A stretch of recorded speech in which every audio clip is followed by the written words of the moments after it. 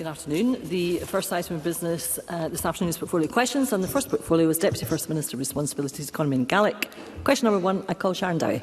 Thank you, Presiding Officer.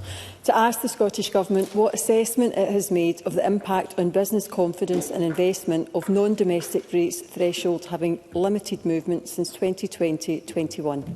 Minister Ivan McKee. Annual decisions on non-domestic rates are made in the context of prevailing economic conditions and government priorities at the time. Our budget supports businesses with a decrease in all 3 non-domestic property rates, delivering the lowest basic property rate since 2018-19, and the reliefs package estimated to be worth £870 million in 26-27. Thriving businesses are key to Scotland's prosperity, and many factors such as UK Government increases in national insurance contributions have had significant impacts, contributing to reduced business confidence in Scotland. Engagement with businesses on non-domestic rates continues through the NDR Consultative Group. Sharon Dowey. Thank you. Businesses in critical distress in Scotland are rising faster than anywhere else in the United Kingdom, up over 80% in a single year. The Fraser of Allender Institute reports that every single one of its headline business confidence indicators has been negative for 5 consecutive quarters, and 15,000 fewer people are on Scottish business payrolls than a year ago. So the Minister stands to defend frozen rates thresholds that have barely moved in half a decade. Does he not see that this is part of a wider picture? An SNP government that squeezed businesses from every direction and is now watching them close. Minister. Well, as indicated, there are many factors impacting that, not least the UK Government's action on employers' national insurance contributions. But I'll just remind the member that Scotland continues to outperform the rest of the UK, with attracting the most inward investment from any part compared to any part of the UK outside of London for, I think, 10 years in a row now, showing the confidence that businesses have in Scotland's economy. And with regards to non-domestic rates, it's important to recognise that the amount of revenue raised through non-domestic rates is now 6% lower than it was pre-COVID, despite there being more businesses in Scotland than there was at that point in time, showing that we've actually reduced the NDR burden on businesses over recent years. Supplementary Bill Kidd. Thank you, Presiding Officer. Minister, according to the Bank of Scotland Business Barometer, business confidence in Scotland is continuing its upward trend as firms embrace new tech and innovation opportunities. Can I ask the Minister, therefore, how the Scottish Government is working to ensure this trend continues? Minister. Bill Kidd raised a very important point, the fact that Scotland's business confidence is continuing its upward trend on that measure. And while cost pressures remain, the fact that businesses plan to adjust shows a growing sense of confidence and a firmer footing for future investment. Business confidence in Scotland is closely linked to firms' ability to adopt new technologies and innovate, and the Scottish Government is actively working to ensure this positive trend continues. A key part of this is the Tech Skiller programme, now in its 4th year, which provides a national platform that supports the creation, development and scaling of tech start-ups across Scotland.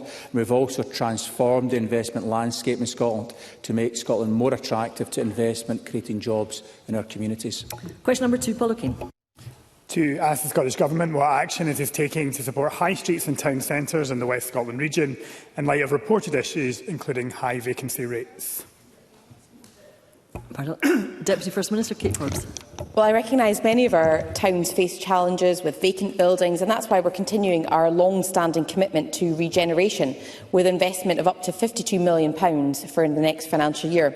Since 2014, we've provided almost £169 million of capital regeneration investment for local authorities within the West Scotland region, some of which has supported town centre revitalisation through the transformation of empty properties and enabling community ownership. There's also support for local authorities to address vacant retail spaces with a non-domestic rates relief package and 2 particular schemes, Fresh Start and the Business Growth Accelerator reliefs, that support the reuse or the repurposing of vacant properties. Paula Keane. Can I thank the Deputy First Minister for that answer, and in doing so acknowledge that this will be her last portfolio questions, and wish her be an accolade for the future. In towns and villages across communities such as Johnston, scores of people have raised with me their sadness about the state of their high street, whether that's the lack of upkeep and investment, insufficient public transport to access the high street, or reduced activity on them.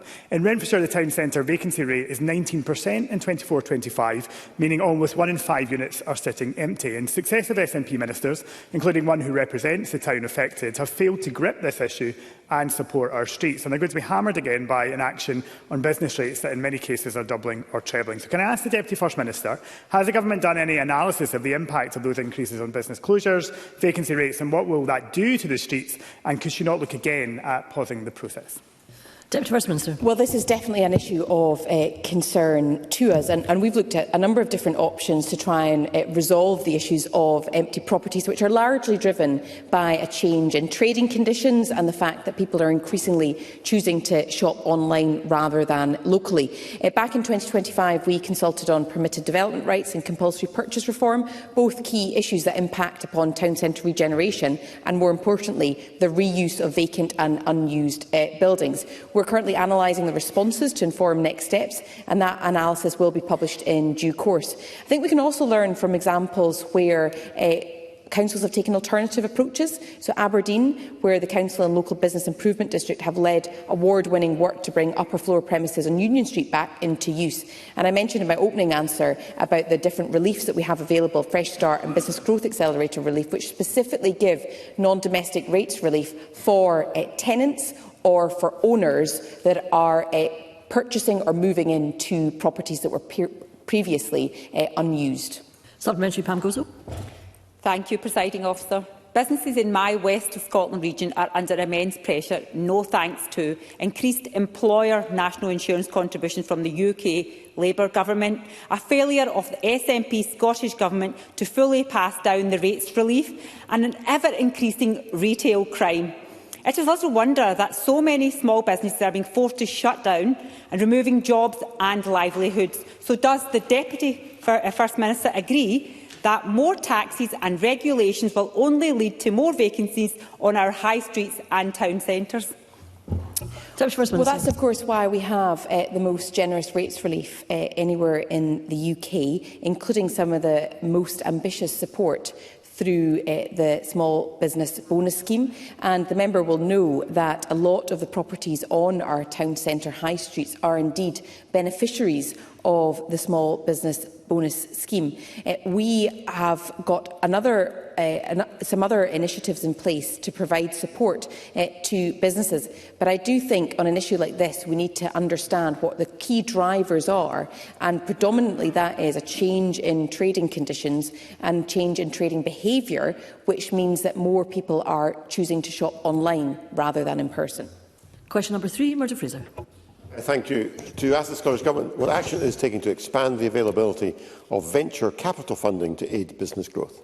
Deputy First Minister. Well, this is a really important question because expanding the access to private investment is a critical element in seeing Scotland grow.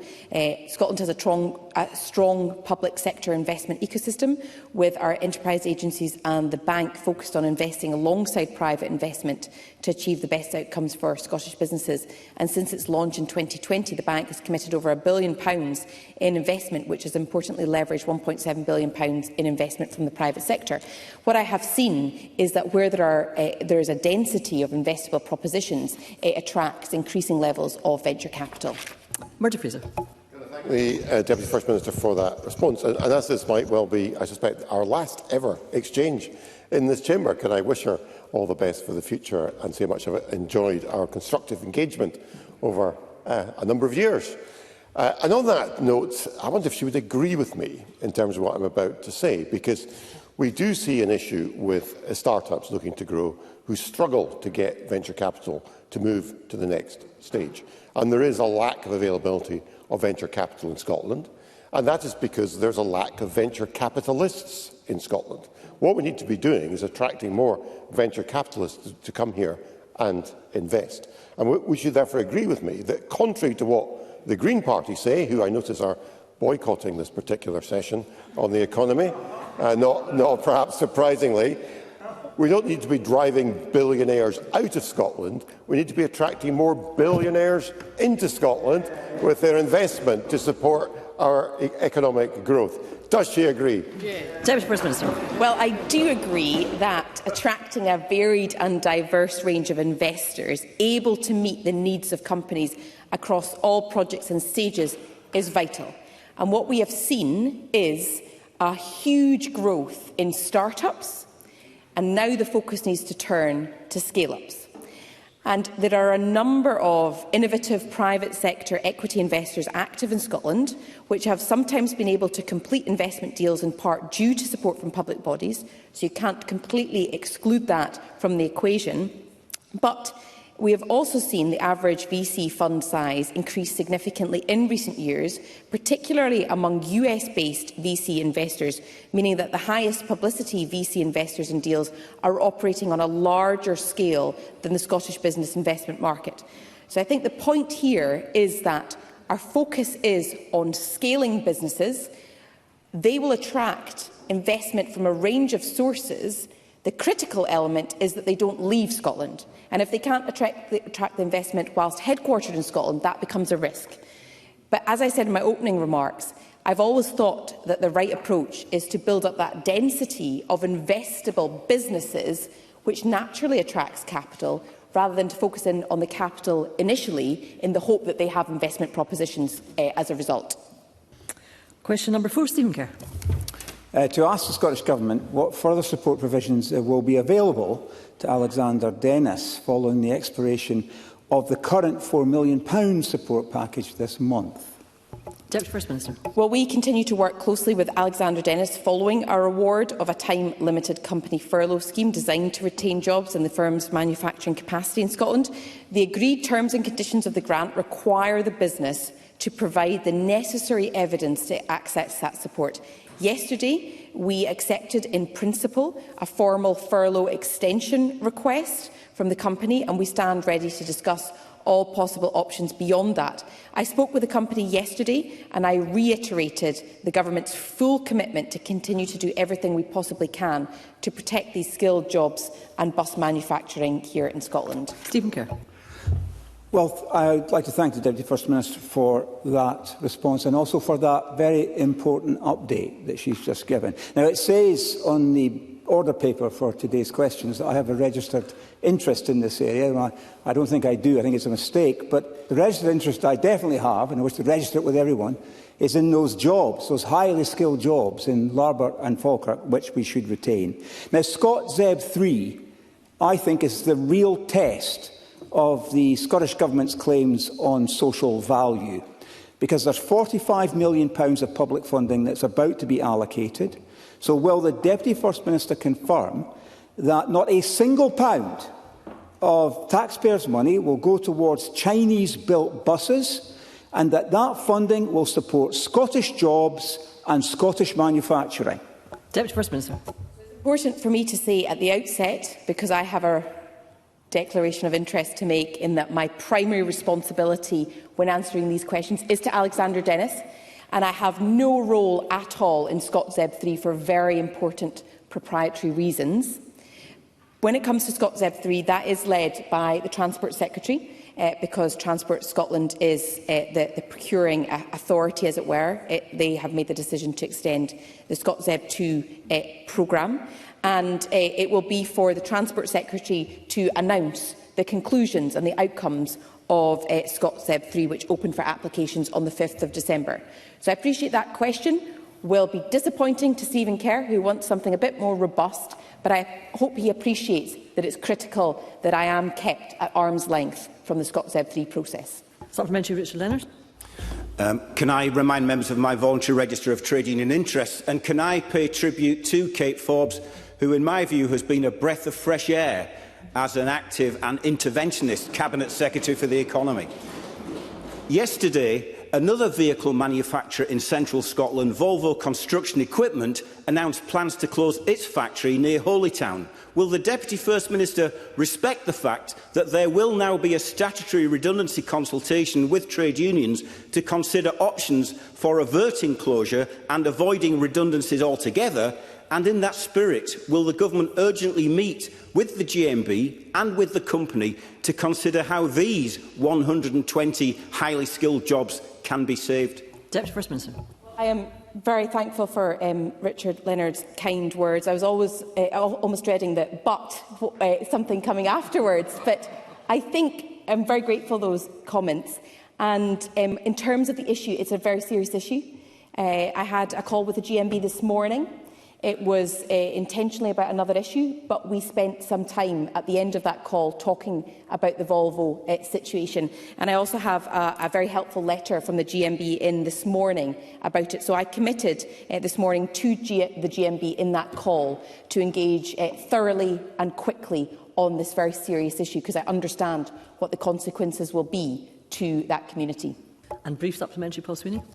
Thank you, Deputy First Minister. I also want to wish the Deputy First Minister well in her future journey. And we actually crossed paths as children, apparently.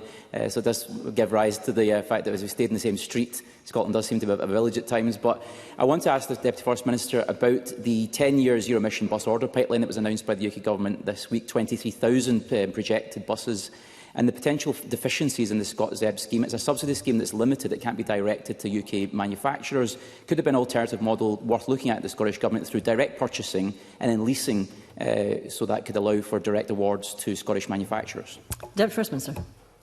It's a very interesting point. I thank the member too for his kind comments. It's a very interesting approach. We have looked very carefully at all approaches that we could take through procurement and grants to support, for example, domestic manufacturing at Alexander Dennis. And they were always clear that it couldn't just be a reliance on Scottish buses that would get them through these difficult times. It had to be UK-wide. So we do welcome commitments to procure buses. There has been a big challenge in terms of the increase in market share of international bus manufacturing and those procurement processes, which I think was what Stephen Kerr was alluding to as well. We haven't seen sufficient progress, I don't think, on some of that, because it is still putting at risk Scottish domestic manufacturing. But we will look at all of this and see if there are lessons that we can learn for our approach as well. Question number 5, Jamie Hawkins-Johnson. To ask the Scottish Government what support it's providing to businesses facing higher energy prices and other increased costs resulting from the conflict in the Middle East. Minister Richard Lockhead. Ministers are deeply concerned about the impact of the conflict in the Middle East, and both the Energy Secretary and Housing Secretary have made representations to the UK Government on energy costs. We are obviously hopeful that any de-escalation can reverse the higher energy prices and other increased costs faced by businesses. We were also disappointed that the UK Government's financial support announced on Monday did not extend to businesses. We will, however, continue to work with companies to create better certainty and stability for businesses where we can.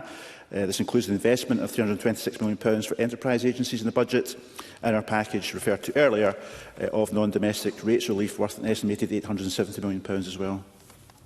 Jamie Hawkins-Johnson.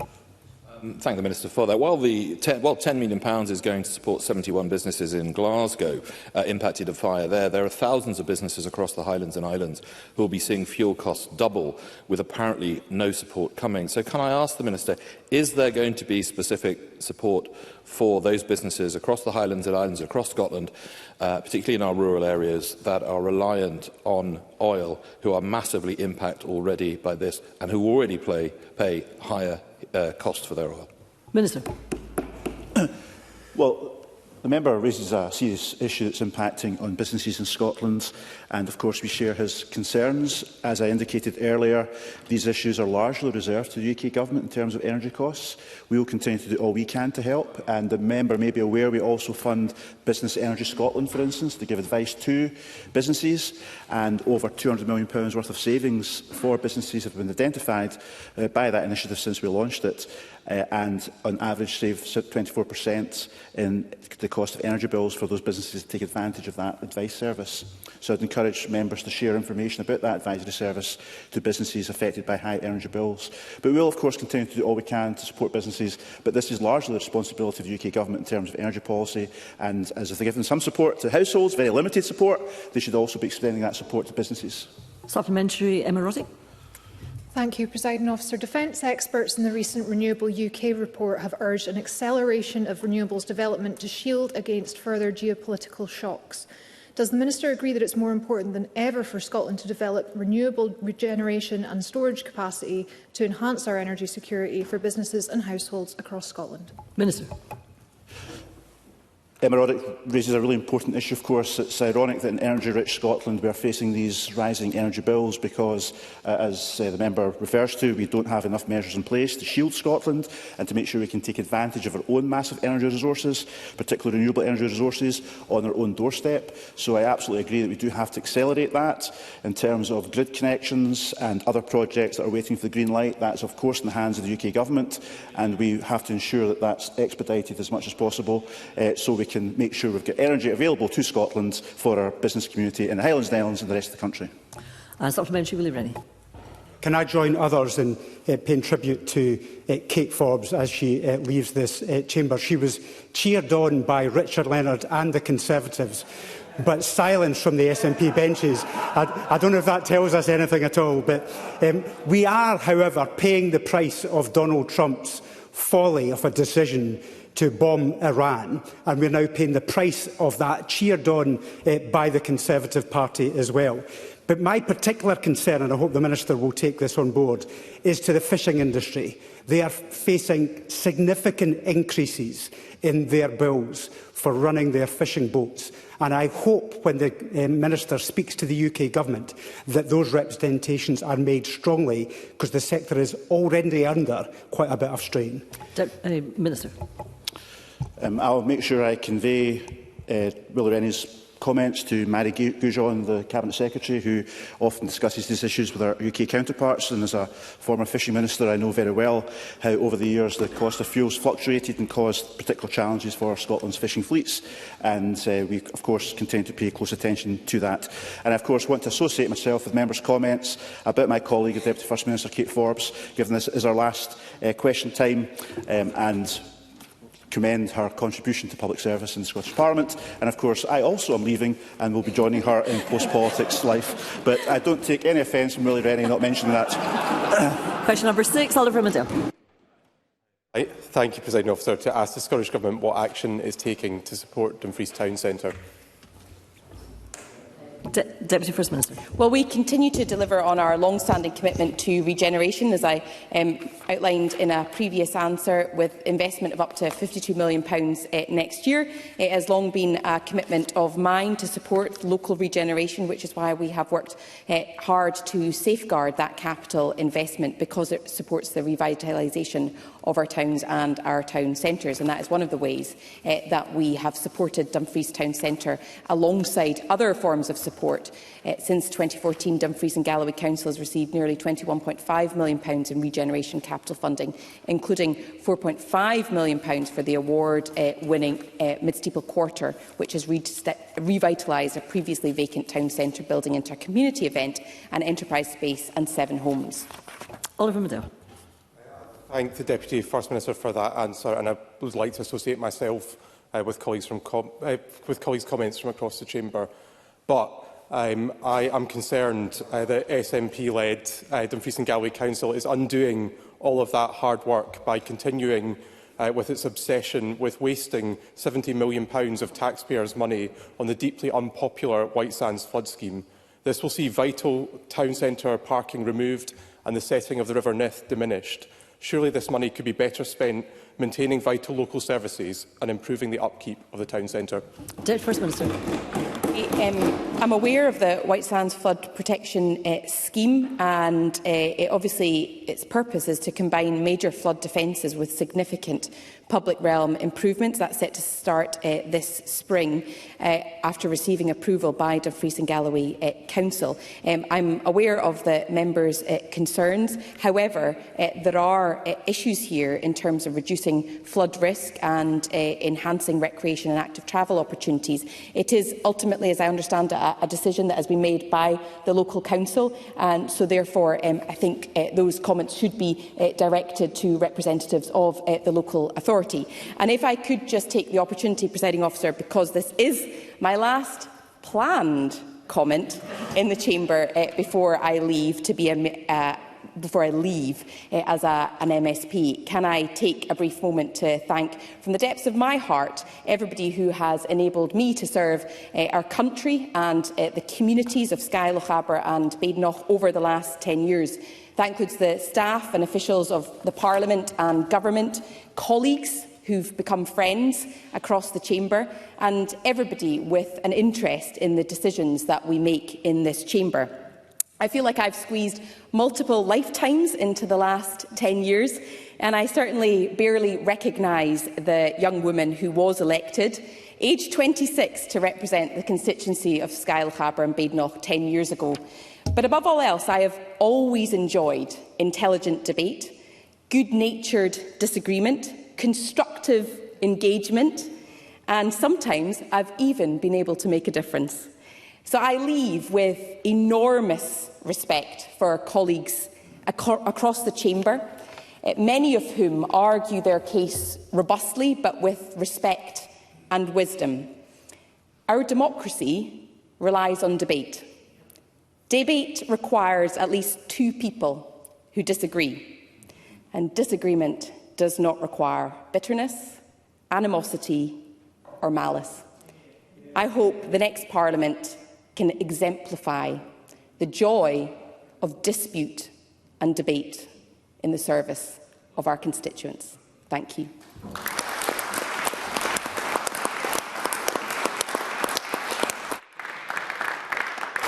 Thank you, Deputy First Minister. But I could squeeze in question 7 if I get a brief question and a brief supplementary. Question 7, Alexander Stewart. Thank you, Presiding Officer. To ask the Scottish Government for what reason, despite an increase in the number of businesses pledging to pay the real living wage, the percentage of people actually being paid the real living wage or more has been decreasing for 3 consecutive years. Minister. Well, key powers over employment law remain reserved to the UK Government, including on the minimum wage. We have made significant progress towards our ambitious goal of becoming a leading fair work nation, and around 88.7% of Scottish employees over 18 years of age are paid the real living wage or above, the highest of the UK countries, and the share of Scottish employees paid the real living wage or above was slightly lower in 2025 than in 2023. Of course, this has also happened in other parts of the UK, reflecting a range of national and international pressures and costs in recent years.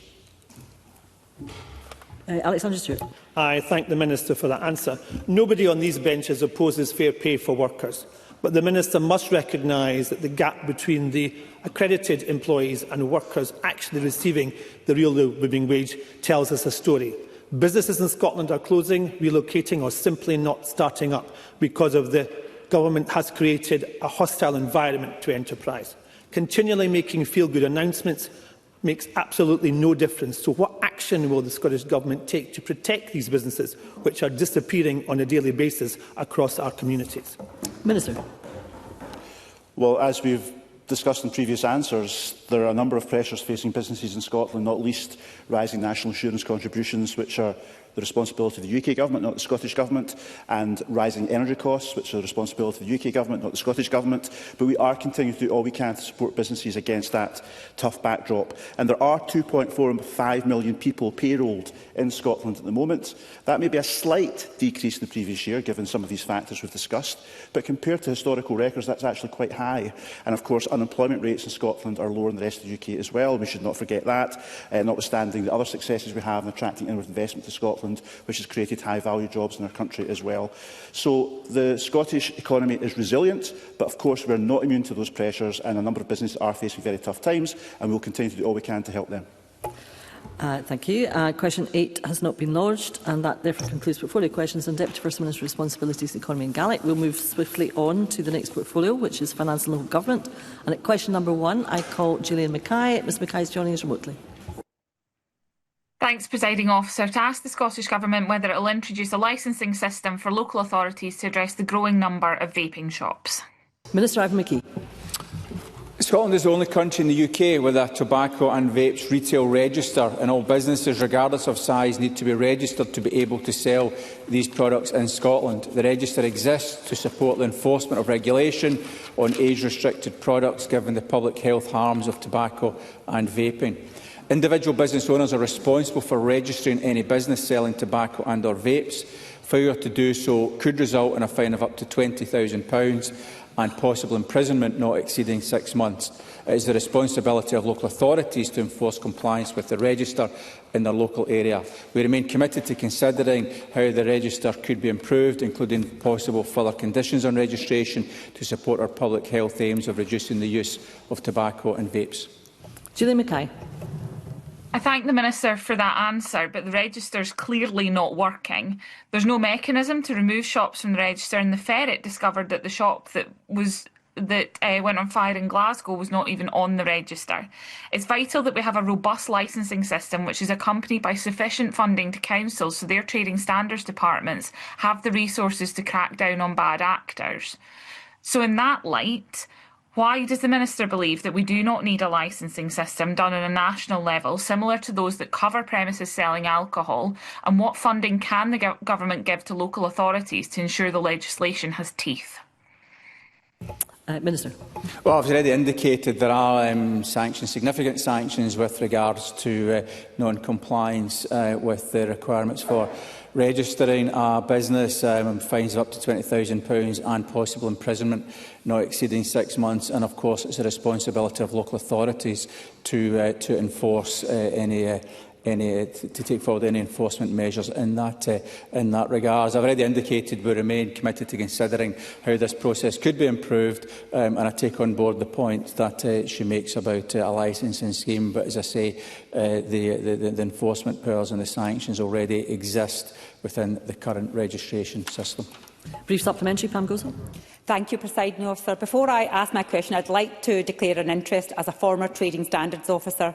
We are all devastated by the fire that took place on the 8th of March on Union Street in Glasgow, yet it turns out that the shop where the fire began was not listed on the mandatory register needed to sell nicotine products, thus was selling vapes illegally.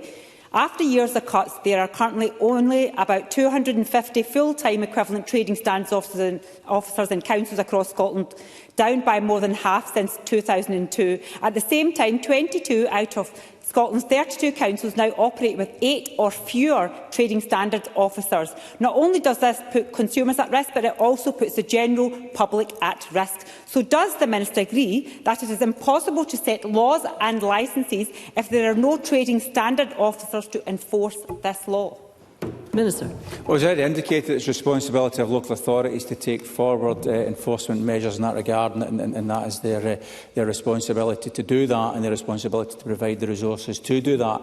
And of course, Scottish Government has provided a real terms increase in funding to local government precisely to enable them to take forward the range of responsibilities that they have, including enforcement in the area of registration that we're talking about here.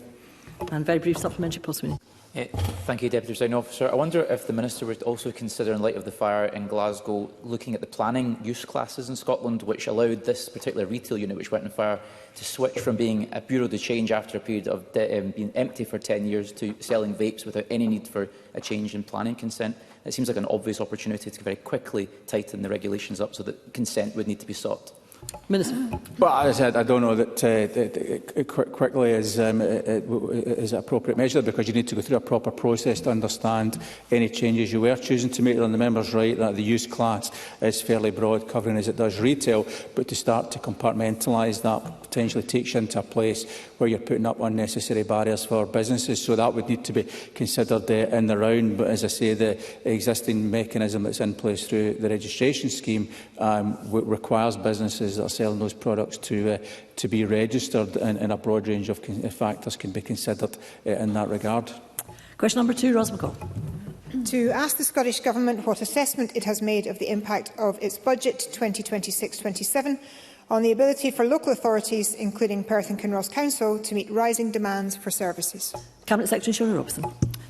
Presiding Officer, before I answer the question, I hope you'll indulge me just for a moment, as this is my last portfolio of questions and also my last opportunity to speak in Parliament.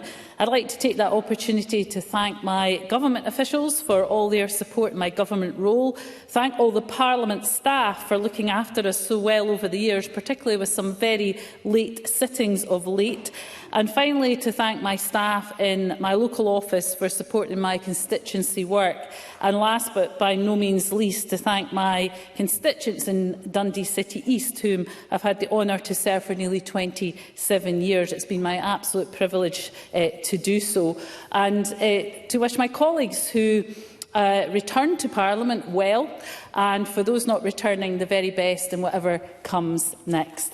In response to Ros McCall, I would say that we appreciate the pressures facing local government, and that's why we're providing record funding of £15.7 billion, including £250 million of unrestricted general revenue grant and full flexibility on council tax. The vast majority of funding allocated by the Scottish Government is provided by means of a block grant. It's then for individual local authorities to allocate the total resources available to them on the basis of local needs and priorities. Ros McCall. Thank you, and may I be the first to wish the Cabinet Secretary all the best with her future endeavours, and I'm really glad that I'm the one that gets to ask the question. But in large rural local authorities such as Perth and Kinross, the cost of delivering service from social care to education and community provision is already significantly higher, and councils are having to make increasingly difficult decisions about what they can sustain. This year, the SNP administration in Perth and Kinross has imposed an 8.9% council tax increase, taking the average Band B bill to £1,673 a year. That rise was justified locally on the basis of rising demand and what the SNP Council itself described as insufficient funding settlement from the Scottish Government. Now, the Cabinet Secretary points to a record local government settlement in the budget, but if funding were truly sufficient, SNP-run councils like Perth and Kinross wouldn't be forced to raise council tax by 9% simply to stand still. So does the Cabinet Secretary accept that this so-called record funding is not keeping in pace with rising costs? That the reality about the choices of this budget is that there's a gap now being filled by higher council tax and leaving my constituents paying £130 a year more for less, while still facing the unreal certainty about frontline services? Thank you, Ms McCall. That's quite lengthy. Cabinet Secretary. Well, let me say to Ros McCall, first of all, clearly there have been various council tax rates set across the 32 local authorities and very differing rates and to very differing political administration colours. In terms of rising costs, I would acknowledge that certainly across the whole public sector we have seen rising costs. The rising costs of employer national insurance contributions, costs of VAT, and of course the global situation at the moment will put fuel costs up for local authorities and every part of the public sector. So we are well aware of the rising costs. We have given local government a record settlement, but of course that is against the backdrop of those rising costs. We will expect local authorities to work to manage within those budgets in the same way as the rest of the public sector does. And in terms of the distribution formula, which I think Ros McCall was hinting at in terms of it being a rural local authority, that of course is a matter for COSLA to decide upon. Question number 3, Sue Webber. Thank you. To ask the Scottish Government what assessment it has made of any impact of its local government funding settlement on the condition of roads across the Lothian region in light of the City of Edinburgh Council, for example, facing an £86 million repair. Cabinet Secretary. Well, the vast majority of funding available to councils is provided by means of a block grant from the Scottish Government. It's then the responsibility of individual local authorities to manage their own budgets and to allocate the financial resources available to them, including on maintenance of local roads on the basis of local needs and priorities, having first fulfilled their statutory obligations and the jointly agreed set of national and local priorities. Sue Webber. you, Presiding Officer. Cabinet Secretary, this week's road condition figures confirm that every driver in the Lothians already knows that our roads are getting worse, not better. And the reason is straightforward, because this government has squeezed council budgets so hard that road spending is being cannibalised by statutory obligations. Audit Scotland says the roads funding shortfall will nearly double to £458 million by the end of the decade. Does the Cabinet Secretary accept that this is a direct consequence of a funding settlement that forces councils to meet SNP priorities over basic services like roads and pavement repairs? Cabinet Secretary. Well, of course, many of those joint priorities are important to the people of Scotland, whether it's tackling child poverty or providing childcare. So these are important shared priorities that local government has with the Scottish Government.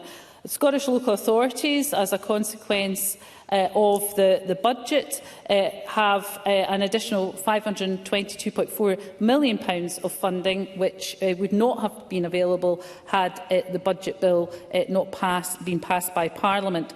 As I said earlier, those resources, in addition to council tax, that is raised locally, it is for local authorities to decide how they spend that money. We are talking to COSLA and are keen to work with local government around whether or not we can find imaginative ways, given the lack of capital availability from the UK Government, which is reducing, of whether we can find imaginative ways to increase the availability of investment, whether that's in local roads or other priorities, and those discussions continue. I've had requests from 2 members for supplementaries. I had requests from 2 members for supplementary. I got a request from 1 member for a supplementary. I'm looking at the other member whose button is now no longer pressed. No. So I would point out to Fergus Ewing that, of course, the question relates to any impact of funding on the condition of roads across the Lothian region. Mr Ewing. Thank you very much indeed for that advice, Presiding Officer. Could I ask whether in Lothian, where the backlog is 69 million, or Highland, where it happens to be 226 million, or indeed anywhere, particularly in rural Scotland, roads and bridges are being closed because of safety? And in my patch, Neil Gordon, a farmer who has Balnan Bridge closed, after a day's work of farming, has to drive up to 100 miles. How can that be fair, Cabinet Secretary, when rural people face the end of their livelihood at the same time as we spend £226 million building new cycle lanes in cities which nobody uses? Cabinet Secretary, for matters that were relating to the question at hand. Well, what I would say is that the record resources we've provided to local government, whether that's in rural areas or urban areas, are then a matter for the local authority to determine in terms of the priorities. What we have done, though, we have struck a number of deals to ensure that the borrowing capacity of local authorities can work with accelerator deals to provide additional investment into communities. We have deals along those lines with many local authorities in Scotland, and we are prepared to discuss those deals with other local authorities if they are so interested. Question number 4, Michael Chapman. Thank you. To ask the Scottish Government, in light of Audit Scotland's recent statement that local authorities will face a budget gap of nearly £1 billion by 2027, what action it is taking to provide additional support to third sector organisations that prevent and respond to rent and council tax arrears? Cabinet Secretary. The Scottish Government's council tax reduction scheme ensures that nobody should have to meet a council tax liability they can't afford, and we continue to promote take-up, including through working with Citizens Advice Scotland. Where arrears do occur, councils have powers to write those debts off. The budget provided councils with record funding of £15.7 billion, including £253 million of unrestricted general revenue grant. Councils have full discretion to allocate that money as they see fit, including to support third sector organisations where appropriate. Michael Chapman. Thank you. And can I associate myself with Ros McCall's comments and wish the Cabinet Secretary well in whatever comes next for her. Public sector debt pushes people into and keeps people in poverty. All local authorities in the North East region have announced council tax increases well above the rate of inflation. Financial and social pressures on many constituents make it difficult for them to pay their rent. Delays in receiving social security support compound this situation. What action can the Scottish Government take to enhance community capacity and local third sector infrastructure to respond to this potential spiral of decline? And will we see reform of local government finances in the next Parliament? Cabinet Secretary. Well, Maggie Chapman will be aware of the consultation that was jointly issued with COSLA, which has now closed in terms of future of local government finance. It will be for the next Parliament to look at the options going forward. We have already set out proposition to have the increased bands at the higher end, which of course will provide additional funding to local government, which they will be able to keep. But in terms of the council tax, I should say that the council tax in Scotland, compared to, if you take an average Band D property, is significantly less. I think it's about a £350 difference between a council tax Band D property in Scotland compared to England. That's not to detract from some of the rises in council tax that have been raised in the Chamber, but I think it is an important comparison of the rates that people are paying across these islands. I now turn to questions 5 and 7, which are grouped together, and therefore I'll take any supplementaries at the after both have been answered. Question number 5, Cara Mochan. Thank you, Presiding Officer. To ask the Scottish Government what assessment it has made of how its budget 26-27 delivers fair funding for health and social care services across the country, including in South Scotland. Cabinet Secretary. The 26-27 budget provides almost £22.5 billion investment in health and social care services, exceeding consequentials. NHS boards, including those in the south of Scotland, will see an increase in their baseline funding, bringing total investment to over £17.6 billion.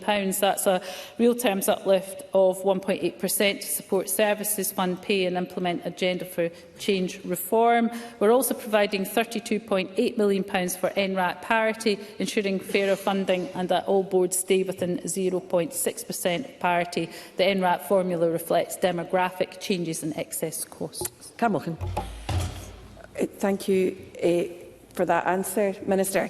The underfunding of health and social care is a systemic problem right across Scotland.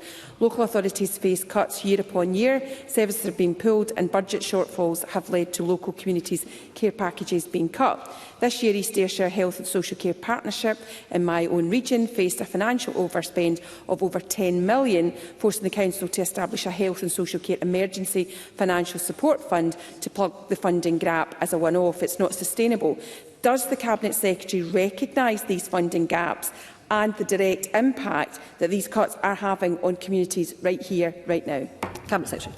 Well, I certainly recognise the demand and pressures that are on all of our public services, particularly given the demographic challenges that we have here that are going to increase over the course of time. So that is why we made the commitment to increase funding by 25% to social care over this Parliament. We have exceeded that by more than £500 million in 26-27, because this budget provides over £2.3 billion for social care. That's not to say there are challenges, but that is a record settlement for social care, and what we need to make sure is that the systems that we have and the delivery systems that we have at local level are working to deliver services to local people, and I'm sure that's something that the next Parliament will return to. Question number 7, Katie Clark. To ask the Scottish Government what steps it is taking to ensure that its budget 2026-7 adequately funds health and social care partnerships to deliver services, including social care. Cabinet Secretary. So I want to acknowledge the work which the health and social care partnerships have been undertaking towards balancing their budgets within the difficult financial context that we collectively face and the demographic challenges that I alluded to earlier on. That's why we're providing record funding in 26-27, provides a real terms increase in local government settlement to over £15.7 billion and almost £22.5 billion for health and social care. Katie Clark. Despite opposition from service users, care workers and trade unions, North Ayrshire Health and Social Care Partnership have voted to make significant cuts to social care provision, with funded care set to be restricted to those assessed as being at critical risk. These cuts are being made because the Health and Social Care Partnership is facing a deficit of around £9 million. Therefore, will the Scottish Government intervene to ensure that there is the necessary additional funding to stop these devastating cuts from coming into effect next month, given the impact that they will have? Cabinet Secretary. Well, we want to make sure that local services are retained, and that, of course, is the responsibility of local partnerships. I'm sure my colleague Neil Gray will be well aware of the issues that Katie Clark has raised. But I go back to the point I made earlier on. We have gone beyond the commitment of increasing funding by 25% for social care over the course of this Parliament by £500 million. So we have to recognise the funding that is going in to local services, in addition to the record funding to local government. I said in my previous answer that we needed to look at the local systems of delivery. I would perhaps go further than that to say perhaps we need to revisit whether the local health and social care partnerships are the right model for delivery of this critical service across Scotland. I have a number of requests for supplementaries. I'd be keen to accommodate all, but I need succinct questions and answers to match. Supplementary from Brown Whistle. Thank you, Presiding Officer. As we've heard, East Ayrshire faces a staggering £10 million health and social care budget gap next year. To mitigate this, the Council will be forced into management actions, including reducing care home capacity and re-evaluating care packages to find £5.6 million in savings. While East Ayrshire currently boasts low community assessment waits, hospital discharge delays have already doubled to 64 days. So, with the NHS Ayrshire now at stage 4 intervention, does the Cabinet Secretary truly believe this budget is fair when it forces local authorities to choose between financial insolvency and cutting the very frontline care that prevents our local health boards from total collapse? Cabinet Secretary. Well, I have set out that this budget provides a real terms increase to local government of £15.7 billion and almost £22.5 billion for health and social care. If there are people in this chamber that think that that is inadequate, then they need to tell us by how much and where the money is going to come from. I did not hear that through the course of the budget bill. So it is easy to come and demand more money without saying where that money should come from. I think there is a question of whether the money that is in the system is working as effectively as it could. And that would be my suggestion and request to the next Parliament, that we look at whether the local systems and the resources within them are working in the way that they were intended. Brief supplementary, Fraser Chowdhury. Thank you, Deputy Presiding Officer. With NHS Lothian and local social care services under real pressure from staff shortages and rising demands, can the Cabinet Secretary set out how this budget helps us move towards properly resourced, publicly delivered care, rather than continually relying upon overstretched staff and the private sector to fill the gaps? Cabinet Secretary. Well, the budget provides record funding for both local government and for health. In fact, we have consistently now gone beyond the health resource consequentials that we get from the UK Government and have consistently provided more money into the NHS. I've also said that the budget provides over £2.3 billion for social care. That exceeds our commitment to increase funding by 25% over this Parliament by more than £500 million. So record resources are going into both of those systems. I just pose the question, I think, as I said, for the next Parliament to look at whether the resources within that system are being spent in the most effective way through the delivery systems that we have. Brief supplementary, Willie Rennie.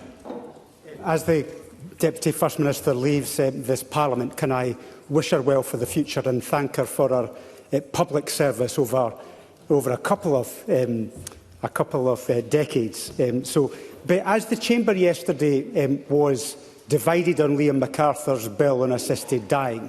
It was absolutely united on palliative care, and we need to have a step change.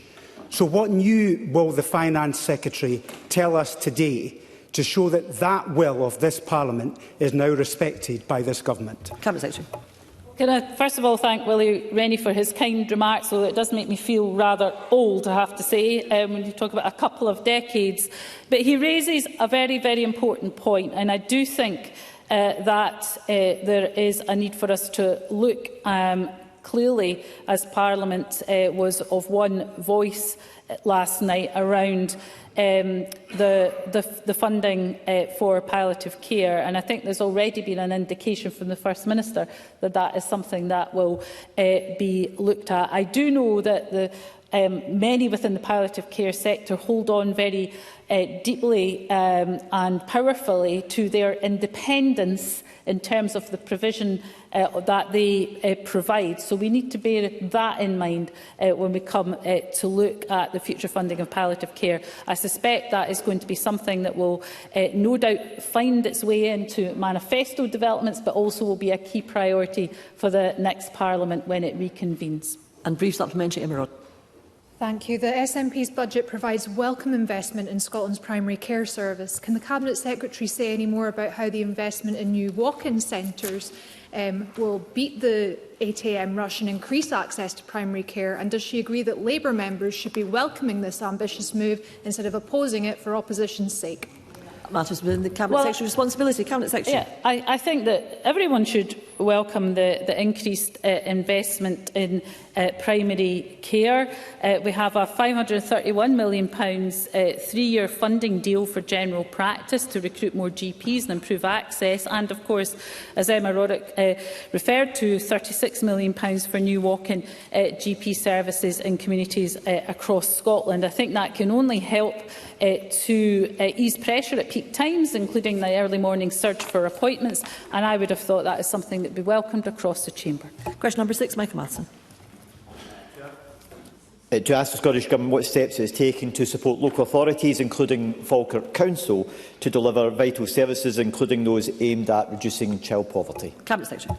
Well, local government has a key role to play in driving forward progress on child poverty, including in enabling the delivery of whole family support, which of course breaks the cycle of poverty. That's why the 2026-27 Scottish Budget provides a further real terms increase to the local government settlement, and it includes making £90 million available for devolved employability services next year, and continuing to invest over £1 billion in funded childcare and investing to make free school meals available to over 350,000 pupils. Michael Matheson.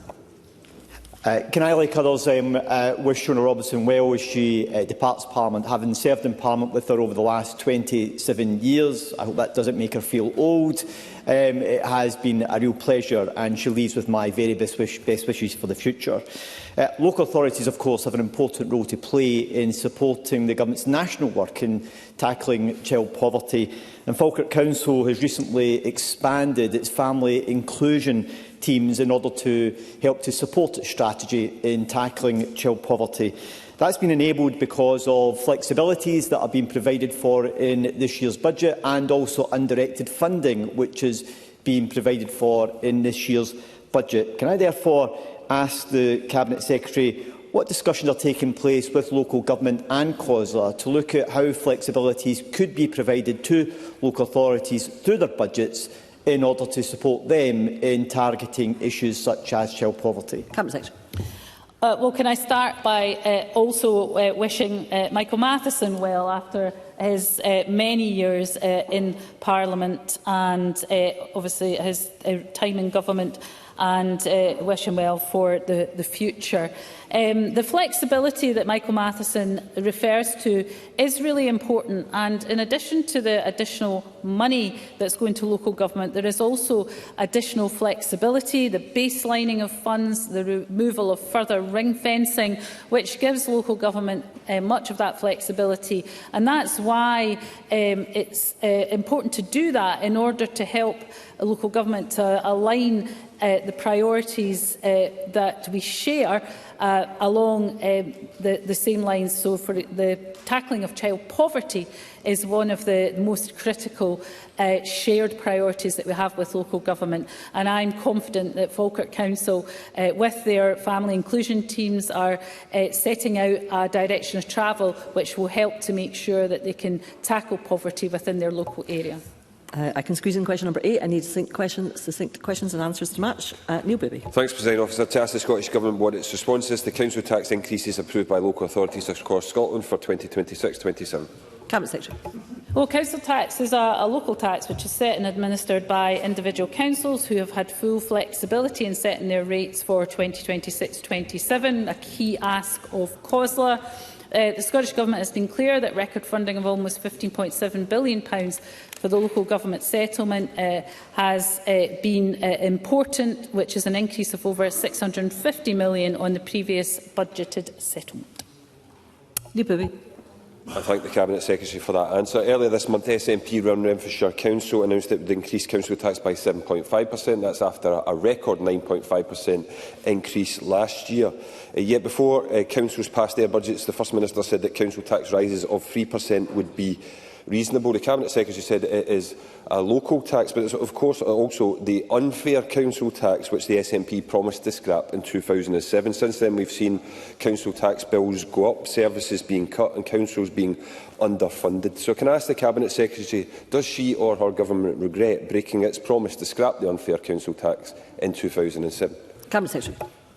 Well, of course, we wanted to scrap the council tax, but we didn't get a majority in this place to do so. And what we need to do, bluntly, is to try to reach some political consensus on what replaces the council tax. And at the moment, that political consensus does not exist. In fact, even modest changes like the additional bans at the higher end have been opposed by Labour members like Daniel Johnson for whatever reason, even though the Labour government in Westminster has done exactly the same thing. So it shows that there is a need to get beyond some of that dispute into trying to find political consensus. Now, we just end by making the point again that there is a huge difference between the rates between Scotland and England in terms of the council tax. The average council tax bill in Scotland is £344 less than the average bill in England in 2025-26. So for all of the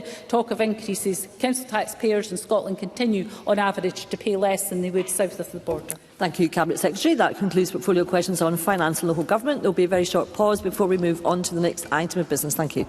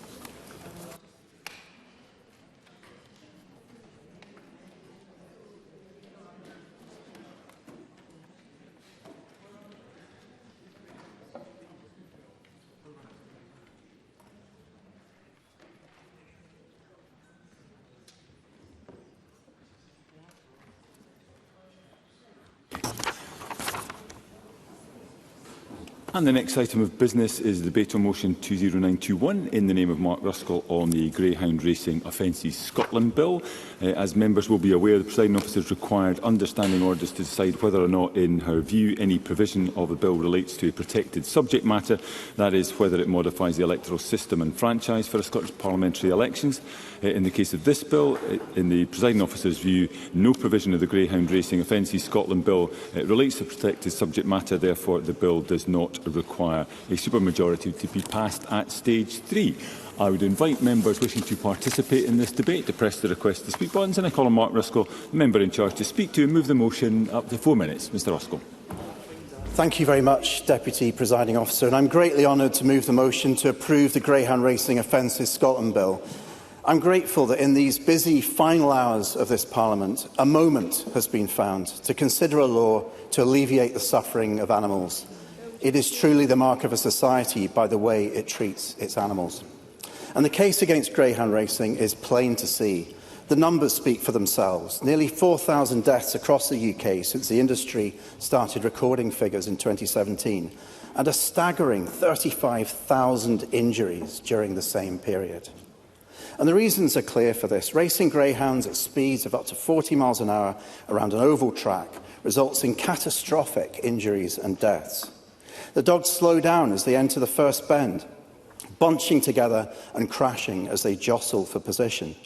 Centrifugal forces pull the dogs towards the outside of the track, resulting in crashes on the fence. Dogs break their legs, break their backs, end up paralysed and with serious head trauma. And to be honest, I'm sickened by the images from racetracks that show deaths and injuries day in, day out on social media. It's time it stopped. And today we have the chance to do this in Scotland if this bill passes. Now, there will be those who continue to argue, even at this late stage, that regulation and licensing are the best way forward. But the injuries and deaths we see are happening mostly under a licence regime. And this industry has had years to reform, but it's been unwilling or unable to make changes that remove the inherent risk to the dogs of racing. Licensed greyhound racing is simply licensed animal cruelty. And as long as greyhound racing is lawful activity, it will continue to be impossible to prevent suffering under our animal welfare laws. I will take an intervention. Claire Hawkey, briefly. I thank Martin Ruskell on taking my intervention, and can I congratulate him on bringing the bill to this stage in Parliament. This bill, should it pass, will be groundbreaking legislation in protecting animal welfare and improving the lives of many greyhounds. Does he agree that the ban on greyhound racing will in fact save lives of dogs and will also reduce injuries? Mark Ruskell. Absolutely. And can I thank Claire Hawkey for her relentless support for this bill. And I know that comes from a position of experience as well, because members had the Shawfield Stadium in her own constituency and has listened to the evidence, has seen the evidence firsthand herself. And I agree with her. I think the only way forward is to make racing a greyhound a standalone offence in law. There are also those, though, that argue that the last remaining racetrack in Scotland, which is unlicensed, is an exception, a harmless hobby enterprise. But Thornton in Fife is no different to any other track across the UK. The dogs face the same risks, just with less oversight. And there are those who want to see a resurgence of greyhound racing in Scotland. The owner of the Thornton track has stated that if it wasn't for the campaign for this bill, he would be expanding, televising races to betting shops around the UK. More dogs racing in more races, more dogs injured, more dogs killed. But the public don't want to see this. Over two-thirds of people in Scotland want to see an end to greyhound racing. A spectacle invented 100 years ago is now becoming socially unacceptable. Our values have changed, times have changed. The case against greyhound racing has never been stronger, and the international consensus to end the suffering of these dogs is now unstoppable. Just yesterday, Wales voted to ban greyhound racing. Scotland cannot be left behind. This bill will end greyhound racing on all tracks in Scotland, licensed or unlicensed. It will protect these beautiful dogs from the inherent harms of greyhound racing. And I appeal to all members in this Parliament to vote for this bill at decision time tonight. Thank you, Mr Ruskell. I call on Jim Fairley, Minister, around 3 minutes, please. Thank you very much, Presiding Officer. And as the lead Minister for this important Members' Bill, I want to thank Mark Ruskell for his constructive and collaborative approach in bringing this important bill to Parliament. A Members' Bill does not reach this stage without a significant commitment and a great deal of effort, and I know how much work Mr Ruskell has put into this bill throughout its various stages in this parliamentary session.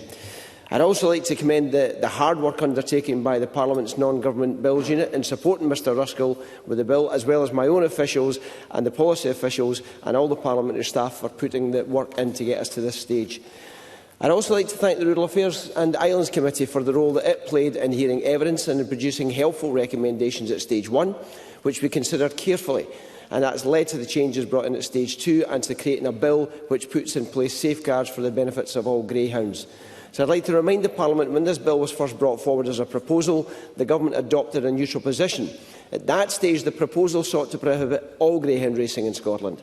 The bill now at Stage 3 is more focused in scope in that it seeks specifically to prohibit racing of greyhounds on oval tracks. So, having carefully considered the evidence, the Scottish Government considered that the bill addresses the inherent welfare risks associated with running dogs at speed on oval tracks, risks which, even with good practice, cannot be eliminated, and therefore it supports this bill. As I stated previously, previous studies have shown that oval track design is a key factor in injuries and deaths due to the combination of bends and the speeds at which racing dogs enter these bends, and that these risks cannot be fully mitigated against. Similar concerns are echoed by animal welfare organisations and veterinary reviews, which point to thousands of recorded injuries and numerous fatalities linked to the racing conditions each year internationally. Taken together, that evidence demonstrated that the greyhound racing, as currently practised on oval tracks, exposes dogs to significant risks that can't be eliminated by other measures. That gives me confidence that the bill is a rational and proportionate measure that is sufficient welfare justification, that there is a sufficient welfare justification for supporting this bill. And as Mark Ruskell has just said, the Welsh Senate last night passed their bill, which will implement a complete ban on greyhound racing in Wales, which shows that this is an issue being discussed not just in Scotland, but in many areas of the world. However, I do want to stress that there are points of difference between the two bills, including the fact that the Welsh bill prohibits racing on all types of tracks, whereas this bill that we are considering today is focused on oval tracks only in response to the particular risks posed by those tracks. We are very mindful of the implications for individuals and communities connected with greyhound racing in Scotland, particularly those involved with the Thornton track in Fife. I do not doubt the dedication and devotion that these people have to their dogs, but the evidence shows that the welfare case for banning racing on oval tracks, and that is why we are supporting this bill. So, Presiding Officer, members' bills like this, as you well know, can achieve a great deal in Parliament when people work together on important matters for the benefit of Scotland's people, communities and, in this case, its greyhounds. I also note here that there is a lot of public support for this bill. A petition to ban the greyhound racing is the most signed petition in the Parliament's history, and the Scottish Government therefore fully supports this bill. Thank you. Thank you, Minister. And I call Finlay Carson up to 2 minutes. Thank you, Presiding Officer. Now, I do recognise the commitment it takes for any member who brings forward a member's bill and the significant time and resources it takes. However, without any disrespect directed to Mark Ruskell, somebody who I've worked with on many occasions over the last 10 years, it's got to be recognised that it's hard to conclude anything other than this process has been a waste of precious parliamentary time. Time that will not improve the welfare of one single greyhound in Scotland. There is no active track, there is no ongoing racing, and yet we're being asked to pass a total ban without ever exploring the very thing that has improved welfare in England and Wales: licensing, robust regulation and proper oversight. The evidence that has been contested throughout, and the Government has produced nothing new to us to justify its U-turn for calling a ban disproportionate to now supporting it. Meanwhile, we read reports of possible legal challenge to similar legislation in Wales before the ink is even dry. That should alarm anyone who cares about good governance and legislative competence. But what worries me most is this bill is portrayed to advance animal welfare while delivering absolutely nothing in practice. It's gesture politics, virtue signalling legislation designed to look busy rather than make a difference. And all the while, genuinely needed reforms languish. Scotland's animal welfare law is spread across numerous dated and disjointed acts. A future government must grab the bull by the horns and bring forward a proper consolidation bill, one that brings together the patchwork of existing legislation into a coherent, modern framework that truly improves outcomes for both animals and the people responsible for their care. Instead, today we are debating a bill that does none of that. A bill that contributes nothing to welfare, a bill that simply reinforces the impression that this Parliament has frankly gone to the dogs when measures like this take precedent over legislation that might actually make life better for man and beast in Scotland. For those reasons, we will be voting against it. And I call Rhoda Grant. Up to 2 minutes, please. Thank you, Presiding Officer, and can I congratulate Mark Ruskell in getting a bill to this stage. Can I also thank committee staff, the legislation team and those who assisted us during the process of the bill, and I also would like to thank those who give evidence to the committee. Presiding Officer, I've said more than once that we've had a fragmented approach to the welfare of dogs throughout this Parliament. We've had a number of members' bills, but as Finlay Carson said, in reality what we need is a government bill to pull together all aspects of animal welfare and to stop the confused piecemeal approach. Animal welfare is a concern for all of us. Many people have family pets and we can't allow that demand to lead to the harming of animals. However, as this bill stands, it does nothing to improve the welfare of any animal in Scotland. It will stop an oval Greyhound racetrack being opened in Scotland, but I don't think in any event that a track would have received planning permission had it sought to open.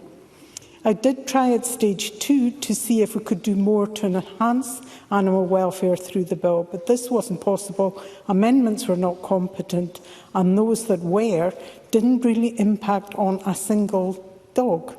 Therefore, it beggars belief that the Parliament that's been sitting late in the evenings for weeks, passing essential legislation, that we have made time to spend on a bill that does little or nothing. Therefore, Presiding Officer, I will leave my comments there and take no more precious time. Thank you, Ms Grant. And I call on Mark Ruskell to wind up in 4 minutes, please. Thank you very much, Presiding Officer. And I want to thank the many members who have contributed to the passage of this bill across, I think, all parties in this Parliament. It's a shame they weren't able to speak this afternoon. But I'd like to especially thank again Claire Hockey, Rona Mackay, Christine Graham, Karen Adam and many other members who've been relentless in advocating for this bill. But I'd also like to thank Jill Docherty and Jax Brown, who came to my office in 2019 to educate me about the dangers of greyhound racing and whose parliamentary petition was the inspiration behind this bill. Their work at the trackside, alongside others, including Jill Don and her team, has been so critical because they built the case for an end to greyhound racing in Scotland. And now the SSPCA, Dogs Trust, One Kind, Blue Cross and many others have joined the fight. And we've been able to link to the campaigns of Great UK to end greyhound racing globally. Thousands have joined us over the years in that journey. Many joined us this morning outside Parliament with their dogs, and I want to thank them all. In 2015, my family rehomed an ex-racing greyhound called Bert, and he sadly passed over the Rainbow Bridge last year. He was a wonderful dog, kind and affectionate, and so patient with kids and even with cats. But what I didn't fully understand until I started working on this campaign was the trauma that Bert had endured while racing. The physical scars were obvious, the ear tattoos, the broken leg that constantly made him lame. But it was his mental trauma that we struggled with at the beginning. He couldn't sleep at night without a light on because he'd been raised in a puppy farm. His separation anxiety was awful. He was scared of vans and loud noises from his days of kennelling and being shipped around the country to races. And it's only through love that these dogs heal from their years spent in an exploitative industry. And reading through the consultation responses to my bill, I saw dozens and dozens of other dogs like Bert, gentle souls who'd been scarred, and the patient work of rehomers across Scotland to bring these dogs into their lives and heal them. So for those who still ask, where is the evidence for a ban on greyhound racing? I point to Bert and Bob, Sasha and Joy, Bluesy, and countless other dogs who've been treated abysmally by a gambling industry that disposes of dozens of dogs every month of every year. And there is a challenge here for the Minister, because while I warmly welcome his reconsideration of the evidence and his support for the bill so it can become law, it must be just the first step. Because there will still be dogs who are kennelled and trained in Scotland and raced over the border when this bill becomes law. It is for Westminster to end greyhound racing in England, And there are passionate champions who will fight for that in Parliament, including our newly elected MP, Hannah Spencer.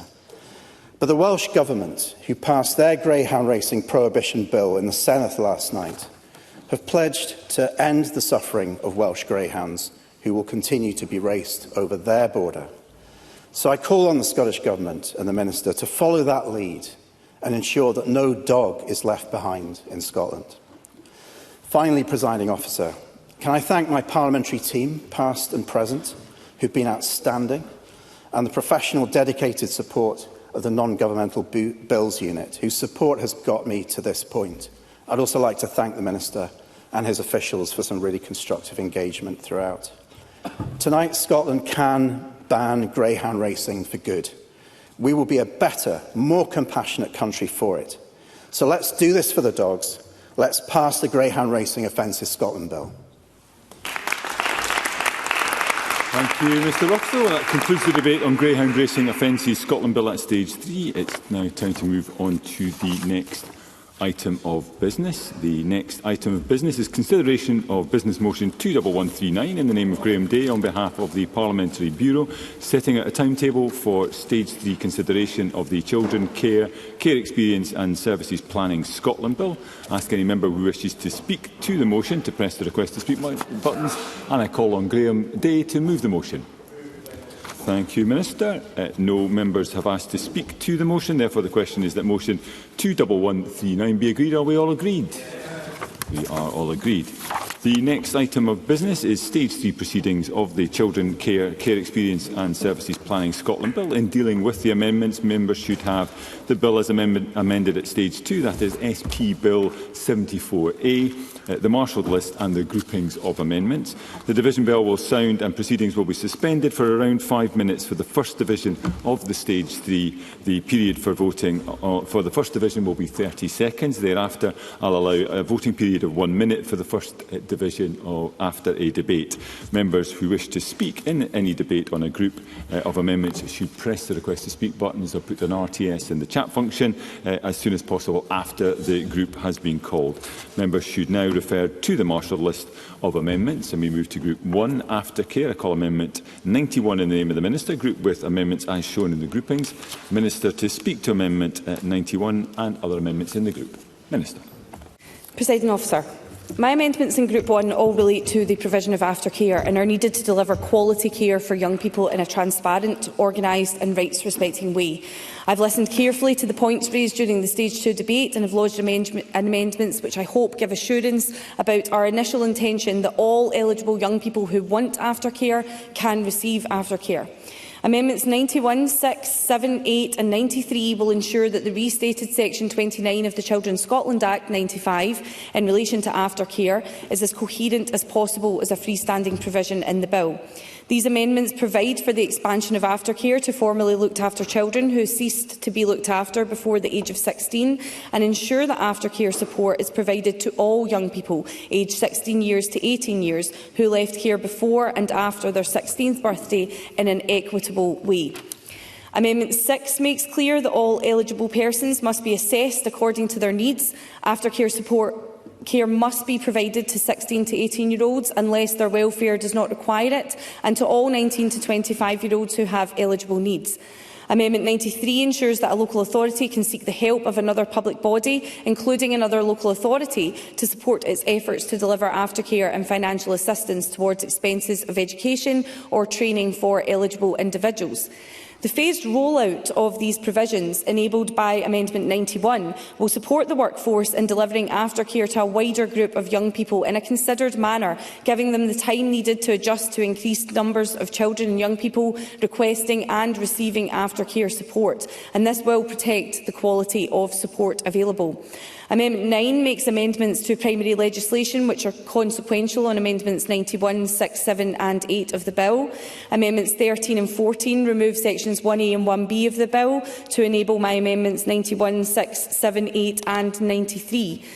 Although Section 2 of the Bill, as introduced, sought to extend Section 29(7) of the 1995 to care leavers from Northern Ireland, we now understand that no legislative reciprocity currently exists in relation to care leavers who have moved elsewhere in the UK.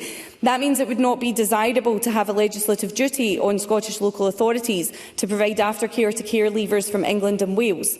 Amendment 91 no longer includes the amendment made by Section 2 of the Bill as introduced in relation to extending the aftercare provisions to care leavers from Northern Ireland. Amendment 15 therefore removes Section 2 of the Bill. Amendments 33, 209 and 88 create relevant definitions in the new provisions and clearly articulate the procedures which apply to the various regulation-making powers. I support Ros McCall's Amendment 92. This allows local authorities to continue to provide financial support for young people who have been looked after at some point, who are aged between 16 years and 25 years and beyond age 26, based on their individual need. Martin Whitfield's amendments 96 and 97 are similar to his amendments at 127 and 128 at stage 2, which helped inform the approach to my amendments 91, 6, 7 and 8. Now, we all want to ensure that aftercare provision puts the needs and well-being of each individual young person at the centre of the support that they receive. My amendments 91, 6, 7 and 8 continue to promote a rights-respecting approach, including for young people who choose not to approach local services upon turning 16 or who choose to do so at a later time.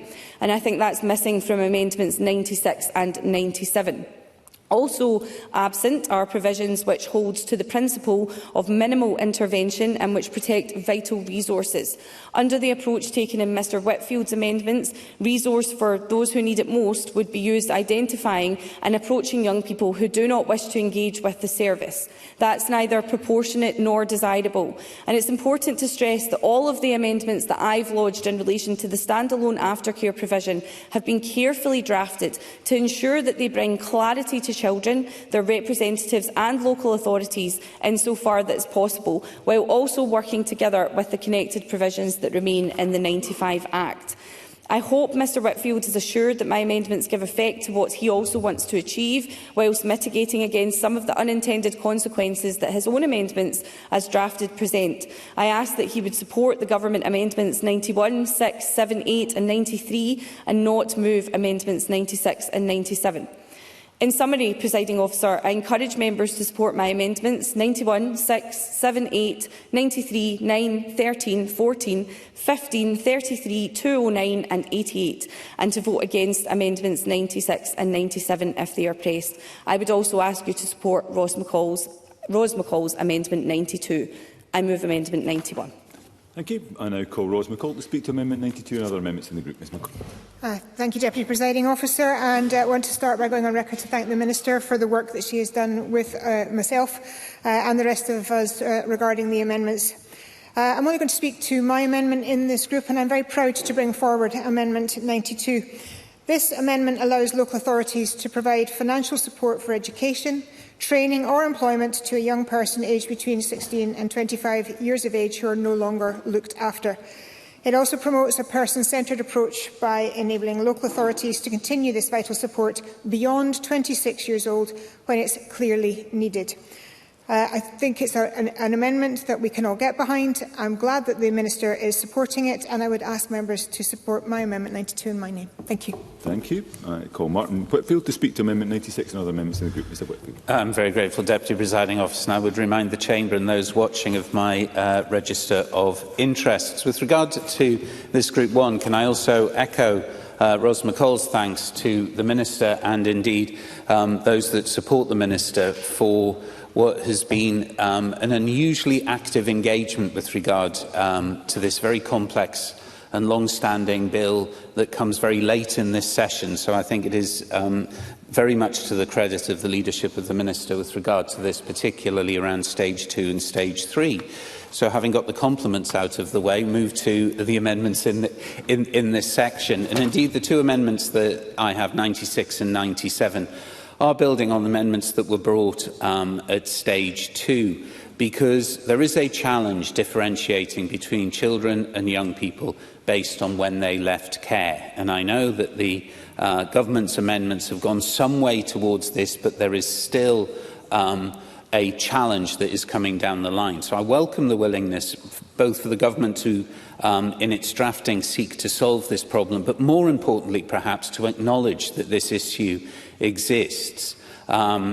it can create what I believe to be an unacceptable additional barrier to the access to support, particularly of children who left care just before they were 16 and would have had to apply for support. And this goes against the fundamental principles of fairness that enhance in the promise. I hope we will find greater agreement later on. I can confirm we will be supporting Ros McCall's excellent amendment with regard to the accommodation and the maintenance going forward, and I'll leave it at that point. Thank you. I call Ross Greer briefly. Thank you, Presiding Officer. I just want to make a brief contribution in this group. At stage 2, I had brought a series of amendments to include estranged young people in various provisions of the bill, and to some extent in relation to aftercare. So I want to raise it now, because at that point the Minister very kindly agreed to take those proposals away and consider how, either through the bill or by other means in the provisions related to the bill, and indeed some of the provisions that will be afforded to the Government as a result of it, the experience of estranged young people could be better taken into account. So I just wonder if I could ask the Minister if she could address that in closing for this group. I'm acutely aware, and I think we should all be aware, that care experienced young people have built an incredibly powerful political movement in this country over the last 10 to 15 years, and that is the reason why we've got to this point with this bill. They should be incredibly proud of that. The estranged community in Scotland no longer have a single representative organisation. There was one charity who stood up for their interests, but it folded a few years ago. And it's my view that it is the responsibility of this Parliament to make sure that estranged young people are not forgotten in this conversation. Some estranged young people are care experienced, not all are. And in the case of particularly the proposals here in Group 1 in relation to aftercare, I would be keen to hear from the Minister at this point how she intends to make sure that estranged young people are not forgotten as we take forward these provisions. Thank you. Thank you. And I call the Minister to wind up. Thank you, Presiding Officer. And I thank all members for their contributions to this debate in Group 1, but I thank Ross Greer for raising the important issue of estrangement that we obviously discussed at length at Stage 2. Those Stage 2 amendments provided an important opportunity to further consider estranged young people during scrutiny of the bill, and at Stage 3 I would like to provide some assurances on the record. I understand that young people who are estranged from their families can face additional challenges. While they don't have formal care experience status, they do not have the same family support network as their peers. And this is particularly important for those aged 16 to 25 years who are navigating that transition into adulthood without that support and life guidance. At Stage 2, I advised that further reflection was needed, and I really do thank the Scottish Greens for their engagement ahead of Stage 3. I'm really grateful for the constructive discussions on how we give proper consideration to estranged young people in our work to keep the promise. Following the commitments outlined in my recent letter to Mr Greer, I am happy to put on record that further work will be progressed to raise awareness and build a better understanding of estranged young people, the challenges they face and how to ensure that they are properly supported. There is a good opportunity through the development of guidance or regulations, dependent on the outcome of Group 8, in relation to care experience, which will be published under Section 5 of the Bill, to further reflect on estranged young people and inform public authorities' understanding of the issues they face and how to properly support them. The guidance will be co-produced and developed closely with young people with lived experience. I will ensure that estrangement forms a key part of this. And to complement this, wider work will be undertaken, including mapping of existing local support for estranged young people, to further develop our understanding of how this works in practice. Careful consideration is also being given to how estranged young people can be referenced in children's service plans, further promoting consistency and understanding across Scotland. I hope that these clear commitments provide reassurance to Ross Greer and others that this Government understands the importance of ensuring that there is proper awareness, understanding and support for estranged young people. You're pressing Amendment 91. Press. Thank you. The question is that Amendment 91 be agreed to. Are we all agreed? Parliament is not agreed. There will be a division, and as this is the first division of Stage 3, I'm going to suspend for 5 minutes to allow members to access the digital voting system.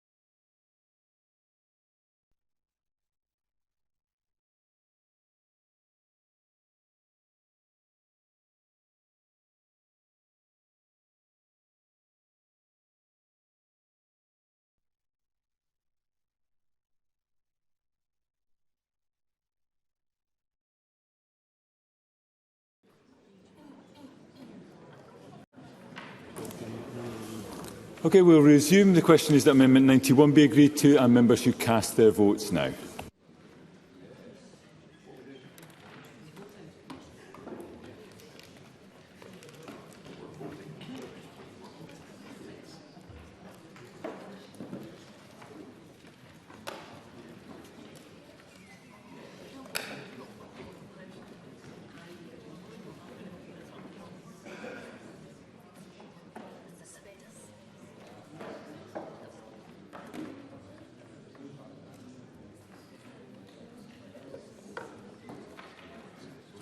And the vote is now closed. Point of order, Claire Baker.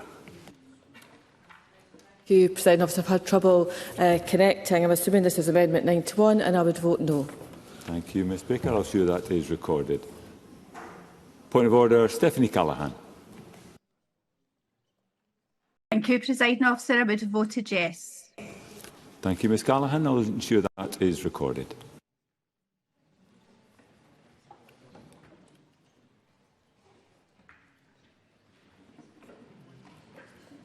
The result of the vote on Amendment 91 in the name of the Minister is yes 92, no 15. There were no abstentions. The amendment is therefore agreed. I call Amendments 6, 7, 8, all in the name of the Minister, all previously debated with Amendment 91. I'd like the Minister to move Amendments 6 to 8 en bloc. Moved. Thank you. Does any member object to a single question being put on questions 6 to 8? No member objects. Therefore, the question is that Amendments 6 to 8 be agreed to. Are we all agreed? Parliament is agreed. I call Amendment 92 in the name of Ros McCall, already debated with Amendment 91. Ros McCall, to move or not move? Moved.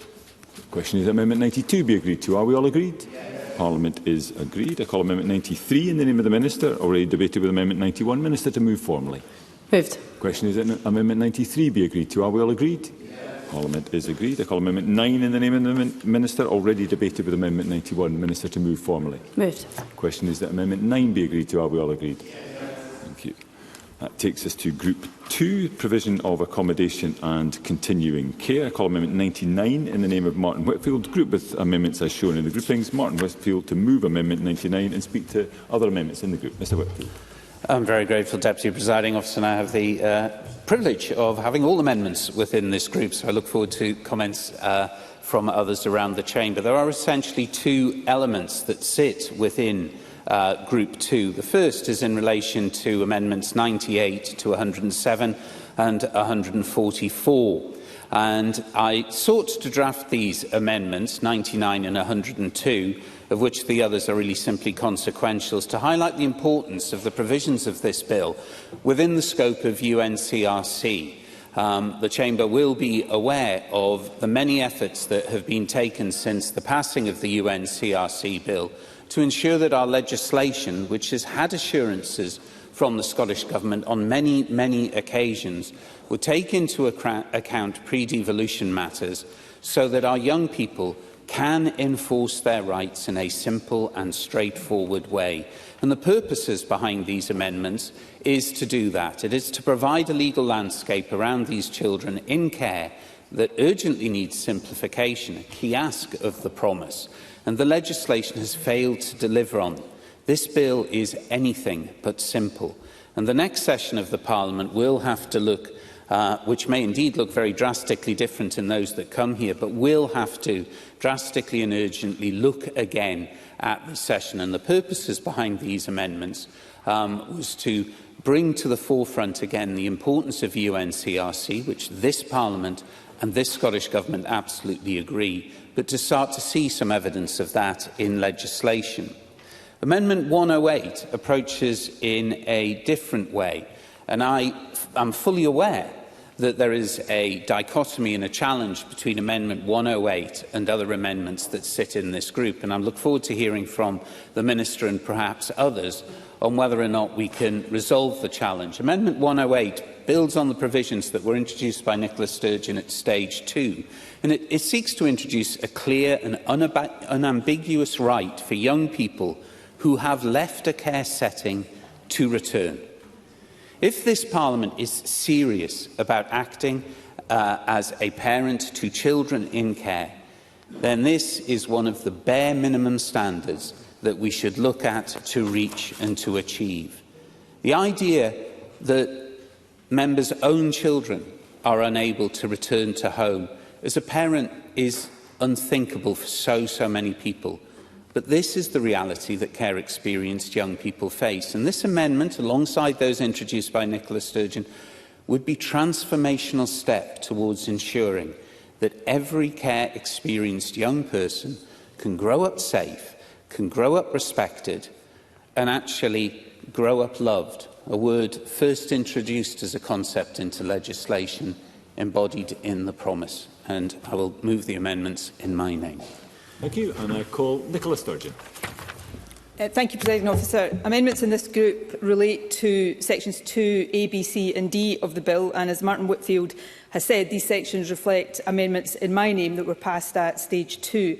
I'm very grateful to the Minister for accepting these amendments at stage 2, despite, I know, some reservations, and for not seeking to reverse these at stage 3. I'm also very grateful to the Promise Scotland for all of their hard work in this area. These provisions represent significant improvements in care for vulnerable young people as they start to move on from care. They ensure that any person under the age of 18 who is homeless or in accommodation unsuitable for their welfare will be accommodated by a local authority as a child, not routed through adult homelessness services or, worse, given no help at all, which does happen to many 16 and 17-year-olds right now. They place a mandatory duty on local authorities in place of the current discretionary power to accommodate care-experienced young people aged 18 to 21 if their welfare requires it. Again, this ensures that any vulnerable young person whose move out of care doesn't go to plan, doesn't end up in adult homeless services. They ensure that young people who leave and then return to care remain eligible for continuing care on the same basis as those who never left, and they give local authorities a discretionary power to provide continuing care up to age 25 if they consider that necessary for a young person's welfare. Amendment 106 in Martin Whitfield's name, which I strongly support, raises this to 26, which better aligns this section with the aftercare provisions in the 2014 Children and Young People Act. Martin Whitfield's amendments in this group, which would replace sections 2A, B, C and D with rewritten provisions within the scope of the UNCRC, are well-meaning, and at first glance I was minded to support them. But as he acknowledges, they do risk unintended consequences, and more fundamentally, they are inconsistent with Amendment 108 in his name, and this amendment, in my view, is vitally important. Amendment 108 puts it beyond doubt that a care-experienced young person can return to continuing care during any period that this right applies. It means that a young person who is eligible for continuing care, but who leaves of their own accord to live independently, can return to care if things go wrong, in the way that non-care-experienced young people can go home to their parents if they hit bumps in life's road. And that goes to the very essence of the promise, ensuring that care-experienced young people, as far as humanly possible, get the same support from the state as the rest of us get within our families. The transition to adulthood is tricky for all of us. For most of us, even in adulthood, we have the option of going home to our parents when life gets tough. The Stage 2 amendments in my name, coupled with Amendments 106 and 108 in Martin Whitfield's name, take us much closer to that reality for care-experienced young people too. So I urge Parliament to support 106 and 108 and to reject, if they are moved, the other amendments in this group for the reasons I have outlined. Thank you, and I call the Minister. Presiding Officer, I am very grateful to Ms Sturgeon and Mr Whitfield for their engagement on this section of the bill ahead of Stage 3. Every member will wish to protect children's rights in Scotland, and I fully support the intention of bringing legislation within scope of the UNCRC Act. However, this must be done in a careful way which does not add to a further confusing and disjointed legislative landscape or give rise to unintended consequences. The level of engagement between stakeholders and committee on the bill has again highlighted what I hear from families across the country. Keeping the promise includes ensuring effective implementation of the laws that we pass here.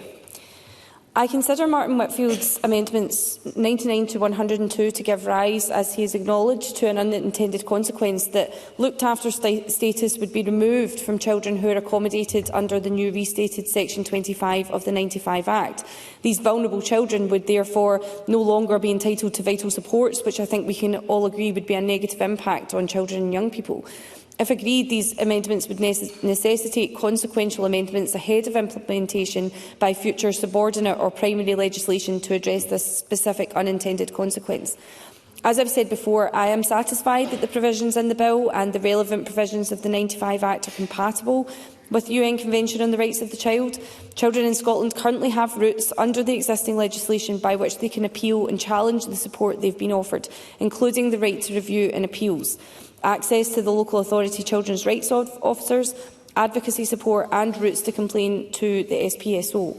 I therefore cannot support amendments 99 to 102, but I am happy to support Martin Whitfield's amendment 106. This allows local authorities to continue providing continuing care for young people until their 26th birthday. I also support Martin Whitfield's amendment 108, which will offer a right to return for those in continuing care, where this is the right thing for their welfare. Presiding Officer, I ask members to support amendments 106, 108, and I would ask that members vote against all other amendments in this group, if moved. Thank you, Minister. I call Martin Whitfield to wind up. Press or withdraw Amendment 99. I'm very grateful for the contributions in this group and indeed to Nicola Sturgeon's very articulate way of describing the situation, but also the challenge that faces young people on that cusping to adulthood without the ability to return. And can I thank the Minister for her very positive approach with regard to Amendments 106 and 108. And with nothing further to add other than waste time, which we have so little of, I would seek to withdraw Amendment 99. Thank you, Mr Whitfield. Martin Whitfield seeks to withdraw Amendment 99. Does any member object? No member objects. Therefore, Amendment 99 is withdrawn. I call Amendment 100 in the name of Martin Whitfield, already debated with Amendment 99. Martin Whitfield to move or not move? Not move. That is not moved. I call Amendment 101 in the name of Martin Whitfield, already debated with Amendment 99. Martin Whitfield to move or not move? Move. Not moved. Call Amendment 102 in the name of Martin Whitfield, already debated with Amendment 99. Martin Whitfield to move or not move? Not moved. That is not moved. We move now to Group 3, Family Group Decision Making. I call Amendment 10 in the name of the Minister, grouped with amendments as shown in the groupings. Minister to move Amendment 10 and speak to the other amendments in the group. Minister.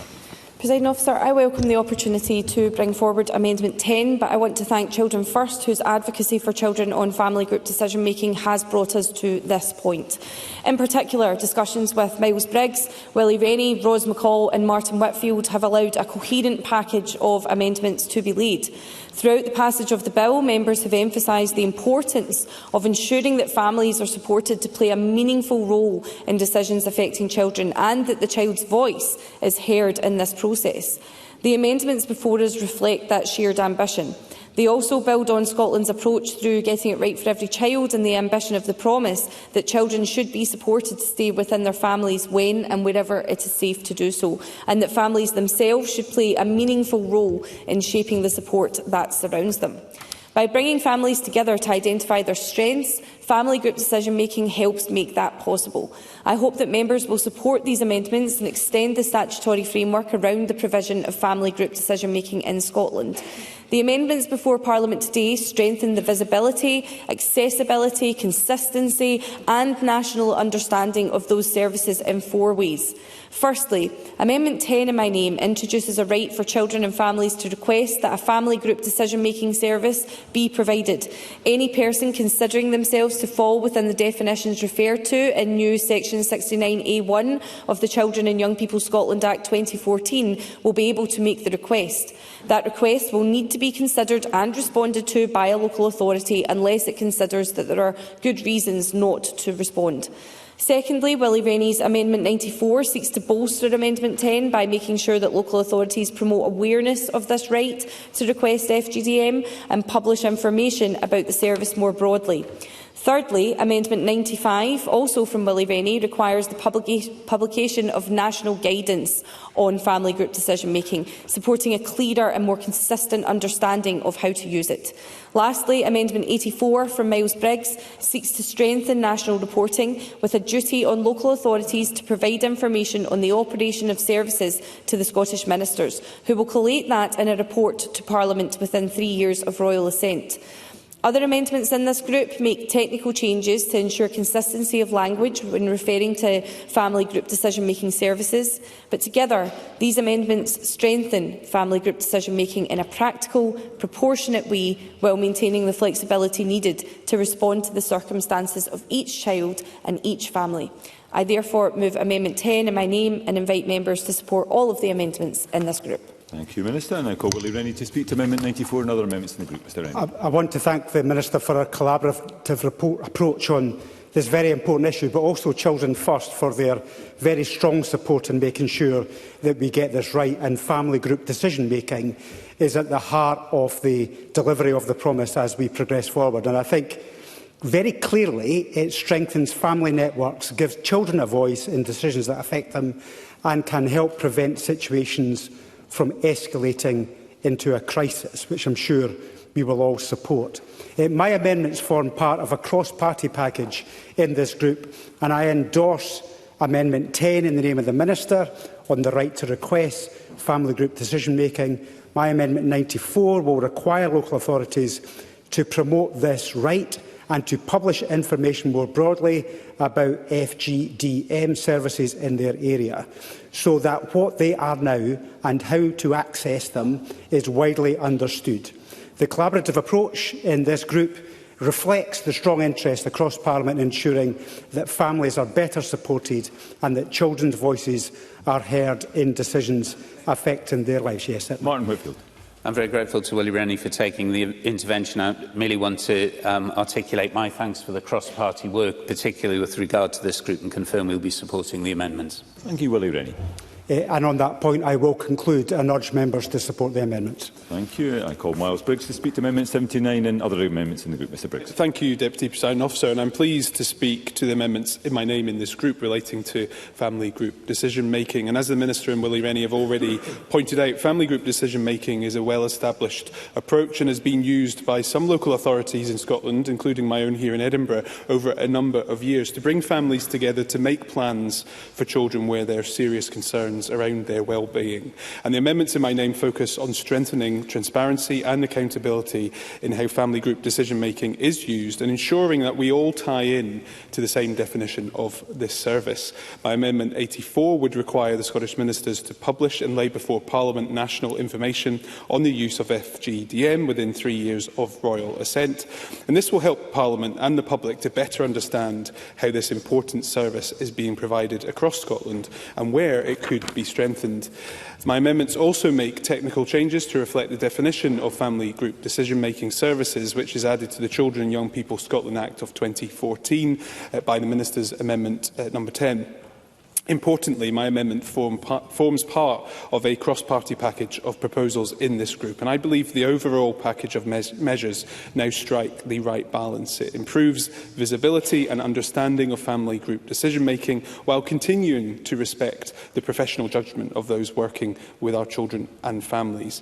And I welcome the constructive discussions which have taken place, both across party, but especially thank the Minister for moving this agenda forward, and also put on record my thanks to organisations supporting children and families, particularly Children First, which has long advocated for the wider use of family group decision-making. I'm pleased to speak on these amendments in my name and look forward to supporting this wider package in the group, and I move Amendment 79 in my name. Thank you. And I call the Minister to wind up. Minister. I've nothing further to add, Presiding Officer. Thank you. The question is that Amendment 10 be agreed to. Are we all agreed? Parliament is agreed. I call Amendment 94 in the name of Willie Rennie, already debated with. Amendment 10, Willie Rennie to move or not move? Move. The question is that Amendment 94 be agreed to. Are we all agreed? Parliament is agreed. I call Amendment 95 in the name of Willie Rennie, already debated with Amendment 10, Willie Rennie to move or not move? Moved. The question is that Amendment 95 be agreed to. Are we all agreed? Parliament is agreed. And that brings us to Group 4, kinship carers. I call Amendment 11 in the name of Jeremy Balfour, grouped with Amendment 12. Jeremy Balfour to move Amendment 11 and speak to both amendments in the group. Mr Balfour. Thank you, Presiding Officer. I can start by also thanking the Minister for her very proactive engagement. Although we won't agree on everything this afternoon and this evening, I do appreciate the way that she has reached out and her officials as well. Can I also thank all the charities and organisations who have helped shape my thinking and decision-making regarding this bill. With my Amendment 11 regarding kinship care, I especially want to thank Children First, Scotland's national children's charity, for their guidance on this amendment to ensure it is a child-centred and appropriately measured. I think it has become clear to me over this term that kinship care is a wee bit like the Cinderella service within Scotland. Those of us who sit on the Social Justice and Social Security Committee did a number of sessions with those who are involved with kinship care. And there are many issues which still need to be addressed, and the support that they need still needs to be done both by government and also local authority. But I think Amendment 11 reframes the wording of Section A1 of the bill regarding kinship care assessment needs to ensure that we remove any barriers that might be facing carers and children in kinship care arrangements. The premise of this amendment is simple. Rather than the local authority having to offer to assess the person's kinship care assistant needs, instead there is a guarantee that the assessment will take place. This takes the potential postcode lottery out of the process and ensures that the carers and child's needs are assessed appropriately and without question. Children First, in the report on the vision of kinship care published in February 2026, stated that asking carers to apply for an assessment may become a hurdle, especially those who are unaware of the option to find it difficult to ask for help. Kinship carers are the backbone of our care community. Grandparents, other relations who at a time in their life should be enjoying perhaps retirement, relaxation, are instead stepping up and supporting and raising grandchildren, nephews, nieces, and keeping families together during difficult times. These people deserve full backing and support from our local councils to ensure a full trauma-informed assessment of the care needs is performed and pathways to assist and support are identified. Kinship carers should not have to go asking for an assessment or wait for a council to offer an assessment. Assessment should be given without hesitation or demand. Amendment 12 then follows on from this to ensure that kinship assessment is carried out within 3 months of the application being received. This will ensure that the assessment is timely and families are not left waiting and struggling. This will ensure the appropriate support, whether support is of financial, practical or professional need, such as social work support, will be put in place at the earliest opportunity and might prevent kinship care arrangements from breaking down. Kinship care for too long has been misunderstood, mismanaged and under-supported. Amendments 11 and 12 in my name go some way in ensuring that kinship carers are recognised, listened to and given the appropriate assessment of support to ensure they can care for the children and care for the best to their ability. I so move Amendment 11 in my name. Thank you, Mr Balfour, and I call the Minister.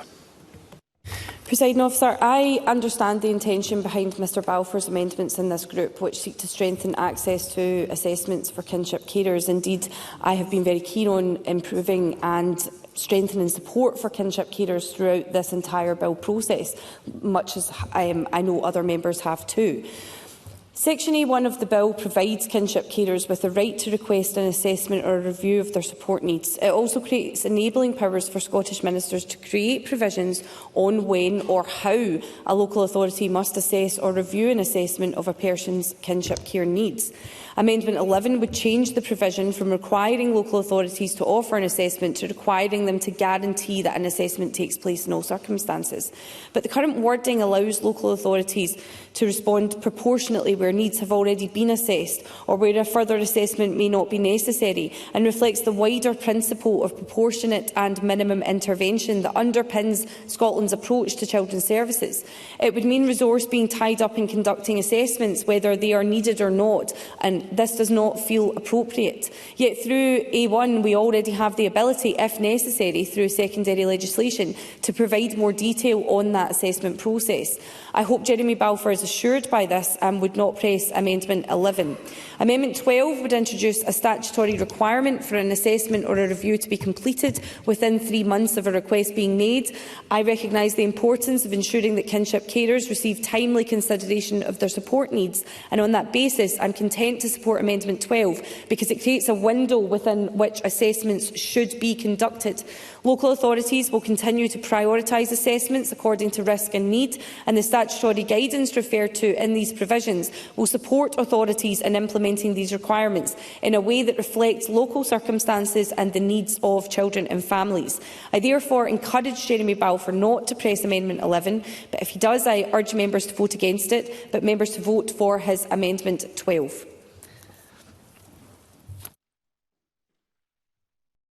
Thank you, and I call Jeremy Balfour to wind up and press or withdraw Amendment 11. Thank you. Nothing to add, Presiding Officer, but I still press Amendment 11. Thank you. The question is that Amendment 11 be agreed to. Are we all agreed? No. The Parliament is not agreed. There will be a division, and members should cast their votes now.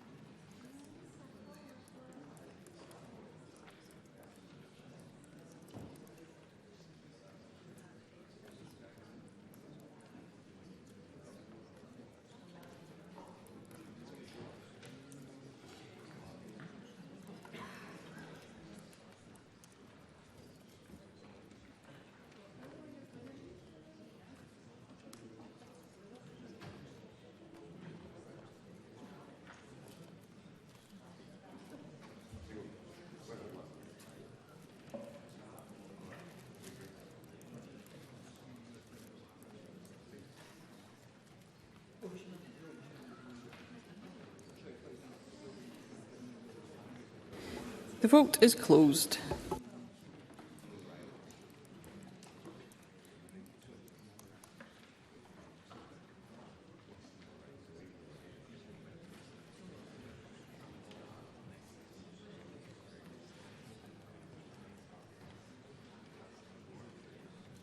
The result of the vote on amendment number 11 in the name of Jeremy Balfour is yes 43, no 70. There were no abstentions. The amendment is therefore not agreed. I call Amendment 12 in the name of Jeremy Balfour, already debated with Amendment 11. Jeremy Balfour, to move or not move? Move. The question is that Amendment 12 be agreed to. Are we all agreed? Yes. We are agreed. I call Amendment 96 in the name of Martin Whitfield, already debated with Amendment 91. Martin Whitfield, to move or not move? Not move. The amendment is not moved. I call Amendment 97 in the name of Martin Whitfield, already debated with Amendment 91. Martin Whitfield, to move or not move? Not move. The amendment is not moved. I call Amendment 98 in the name of Martin Whitfield, already debated with Amendment 99. Martin Whitfield, to move or not move? Not move. Not moved. I call Amendments 13, 14 and 15, all in the name of the Minister, and all previously debated with Amendment 91, and I invite the Minister to move Amendments 13 to 15 en bloc. Moved. Thank you. Does any member object to a single question being put on amendments 13 to 15? No member objects. Therefore, the question is that amendments 13 to 15 are agreed to. Are we all agreed? Yes. We are agreed.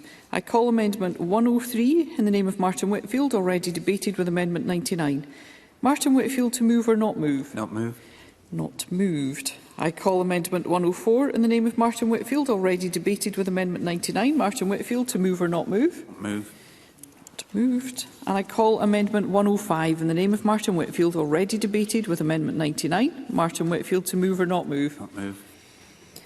I call Amendment 106 in the name of Martin Whitfield, already debated with Amendment 99. Martin Whitfield to move or not move? Move. The question is that Amendment 106 be agreed to. Are we all agreed? Yes. We are agreed. I call Amendment 107 in the name of Martin Whitfield, already debated with Amendment 99. Martin Whitfield to move or not move? Not move. Not moved. I call Amendment 108 in the name of Martin Whitfield, already debated with Amendment 99. Martin Whitfield to move or not move? Move. The question is that Amendment 108 be agreed to. Are we all agreed? Yes. We are agreed. We move to Group 5, Corporate Parenting, Duties and Guidance. I call Amendment 16 in the name of the Minister, grouped with amendments as shown in the groupings. I call the Minister to move Amendment 16 and speak to other amendments in the group.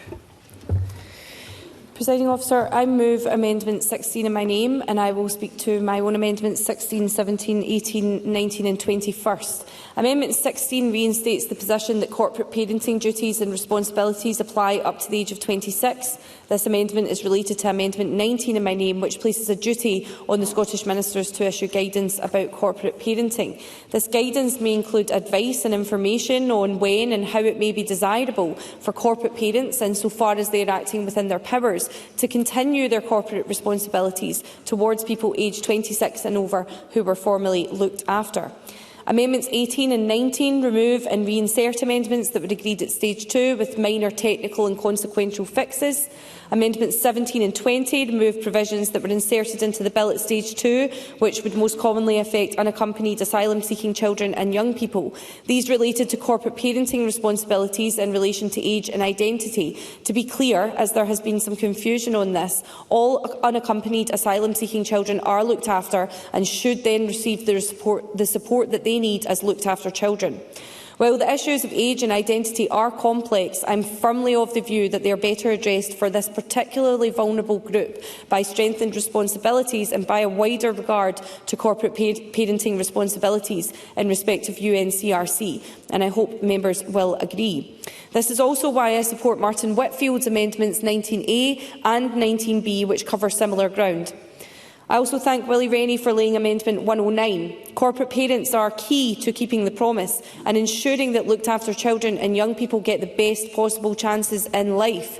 Their role goes far beyond just adhering to statutory duties. They shape opportunities, nurture aspirations and help to create the foundations for children and young people to grow up loved, safe and respected. Requiring corporate parents to be explicit in corporate parenting plans about how they propose to exercise their responsibilities in a way which delivers on the promised recommendations will make it easier to track progress, identify gaps and ensure that the needs of all looked after children and young people can be met. I am therefore happy to support Amendment 109. I recognise the intent behind Martin Whitfield's Amendment 110, but it is neither necessary nor desirable. The Government's No One Left Behind approach has established an employability system delivered through local employability partnerships and supported by nationally consistent priorities and expectations. That approach already funds key workers to provide employability support that is tailored to the circumstances and needs of participants, including consideration of work, education or training. And that last point is important because Amendment 110 assumes that work is the best option for care-experienced young people when further or higher education or an apprenticeship or other training might be more in their interests. Care experienced people are a priority group for employability support. Since April 2019, almost 7,500 care experienced people have accessed support through No One Left Behind. This figure has increased since this amendment was last lodged at Stage 2, with there being 381 new care experienced individuals within the last quarter accessing employability services. Amendment 110 would therefore result in unhelpful duplication of funding and provision that I believe is already working well. And I hope this reassures Martin Whitfield and he will not press his amendment. In summary, Presiding Officer, I encourage members to support my amendments 16, 17, 18, 19 and 20 and to support amendments 19A, 19B and 109. I would ask that members vote against Amendment 110 if pressed.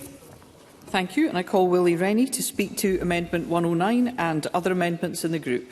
I'm grateful for the Minister's support of my Amendment 109, which was developed at the suggestion of Who Cares Scotland. And to reiterate, this means that corporate parenting plans would be required to include information on how corporate parenting responsibilities will be exercised in a way that delivers the recommendations of the promise. This is intended to increase accountability. Who Cares Scotland has set out the need for stronger accountability in primary legislation for keeping the promise, backed up by Audit Scotland report of 2025, which evidenced confusion 5 years on from the promise being made and the difficulty in distributing accountability. Together with my Amendment 204 in a later grouping, this will help ensure policy coherence across corporate parenting, children's services, planning and the promise. Thank you. Thank you. I now call Martin Whitfield to speak to Amendment 19A and other amendments in the group. I'm very grateful, Presiding Officer. Amendment 19A seeks specific consideration to be given to unaccompanied asylum seeker children in the guidance on corporate parenting that is to be produced under Amendment 19. And I thank the Minister for her very positive approach with regard to this, because unaccompanied asylum seeker children, I have to suggest, have been overlooked on too many occasions, and it is right that a clear corporate parent owes a duty of care to those individuals and that they fall under the cared for experience. And Amendment 19B would require that the guidance for corporate parents refers them to the guidance issued under Section 13(1) of the UNCRC Incorporation Scotland Act about the UNCRC requirements. Again, I believe this is an important protection that should be there, and I welcome the cooperation from the Government with regard to this amendment. And like my amendment in Group 1, it speaks to the importance of UNCRC in these matters, and I welcome the support for Amendment 109 in the name of Willie Rennie with regard to the fundamental role that corporate parenting will play in this situation and the understanding that needs to be had, and in particular the fact that it is the actions of the corporate parent in which we will most successfully see the fulfilling of the promise. With regard to Amendment 110, this built on discussions from at Stage 2, where very powerful testimony was heard from Duncan Dunlop about the golden opportunity that this bill provided to create proper pathways to employment and training for our care-experienced young people. Because it's these young people who, for a variety of reasons, cannot or do not access the networks and support that families would normally provide. And we should be bold in our ambition to support them, and we should be bold in arguing that our representatives from our care-experienced communities here today are worthy of that support. They are worthy of the very same opportunities as everybody else has. I do recognise the concerns that we've heard recently from organisations like COSLA and Social Work Scotland. And we are not in an environment where policies like those proposed in Amendment 110 are currently feasible. There is an overlap with existing work, and I'm very grateful that the Minister was able to bring the current quarter figures to show the success that does exist there. But I would urge the Government, and I would seek confirmation from the Minister, that this will be continued to be built on so that we can identify both the successes, but where there are challenged, they are easily and quickly picked up, and then through the corporate parenting responsibilities of UNCRC, they can be supported. And with that, I'll consider the position on whether I push that amendment. I'm grateful, Presiding Officer. Thank you, and I call on the Minister to wind up.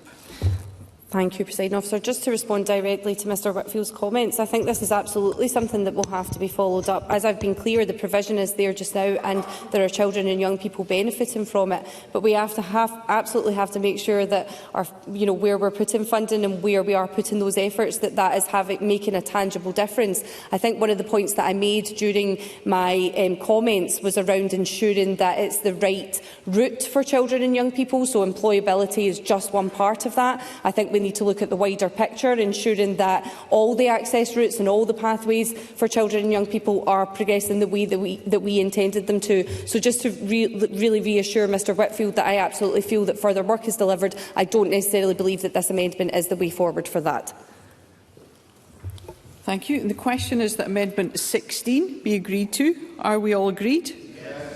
We are agreed. I call Amendment 17 in the name of the Minister, already debated with Amendment 16. Minister to move formally. Moved. Thank you. The question is that Amendment 17 be agreed to. Are we all agreed? We are agreed. I call Amendment 109 in the name of Willie Rennie, already debated with Amendment 16. Willie Rennie to move or not move? Moved. The question is that Amendment 109 be agreed to. Are we all agreed? We are agreed. I call Amendment 18 in the name of the Minister, already debated with Amendment 16. Minister to move formally. Moved. Thank you. The question is that Amendment 18 be agreed to. Are we all agreed? Yes. I call Amendment 19 in the name of the Minister, already debated with Amendment 16. Minister to move formally. Moved. Thank you. I call Amendment 19A in the name of Martin Whitfield, already debated with Amendment 16. Martin Whitfield to move or not move? Move. The question is that Amendment 19A be agreed to. Are we all agreed? Yes. We are agreed. I call Amendment 19B in the name of Martin Whitfield, already debated with Amendment 16. Martin Whitfield to move or not move? Move. The question is that Amendment 19B be agreed to. Are we all agreed? Yes. We are agreed. Minister to press or withdraw Amendment 19 as amended. Thank you. The question is that Amendment 19 as amended be agreed to. Are we all agreed? Yes. We are agreed. I call Amendment 110 in the name of Martin Whitfield, already debated with Amendment 16. Martin Whitfield to move or not move? Not move. The amendment is not moved. I call Amendment 20 in the name of the Minister, already debated with Amendment 16. Minister to move formally. Moved. Thank you. The question is that Amendment 20 be agreed to. Are we all agreed? Yes. We are agreed, and we move to Group 6, Advocacy Services for Care Experienced Persons.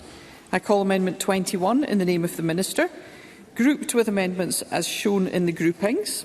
I point out that if Amendment 23 is agreed to, I cannot call Amendments 112, 113, 114 and 115 due to a preemption. I call the Minister to move Amendment 21 and speak to other amendments in the group. Presiding Officer, the promise tells us of the importance of independent advocacy services and the role that they can play to support and uphold the rights of children currently in care and people with experience of care. That's why we put a lifelong right for people to access advocacy services into this bill. At stage 2, the Education, Children and Young People Committee agreed to a definition of independent advocacy introduced by Ross Greer that was directly taken from the Mental Health Care and Treatment Scotland Act 2003. I raised concerns about directly lifting a definition from other legislation that was designed for a specific purpose within a mental health context and which had the potential to exclude some advocacy providers from being considered independent.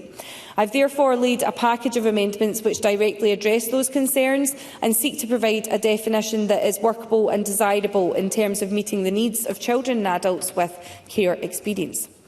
Amendment 29 inserts a new section setting out that local authorities and health boards cannot be regarded as providing independent care experience advocacy services. Members of these bodies are also not independent advocates in relation to care services provided by the body of which they are a member. It also sets out that those operating under contractual or other arrangements with a local authority or health board are not automatically treated as a service of the local authority or health board. This will mean that Bernardo's and similar providers could continue to provide independent advocacy where they deliver other support services under contractual arrangements with local authorities. But importantly, it prevents any overlap between individuals providing advocacy services and those providing or making decisions about the care services to which a care-experienced person's use of the advocacy service relates. And that is an important boundary to put in place. Amendments 21, 22 and 23 and Amendments 26, 27 and 86 are consequential to Amendment 29. I recognise that Nicola Sturgeon and Martin Whitfield, with their respective Amendments 114, 115 and 29A, are seeking to protect against conflicts of interest by ensuring that care providers do not also act as independent advocates in the same local authority area, and that is a legitimate concern. Amendments 114 and 115 would amend the Stage 2 definition of independence in Section 4.2a to add this exclusion criterion, but we are already inserting a comprehensive revised definition of independence at Stage 3 through Amendment 29. Amendment 29A simply adds the same exclusion criterion to that definition. Supporting Amendment 29A therefore achieves what Amendments 114 and 115 seek to achieve, but does so in a more comprehensive way. I have reflected very carefully on Amendment 29A. On balance, I consider it reflects a principled approach that protects against conflicts of interest. It ensures that organisations providing care services under contract with local authorities in an area are not regarded as providing independent advocacy for care-experienced people who are or who were placed in residential or secure care in that area. This creates a clear structural boundary preventing any overlap between those making decisions about care and those providing independent advocacy in those circumstances. I thank Nicola Sturgeon for laying Amendment 29A and allowing us to consider these important issues. However, I also recognise that Amendment 29A will affect third sector providers such as Bernardo's and Aberlour, which currently provide both independent advocacy and wider support services under contract with local authorities. If Amendment 29A is agreed, they would not currently be able to provide independent advocacy for care-experienced people in residential or secure care in areas where they provide contracted care services. However, Amendment 29A reflects a clear choice, which is to prioritise absolute clarity about the independence of advocacy services from care provision by creating structural separation. By ensuring that organisations do not provide both relevant care services and advocacy in the same area, we remove any possibility of perceived or actual conflicts of interest. On balance, that feels like the right thing to do, and I support Amendment 29A.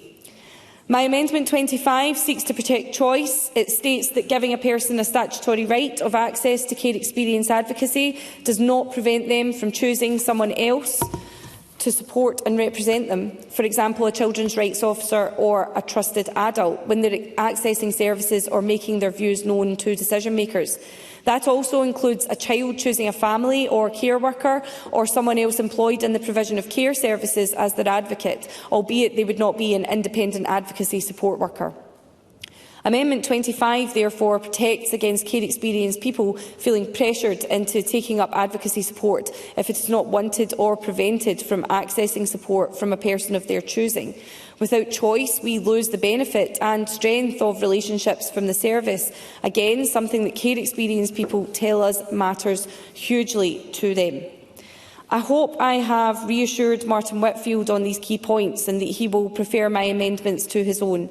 Finally, I welcome Mr Balfour's amendment 24, 116 and 117, which bring refinements to amendments he lodged at Stage 2, and I encourage members to support them.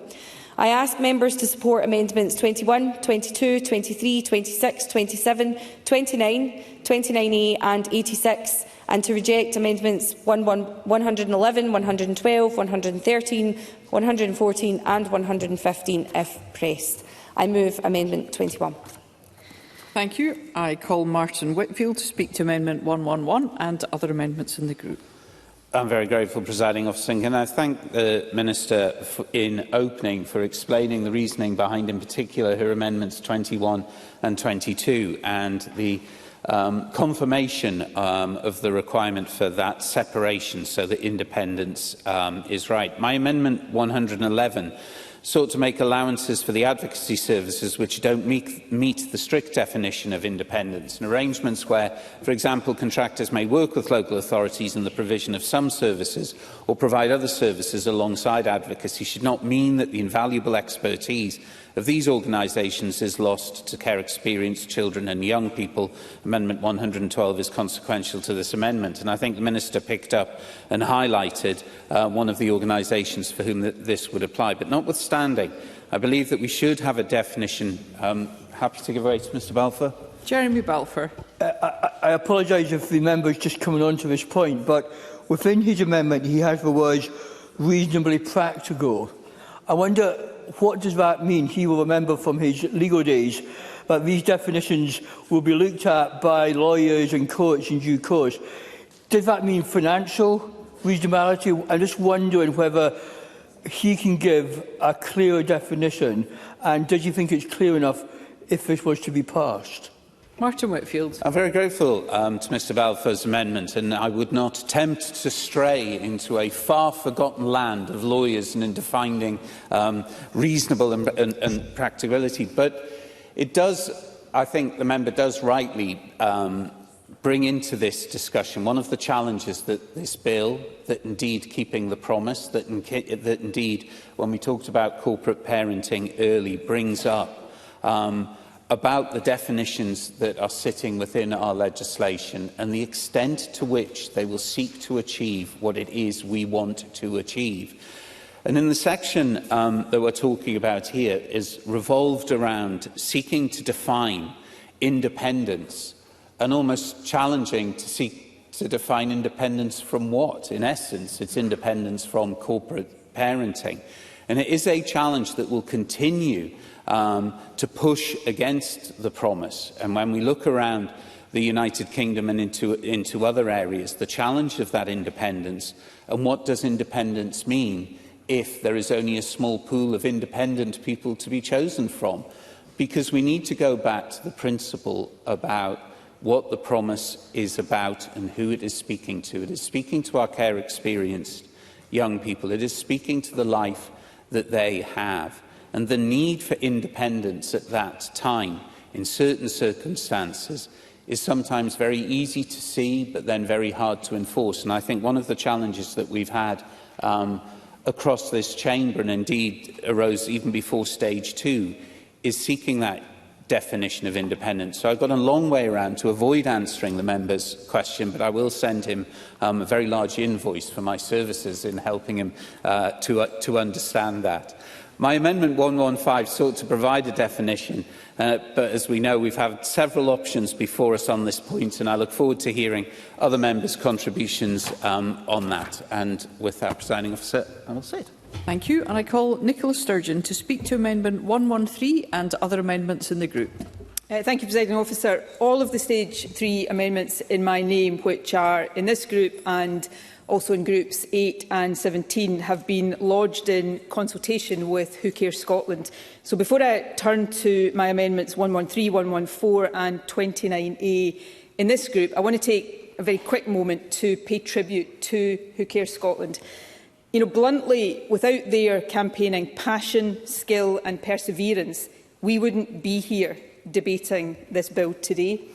It was the Who Cares 1000 Voices campaign that persuaded me to establish the Independent Care Review, and it was, of course, the Independent Care Review that led to the promise. Some of the young people who came to Bute House around a decade ago as small children to persuade me to try to make life better for those who spend some or all of their childhood in care are actually here with us in the gallery today. Back then, I had to crouch down to speak to them. Today, most of them tower over me. But I am so grateful to them and to everyone in the care experience community who certainly burrowed their way into my heart, and much more importantly, who have ensured that life will be better for those who come after them. I think they deserve the gratitude and the respect of all of us in this chamber.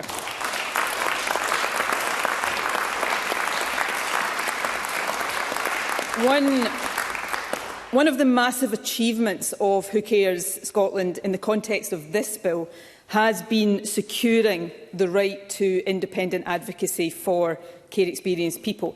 And I believe that is important in its own right, but I believe it is more fundamental than that. I believe independent advocacy will become a catalyst to help young people realise their rights overall and to help us keep the promise. And that takes me to the amendments in this group in my name, which relate to the definition of independent advocacy. Amendment 113 removes language imported from the definition in mental health legislation that is not really appropriate in this context. Amendment 114 adds more specification to the definition. It stipulates that to be classed as independent as an advocate, in addition to not being a member of a local authority or health board in the same area as the advocacy services to be provided, they must also not provide care services under contract to a local authority in the same area.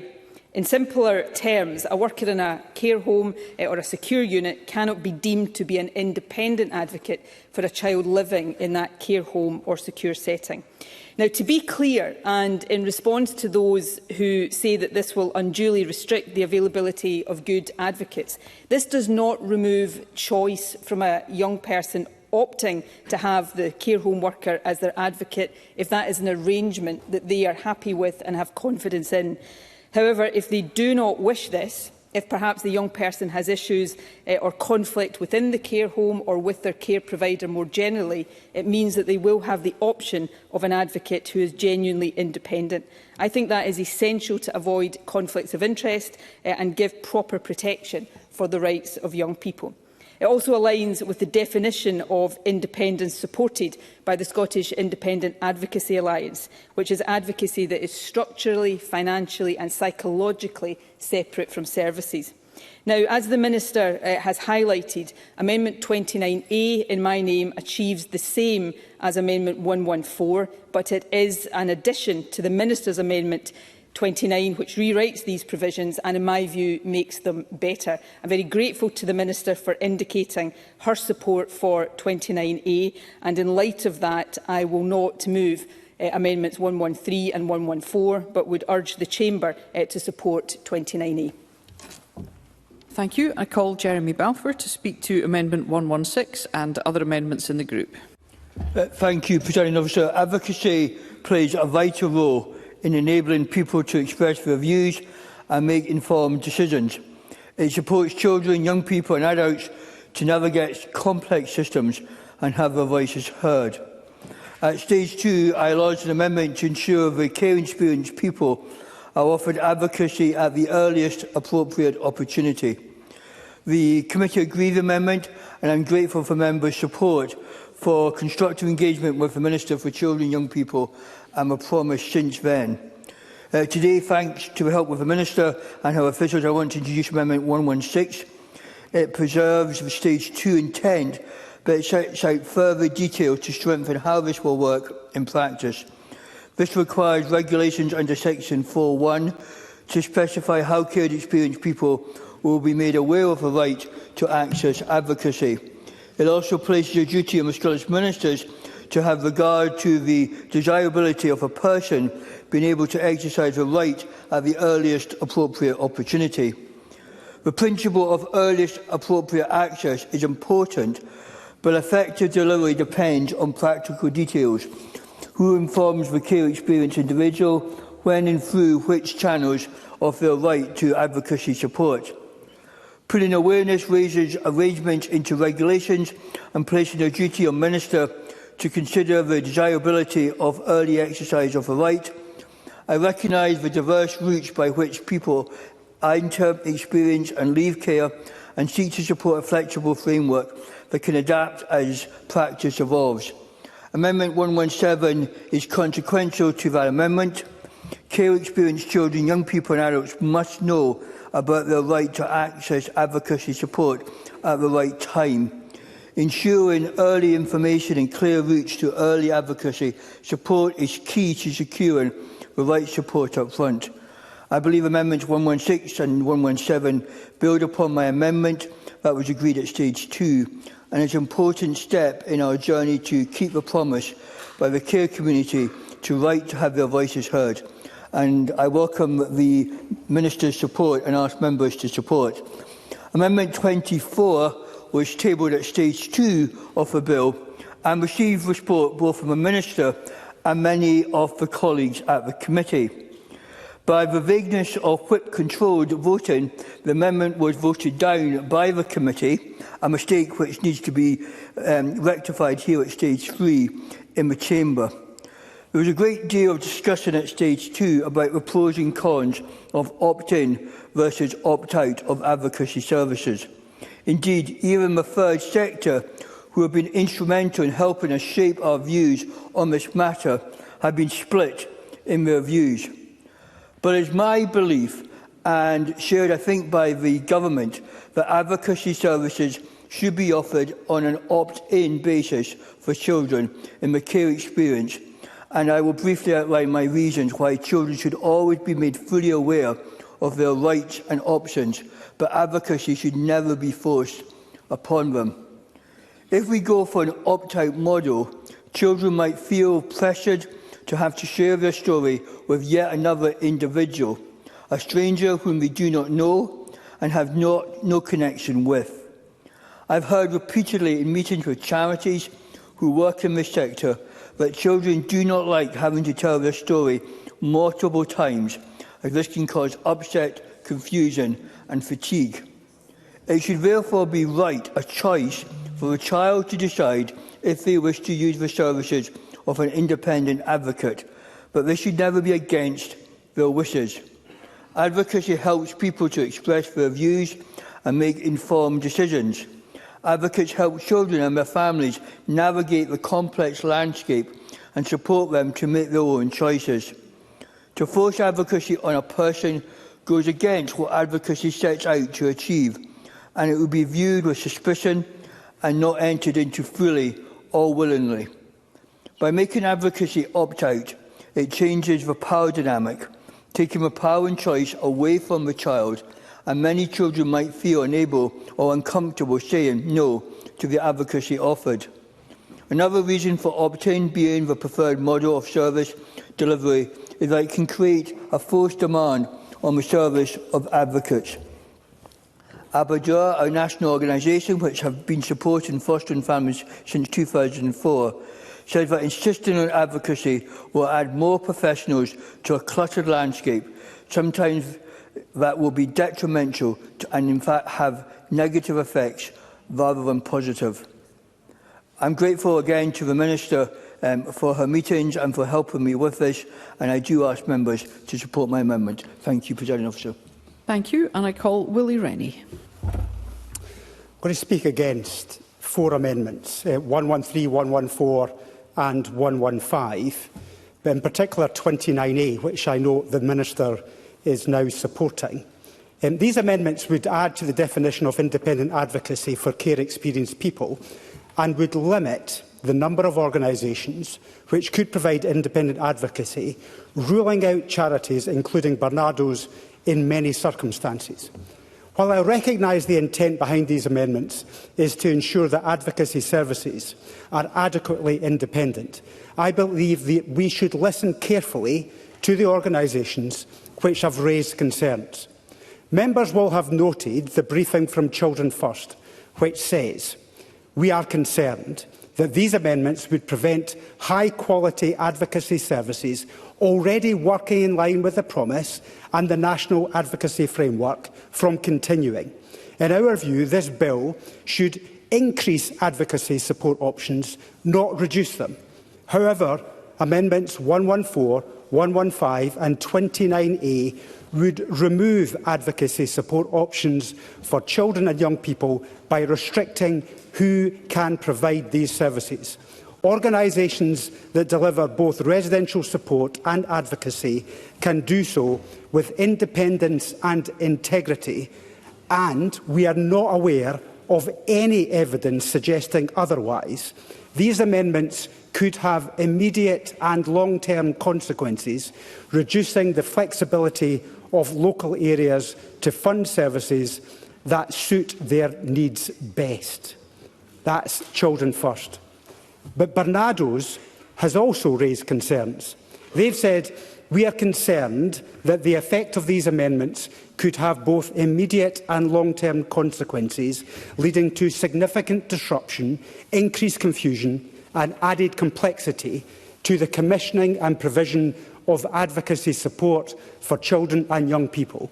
We believe these amendments could reduce flexibility and choice available to commissioners of independent advocacy and children's care services, and would directly lead to the disruption to the structure and delivery of the National Advocacy Service for the Children's Hearing System, which has benefited from the creation of a strong network of advocacy providers focused on the delivery of high-quality, independent advocacy since 2020. I think we all want the bill to work in practice, especially now that we have reached stage 3.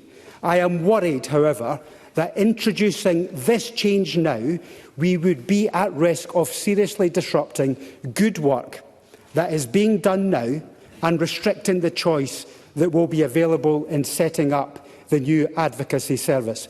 Now, I know I'm in conflict with Nicola Sturgeon on this, and I recognise the work that she has done in this area, but I would urge her not to press 29A and to follow the advice of the Children's First and Barnado's, who have got tremendous record in this area and a good reputation. We do not want to disrupt which is already in place.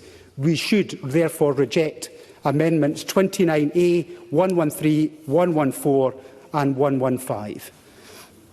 Thank you, and I call on the Minister to wind up. Presiding Officer, the time that we've spent debating this issue, I think, demonstrates this, both today and at stage 2, I think demonstrates its importance. The provision of a right to lifelong advocacy services for children and people with care experience is entirely new and a real signal of progression towards keeping the promise in this bill. Now, there has been a lot of discussion on the balance that is required for this question of independence. My focus for stage 3 has been on ensuring that that potential conflict of interest is avoided. However, I absolutely recognise the challenges that Mr Rennie has brought before us today. I made many of the same points in my comments at stage 2. The amendments I have brought forward provide a regulation-making power for ministers to specify additional independence criteria for the purpose of Section 4.1. This power is subject to a consultation requirement and the affirmative procedure, ensuring appropriate parliamentary scrutiny and input from the care community and stakeholders if it is used. So some of the challenges that Mr Rennie presents could be considered, scrutinised and looked at again in a new Parliament. I think today's debate really demonstrates that, as a Parliament, we... Yes. Martin Whitfield. I'm very grateful for the Minister to take an intervention. I think, building on the request that Willie Rennie has put forward and listening to the language of the Minister, is this not something that very specifically those regulations could look at, rather than something that may or may not be considered? Now, how that would be triggered is obviously open to both parliamentary procedures and other procedures.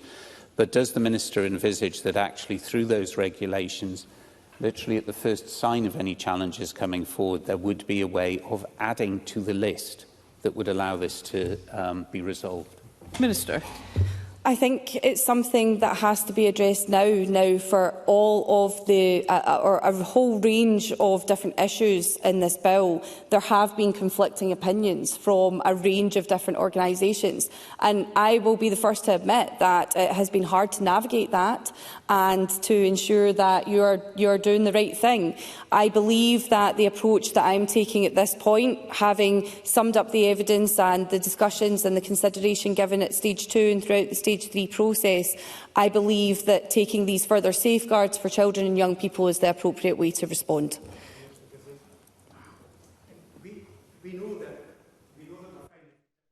Can I have And Willie Rennie's microphone. Thank you. We know that we're finding it difficult to deliver the promise on time. We know that the interim reports have showed that we're behind. This is one of the areas that actually in independent advocacy progress has been made. What I don't understand is why we're restricting it further and potentially undermining bits of the promise that actually maybe are making a bit of progress. So I would urge the Minister to reconsider her support. We don't have an opportunity to revise this. We're at the end of the process of legislation. So to introduce this at such a late stage, in such a fashion, I think is a retrograde step, and I would urge the Minister to reconsider her support for 29A. Minister.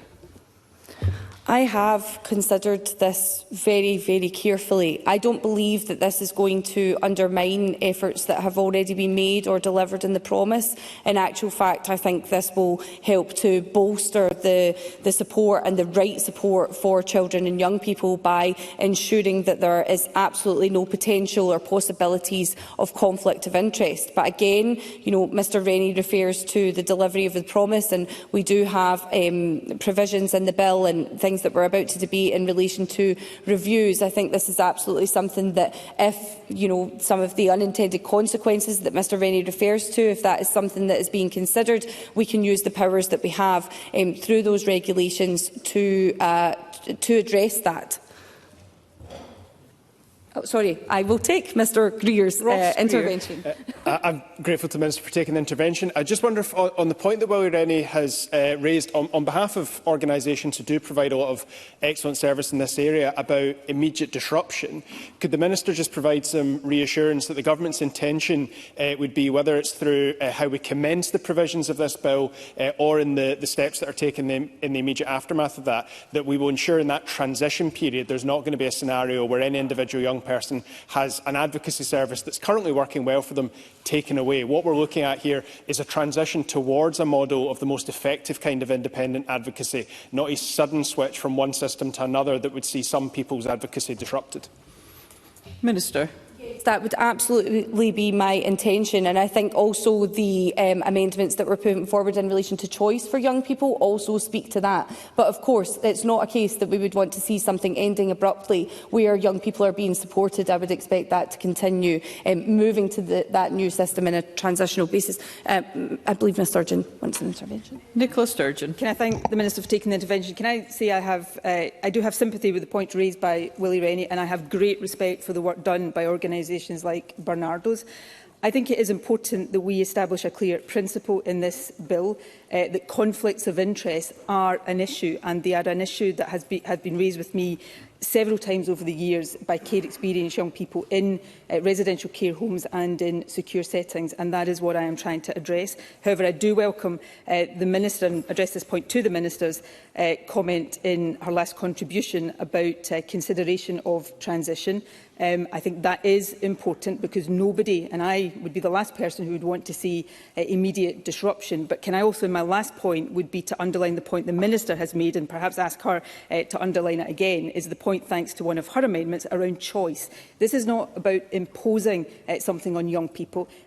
Young people will continue to have the choice of an advocate that they wish, but it does recognise that to be genuinely independent, there can't be these conflicts of interest. And I recognise the concerns that are being raised, but I do think with patience and sense, these practical challenges of implementation can be worked through without compromising the principle at stake. Minister. I think that sums it up perfectly. I've been very clear the decision that I've taken around where to lend my support is with children and young people's best interests at heart. And as I've been very clear, that element of choice is extremely important and will remain. With that, I will draw my remarks to a close. I think members' amendments have allowed us to debate these issues fully. I would ask Martin Whitfield not to press his amendments and instead support mine and Jeremy Balfour's and Nicola Sturgeon's 29A. Thank you. The question is that Amendment 21 be agreed to. Are we all agreed? The Parliament is not agreed. There will be a division and members should cast their votes now.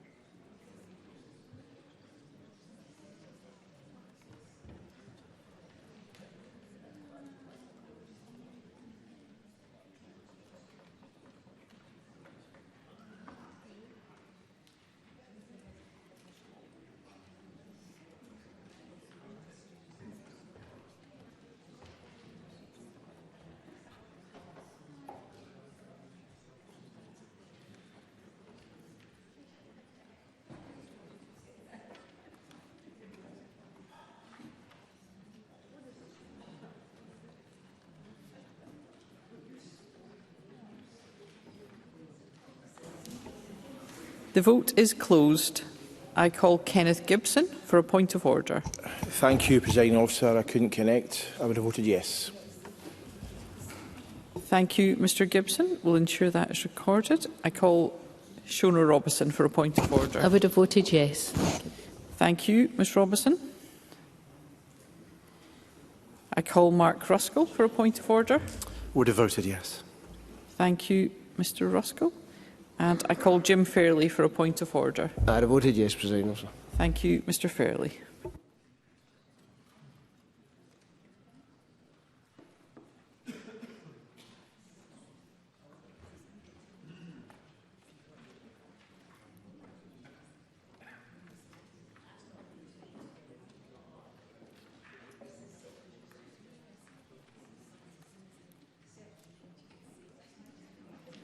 The result of the vote on amendment number 21 in the name of the Minister is yes 94, no 1. There were 15 abstentions. The amendment is therefore agreed. I call amendment 22 in the name of the Minister, already debated with amendment 21. Minister to move formally. Moved. Thank you. The question is that amendment 22 be agreed to. Are we all agreed? The Parliament is not agreed. There will be a division and members should cast their votes now.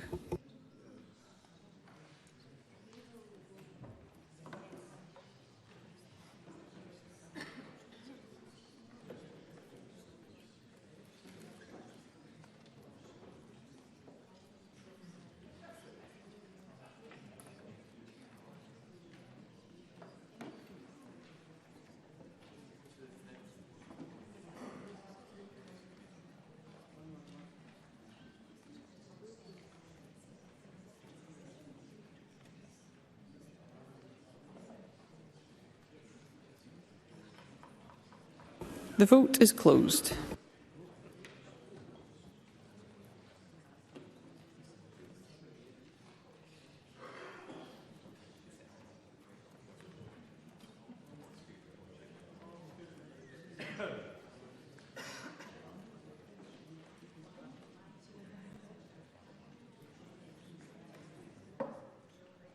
The result of the vote on amendment number 22 in the name of the Minister is yes 92, no 1. There were 16 abstentions. The amendment is therefore agreed. I call amendment 111 in the name of Martin Whitfield, already debated with amendment 21. Martin Whitfield to move or not move? Move.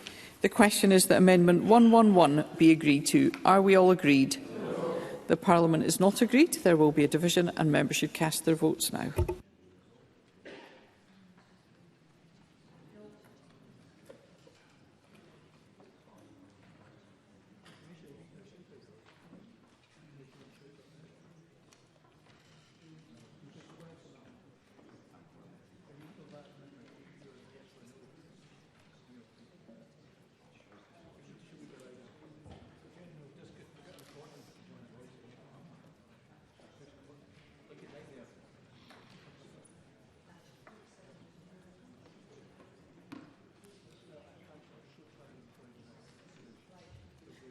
The vote is closed.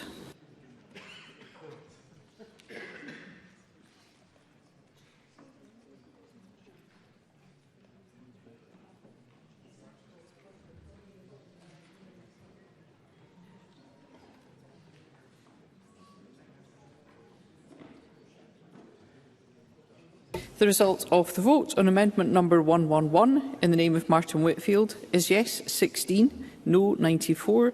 There were no abstentions. The amendment is therefore not agreed. I call amendment 23 in the name of the Minister, already debated with amendment 21, and I remind members that if amendment 23 is agreed to, I cannot call amendments 112, 113, 114 and 115 due to a preemption. Minister to move formally. Moved. Thank you. The question is that amendment 23 be agreed to. Are we all agreed? Yes.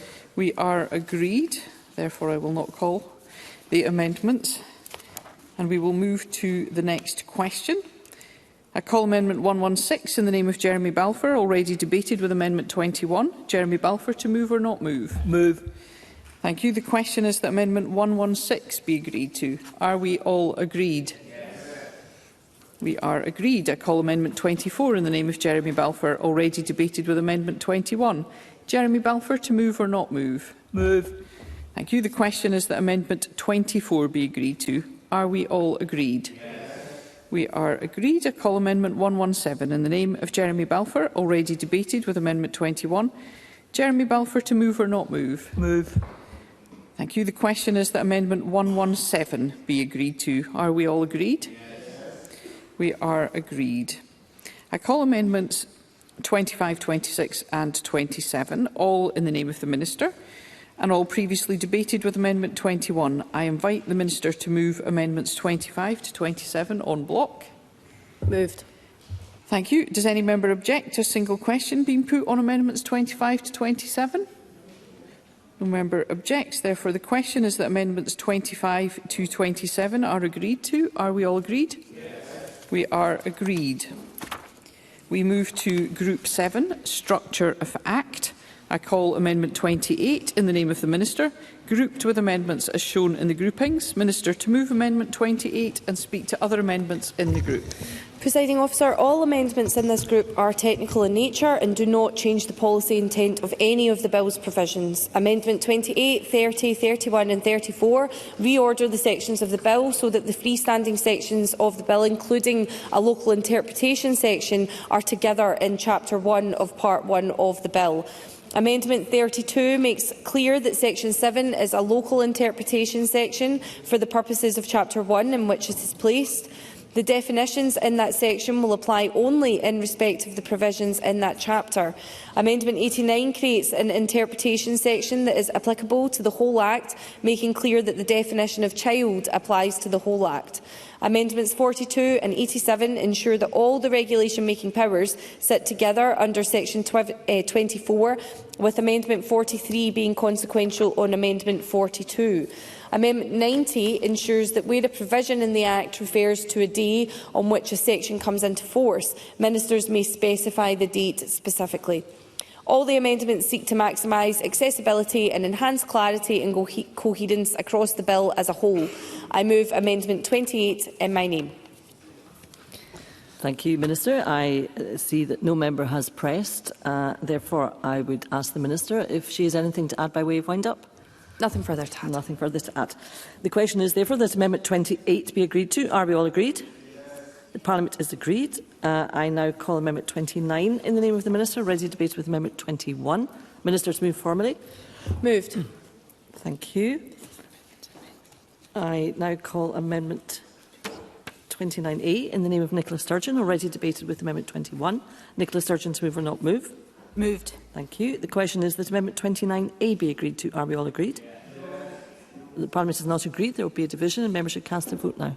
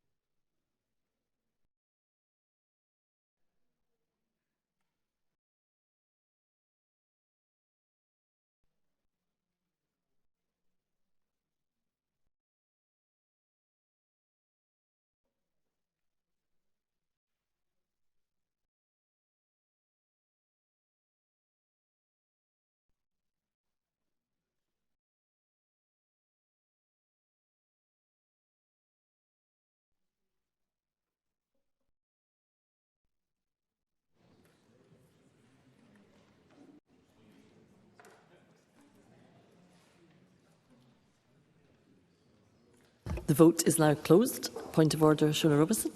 I couldn't connect. I would have voted yes. Thank you, Ms Robinson. Your vote will be recorded.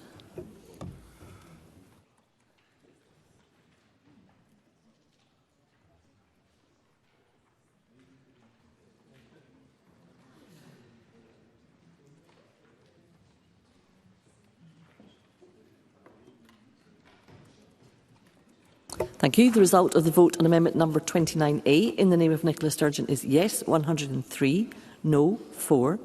There were no abstentions. The amendment is therefore agreed. I now call on the Minister to press or withdraw Amendment 29 as amended. Pressed. Thank you. The question is that Amendment 29 as amended be agreed to. Are we all agreed? Yes. The Parliament is agreed, and therefore Amendment 29 as amended is agreed to. We now turn to Group 8 on guidance in relation to care experience.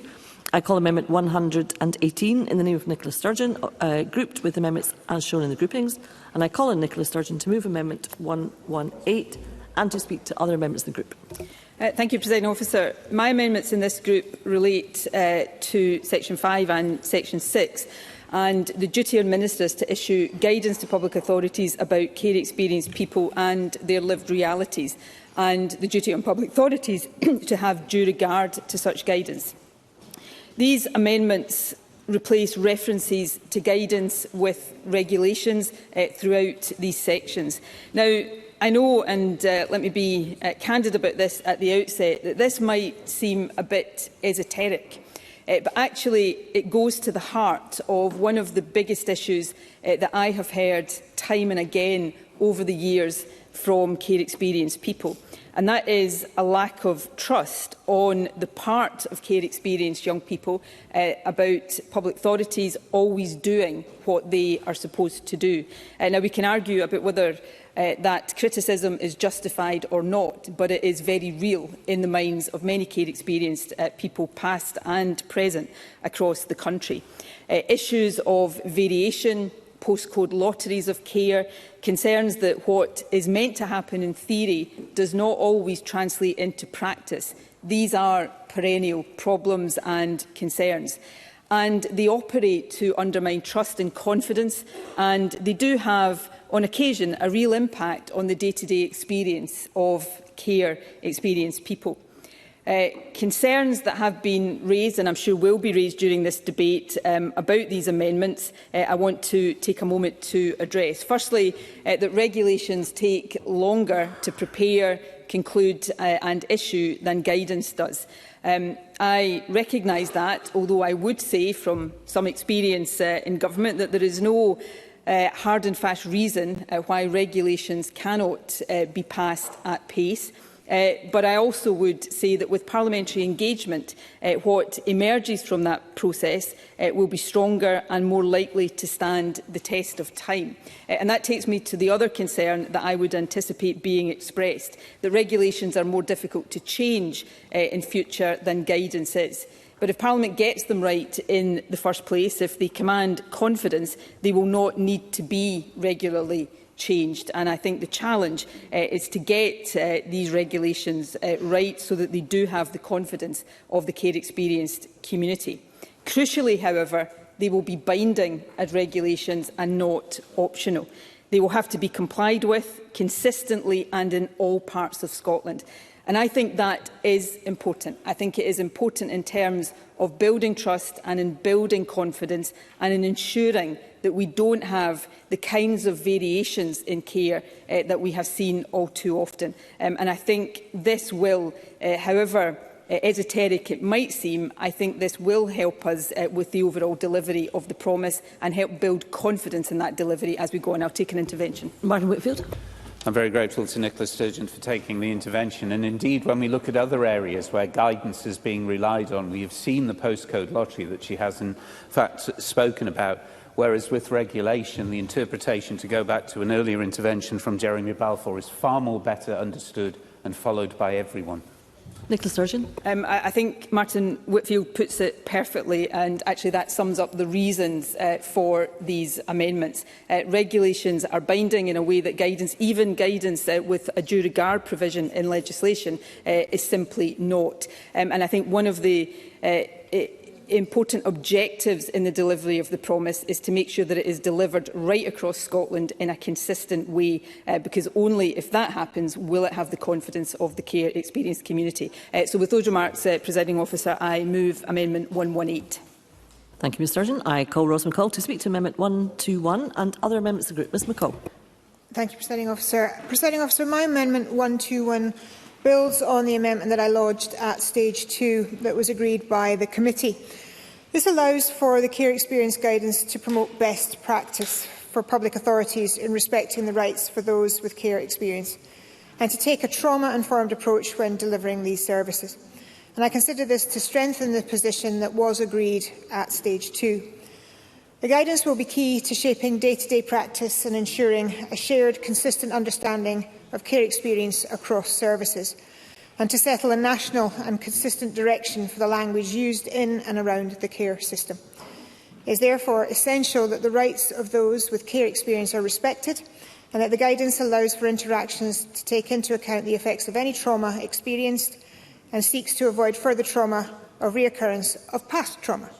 And I would urge members to support this amendment in this group, and we are supportive of all the amendments in this group. Thank you. Thank you, Ms McCall. I call Willie Rennie. This isn't getting personal, but I'm going to object to Nicola Sturgeon's amendments in this group as well. She's already anticipated my objections, but I still want to reiterate my concerns. Our amendments relate to defining care experience and regulations instead of guidance. I understand that these have been lodged with the intention of strengthening this definition, making it more binding on public authorities and better influencing future policy. I understand that. However, I'm concerned that in practice these amendments could have the opposite effect. Regulations would still require guidance to be issued, and given the complexities of the legal definition of care experience, there would be a risk of splitting different aspects between regulation and guidance. This could leave a definition which is less clear, not more. It also appears that including the definition in regulation rather than guidance would not bind public authorities any more than sticking with guidance. Therefore, it's not clear what real benefit these amendments would bring, and they have to be weighed against the potential for delays to implementation. Yes, we'll take an intervention. I've got great respect for Willie Rennie on these issues. I wonder if he would recognise that there was actually a considerable degree of disappointment within the care experience community that the definition of care experience did not appear on the face of the bill, and therefore regulations for some is a compromise in itself, but it is better than guidance. And can I also just ask him to reflect, and I say this from experience in government, that there is a difference between guidance, even with a due regard duty, and regulations in the way that public authorities perceive that they require to abide by them. Willie Rennie. I fully understand the perception in this area and the disappointment within the sector, but we've got a responsibility in this place to actually implement law that is the most effective and will actually help the care experience people in the way that they would like to be assisted. So I think we need to understand ourselves that actually bringing in this measure could make it more complicated, could create that division and could create greater complexity as a result. And that's why I've got great caution about doing it this way. Of course, it would be far better if it was on the face of the bill. Of course, it would be. But what we need to do now, because we don't have that, is to make sure that we have the most effective way of implementing what the care experience community are desperately looking for. Thank you, Mr Rennie. I now call the Minister. Presiding Officer, Amendments 118 to 120 and Amendments 122 through to 133 seek to update Sections 5 and 6 to require Scottish Ministers to lay regulations in relation to care experience instead of statutory guidance. I thank Nicola Sturgeon for setting out the rationale behind these amendments, and I understand the strength of feeling that placing requirements and regulations will provide a greater degree of compliance and consistency in public authorities adhering to those requirements. I agree in relation to the difference in perception between regulations and guidance. I'd also, I understand many of the concerns that Mr Rennie has raised. I think in terms of the point around confusion and complexity, I think that will be up to government to ensure that it is as clear and coherent as possible. I'll therefore support Amendments 118 to 120 and 122 to 133. I would ask members to vote in favour of them. There is one other amendment in this group in the name of Rose McCall. I also support this amendment and encourage members to vote for it. Thank you, Minister. And I call on Nicola Sturgeon to wind up and to press or withdraw Amendment 118.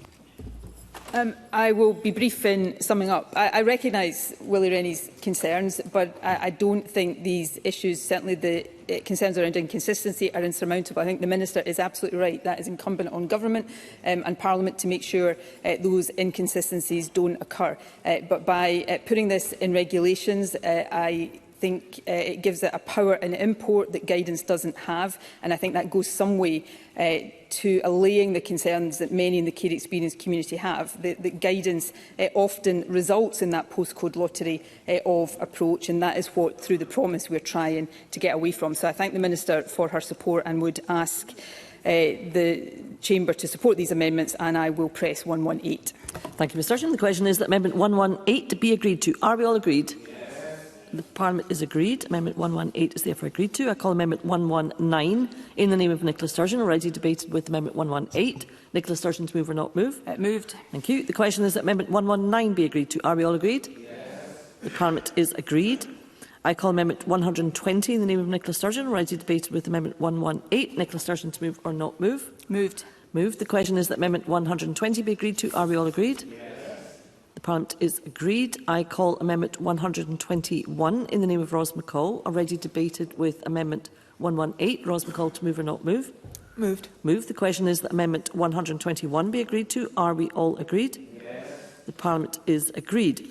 I call Amendments 122, 123, 124, 125 and 126, all in the name of Nicola Sturgeon, and all previously debated with Amendment 118. I invite Nicola Sturgeon to move Amendments 122 to 126 en bloc. Moved. Thank you. Does any member object to a single question being put on Amendments 122 to 126? That is, no member objects, or no? No member objects. That's good. So the question is that Amendments 122 to 126 are agreed to. Are we all agreed? Yes. Are we all agreed? Yes. The Parliament is agreed. I call Amendment 30 in the name of the Minister, already debated with Amendment 28. Minister to move formally. Moved. Thank you. The question is that Amendment 30 be agreed to. Are we all agreed? Yes. The Parliament is agreed. I call Amendments 127, 128, 129, 130, 131, 132 and 133, all in the name of Nicola Sturgeon and all previously debated with Amendment 118. I invite Nicola Sturgeon to move Amendments 127 to 127 to 133 en bloc. Moved. Thank you. Does any member object to a single question being put on Amendments 127 to 133? No member objects. The question is that Amendments 127 to 133 are agreed to. Are we all agreed? Yes. The Parliament is agreed. I call Amendment 31 in the name of the Minister, already debated with Amendment 28. Minister to move formally. Moved. Thank you. The question is that Amendment 31 be agreed to. Are we all agreed? Yes. The Parliament is agreed. We now turn to Group 9 on permanence. I call Amendment 134 in the name of Fulton McGregor, grouped with Amendment 135, and I call on Fulton McGregor to move Amendment 134 and speak to both amendments in the group. Mr McGregor. Thank you, Presiding Officer. Amendments in Group 9 relate to permanence for children who are or have been looked after by a local authority. I just want to say at the outset that this is a probing amendment. I do not intend to press it to a vote this afternoon or this evening. Instead, I'm inclined to support Martin Whitfield's amendment in the same group, and I'd like to thank the Minister and Mr Whitfield for their engagement in this area. At its core, permanence is about one simple but fundamental principle that every child has the right to grow up in a safe, stable and loving home without unnecessary delay. Permanence cannot solely be considered a technical or procedural matter. It must be regarded as central to a child's well-being, their development and their sense of security and belonging. When it's not possible for a child to stay with their birth family, permanence can be achieved through kinship care, foster care or adoption. But whichever route is taken, what matters most is that decisions are made in a timely way and that children are not left in prolonged uncertainty. Research compiled by the NSPCC, who have helped table this motion with me, have consistently shown that children wait far too long for decisions about their permanent home. On average, it can take over 2 years for a permanence recommendation to be made, and many children then wait many months, and in some cases years, before they are living in a stable, permanent placement. That level of delay would be unacceptable in any context, but it's particularly harmful for babies and very young children. The first few months and years of life are critical for attachment and development, and during that time, children are especially dependent on consistent, secure caregiving relationships. Instability, uncertainty or repeated moves can have profound and long-lasting impacts. And we all know that the delay affects outcomes. The longer a child remains in the system without permanence, the greater risk to their well-being, their relationships and their future stability. In the context of adoption, international evidence shows clearly that factors such as age at placement, early adversity and the number of moves all have a direct bearing on the likelihood of adoption breakdown at a later stage.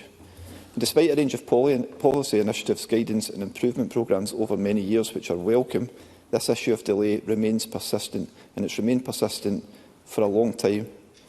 That should give us all pause for thought. It suggests that the current approach may not be sufficient and that further more focused consideration is required. And that is the purpose of my Amendment 134. It would require Scottish ministers to undertake a comprehensive, time-bound review of permanence in Scotland. It would ensure that ministers consider the substantial body of Scottish research, examine other practice from across the world and assess whether different approaches, such as the use of statutory timescales, might help to reduce delay and improve outcomes. Importantly, the amendment would also ensure that the review is informed by those with lived experience, as well as by practitioners, local authorities and organisations working across adoption, fostering and kinship care. I do welcome the indication from the Minister, the very strong indication from the Minister at stage 2 and the discussions that I've had with her that a review of permanence is intended early in the next parliamentary session. So my purpose in lodging and speaking to this amendment today is to seek that reassurance that the proposed review will be comprehensive in scope, that will be undertaken within a clear and timely framework, and that will lead to meaningful and measurable change for children. And in particular, and finally, Presiding Officer, I would be grateful if the Minister could set out how the Government intends to ensure that babies and very young children, who are often the most affected by delay, are properly considered in this work, and how progress will be monitored and reported to Parliament. And on that basis, I move Amendment 134. Thanks. Thank you, Mr McGregor. I now call Martin Whitfield to speak to Amendment 135 and the other amendment in the group. Mr Whitfield. I'm very grateful, Deputy Presiding Officer. And in this group, the Chamber has a fine choice, which all flow from the very important work and challenges of permanence. And can I thank Fulton McGregor both for this report and for the work that we did at stage 2 at finding a consensus on the importance of this matter.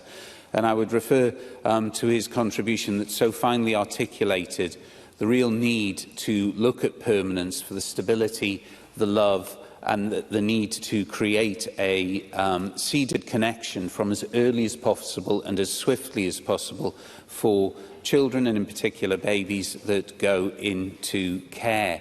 The drift and delay that children, particularly young children and babies, in reaching permanent setting through the children's hearing system is hugely important. For far too many children in Scotland, the time taken to reach a permanent setting is too long. It's been outlined extensively in work such as the PACE research commented on and also the Best Services trial. This can be particularly damaging for children in their early stages, as has already been articulated. Like Fulton McGregor's amendment, references using evidence from the rest of the UK in any review is very important because any further work on permanence must account for this. There is significantly less delay in the time taken for permanence decisions in England and Wales to be reached than occurs here. And we need to try and learn why and how we can improve that system. And I welcome the Minister's engagement at stage 2 and beyond with regard to this very important matter. I also note the member's intention to withdraw his amendment, which I would have supported. And so we have a situation where, as I say, there is a relative choice, but I hope that the Government can indicate its position on this. And we can see, as is contained within my amendment, that no later than 2 years after the section coming into force, this most important review being undertaken. And I will leave it there. Thank you, Mr Whitfield. I call Jeremy Balfour. Presiding Officer, I've withdrawn my request to speak. Thank you. Thank you, Mr Balfour. I call the Minister. Thank you, Presiding Officer. And I thank Fulton McGregor and Martin Whitfield for these amendments and for their continued focus on improving permanence outcomes for children. While I recognise and empathise with the purpose behind Fulton McGregor's Amendment 134, I don't consider that legislating for this is the right approach at this time. The amendment places a very detailed and prescriptive statutory duty on ministers and creates a statutory definition of permanence without there having been the opportunity to co-design and develop these with partners, stakeholders and especially children and families. The proposed definition also does not align with the current policy and practice on permanence, and that in itself itself would create challenges in terms of implementation. However, I understand, as I say, and I'm sympathetic to the concerns that have been raised by Fulton McGregor, and I hope that what I'm about to set out will go some way to ensuring that this is a government priority and a priority through the work delivering on the promise.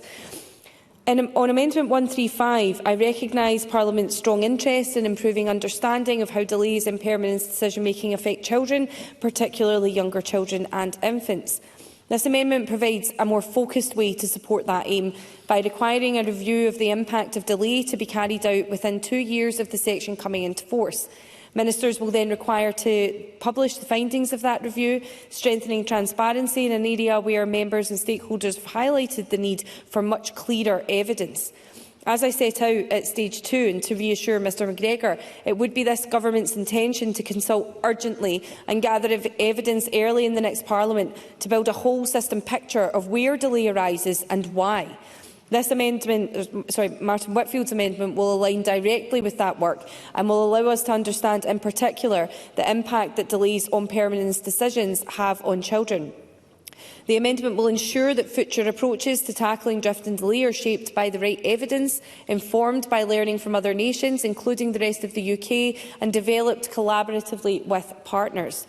The statutory review introduced by Amendment 205 will give Parliament a clear update on the implementation of the Act within 2 years of royal assent. The findings from Amendment 135 can help inform that reporting, ensuring Parliament receives both the focused analysis on the impact of delay and the broader picture emerging from consultation. So I am satisfied that the work required by Amendment 135 can be factored directly into that wider programme, complementing the co-designed approach that stakeholders expect us to take. And just on Mr McGregor's point around the rights or support for babies and young children, Mr McGregor will be aware that there is a dedicated work stream for infants and babies in the Children's Hearing System Working Group. So not only are we looking to the consultation and the work that I've set out today, but there are other work streams ongoing to ensure and improve support for our youngest children. For these reasons, I will oppose Amendment 134 and support Amendment 135, and I encourage members to do likewise.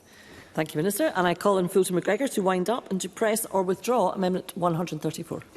Thanks, Presiding Officer. Just to be brief, I accept the Minister's views as set out there, and also strongly welcome her commitment and focus and energy to this area. And certainly, I think that there is something very much to take forward in this area for whoever returns in the next Parliament, and I want to thank her for that. And on that basis, Presiding Officer, I would like to seek the Parliament's permission to withdraw my Amendment 134 and would ask members to support Martin Whitfield's 135. Thanks. Thank you, Mr McGregor. Mr McGregor seeks to withdraw Amendment number 134. Does any member object? No member objects. Amendment 134 is therefore withdrawn. I call Amendment 135 in the name of Martin Whitfield, already debated with Amendment 134.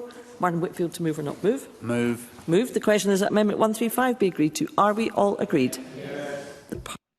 The Parliament is agreed. I call Amendments 32, 33 and 34, all in the name of the Minister and all previously debated. I invite the Minister to move Amendments 32 to 34 en bloc. Moved. Thank you. Does any member object to a single question being put on Amendments 32 to 34? No member objects. The question is therefore that Amendments 32 to 34 are agreed to. Are we all agreed? Yes. The Parliament is agreed. We now turn to Group 10 on Children's Residential Care Services Profit Limitation. I call Amendment 35 in the name of the Minister, grouped with amendments as shown in the groupings. And I call on the Minister to move Amendment 35 and to speak to other amendments in the group. Minister. Presiding Officer, Amendment 35 improves the effectiveness of the financial transparency measures in Section 8 of the Bill. It ensures that the Scottish Government is able to obtain a fuller picture of residential service providers' finances, including from parent... I will take an intervention at this. Intervention from Ariane Burgess? No, apologies, that was an accident. Okay. Minister. I was wondering a little bit there. What have I said?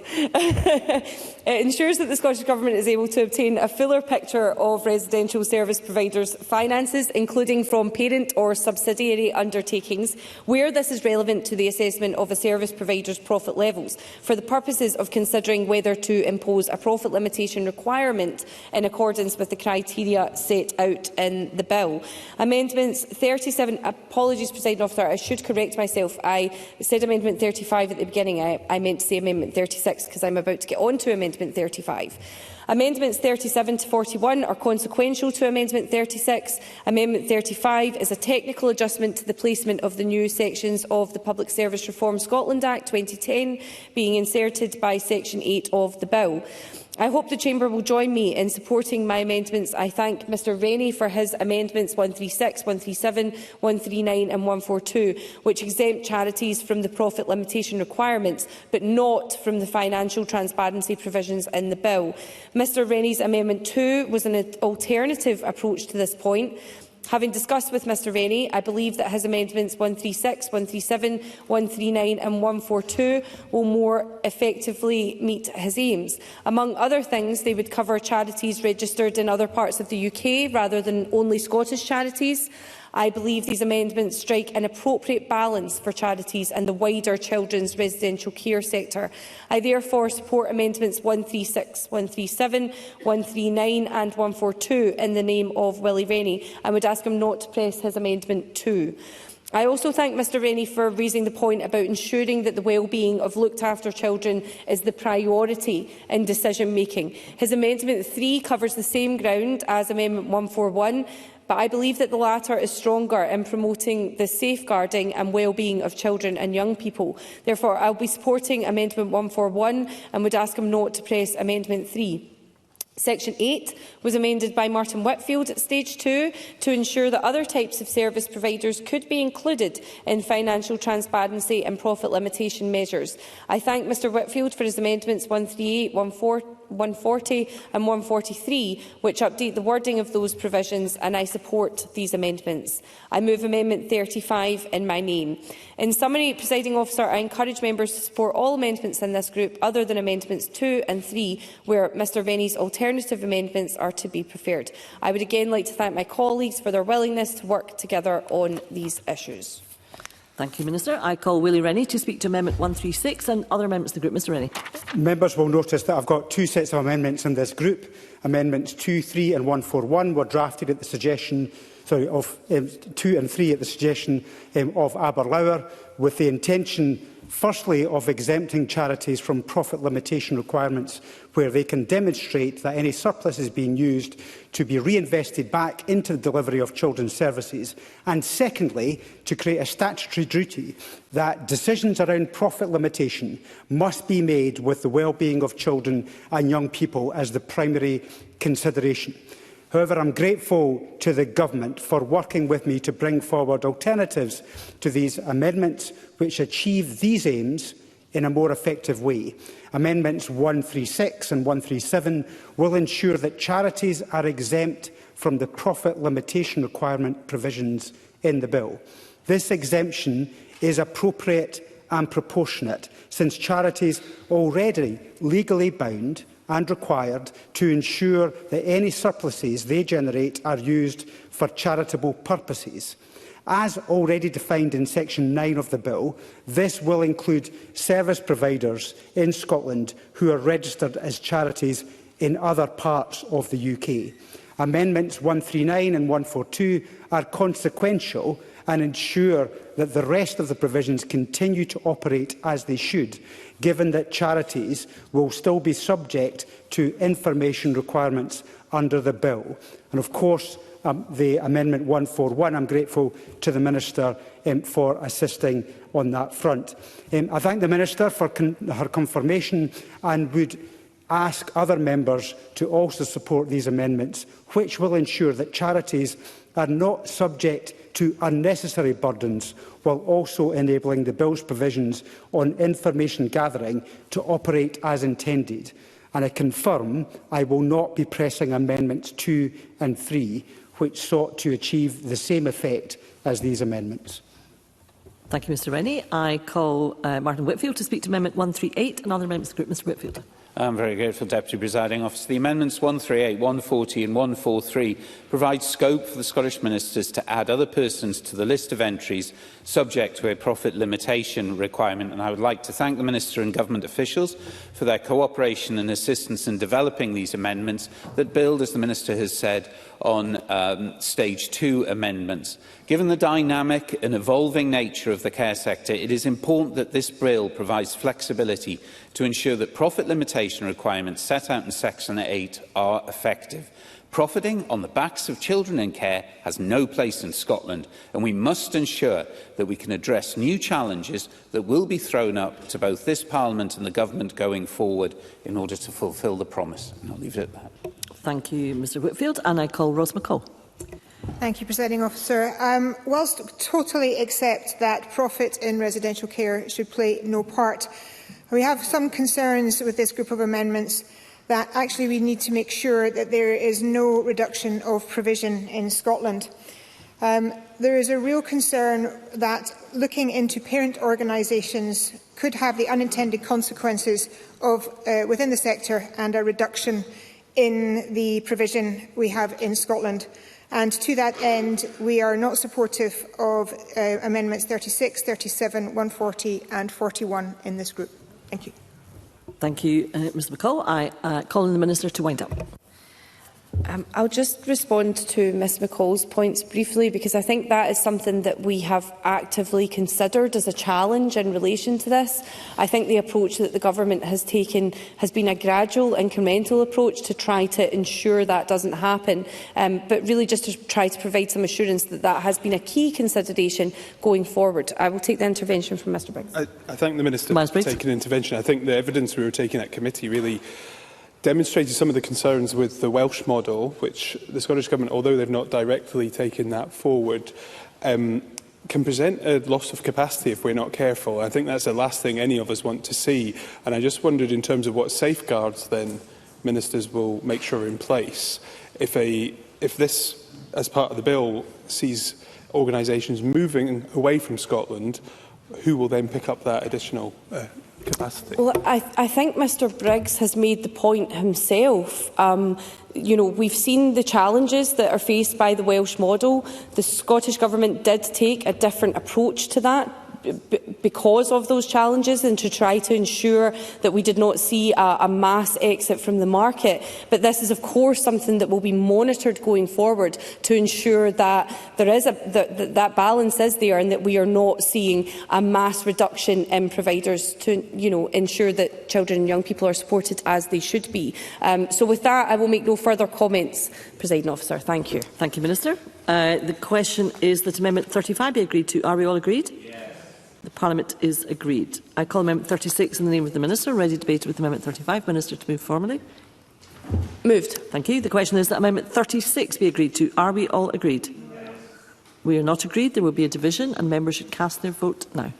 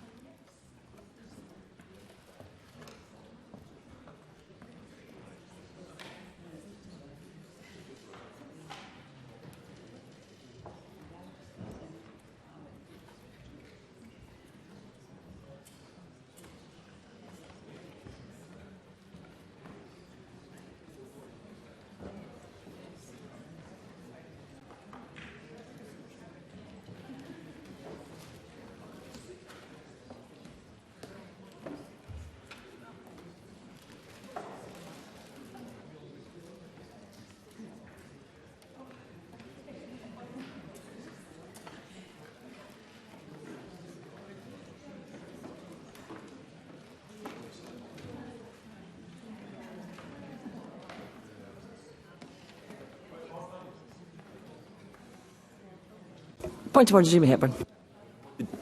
I would have voted yes. I was just actually hoping that all the members were back. What has happened is that vote that has just taken place should have been 1 minute, but it was called 30 seconds. So what we're going to do, and I see there's a number of points of order, is we're going to rerun the vote, but it will be 30-second vote.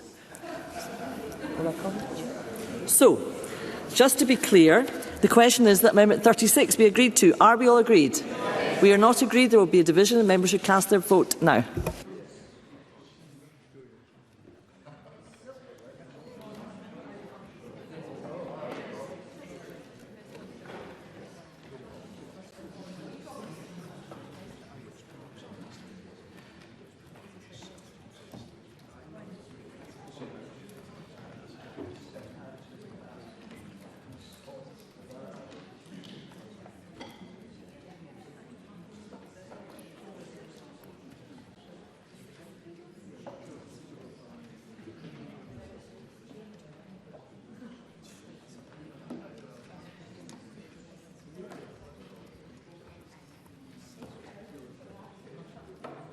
The vote is now closed.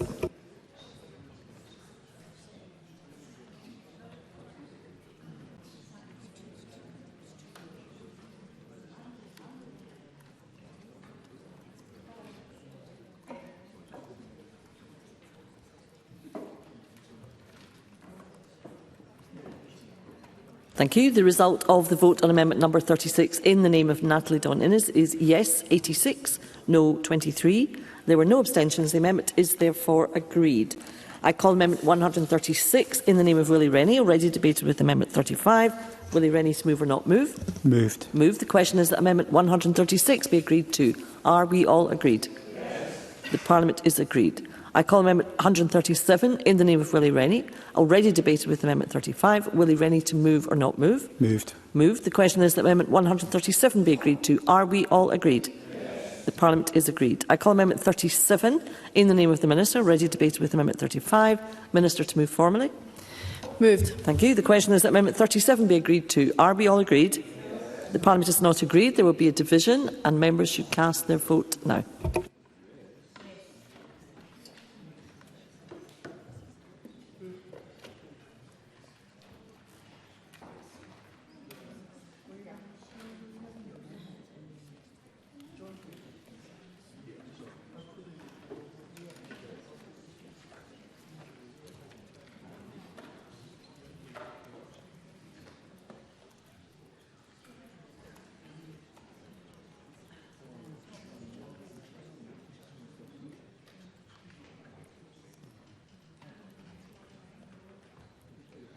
The vote is now closed.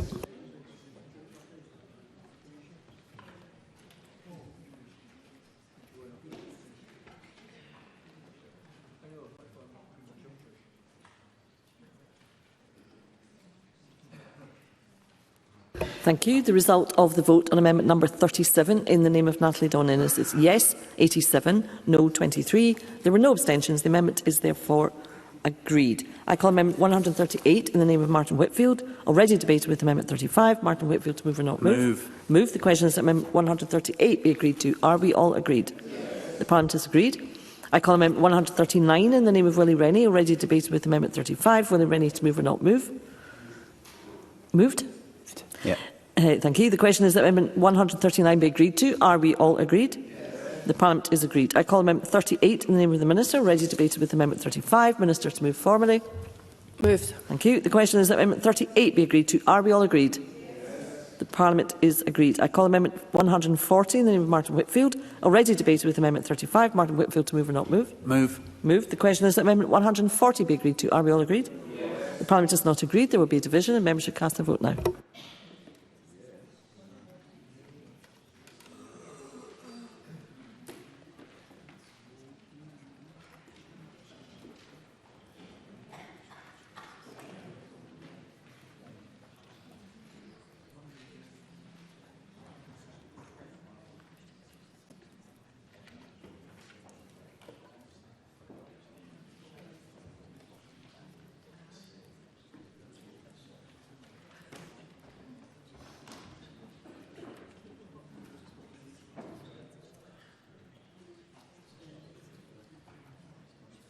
The vote is now closed.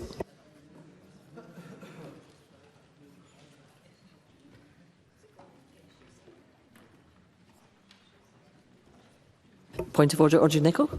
My vote is a yes. Thank you, Ms Nicholl. Your vote will be recorded.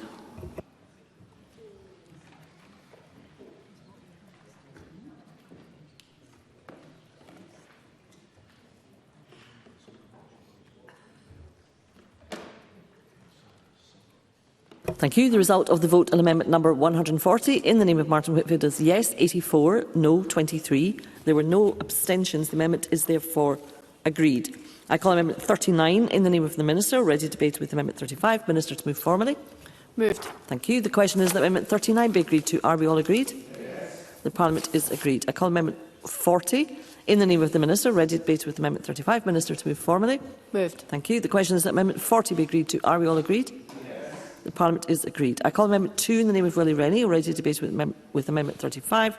Willie Rennie to move or not move? Not moved. Not moved. I call Amendment 141 in the name of Willie Rennie. Ready to debate with Amendment 35. Willie Rennie to move or not move?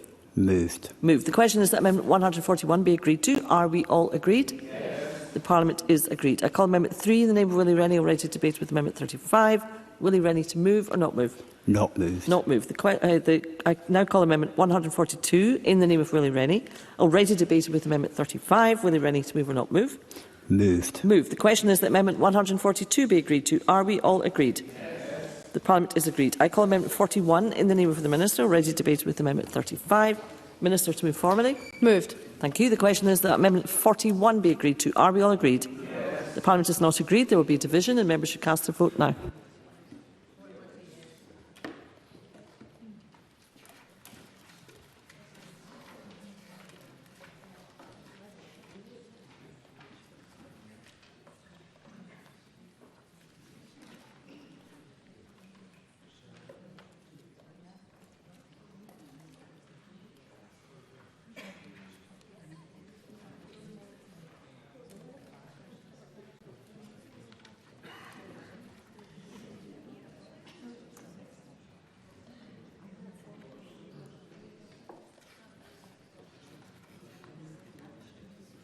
The vote is now closed.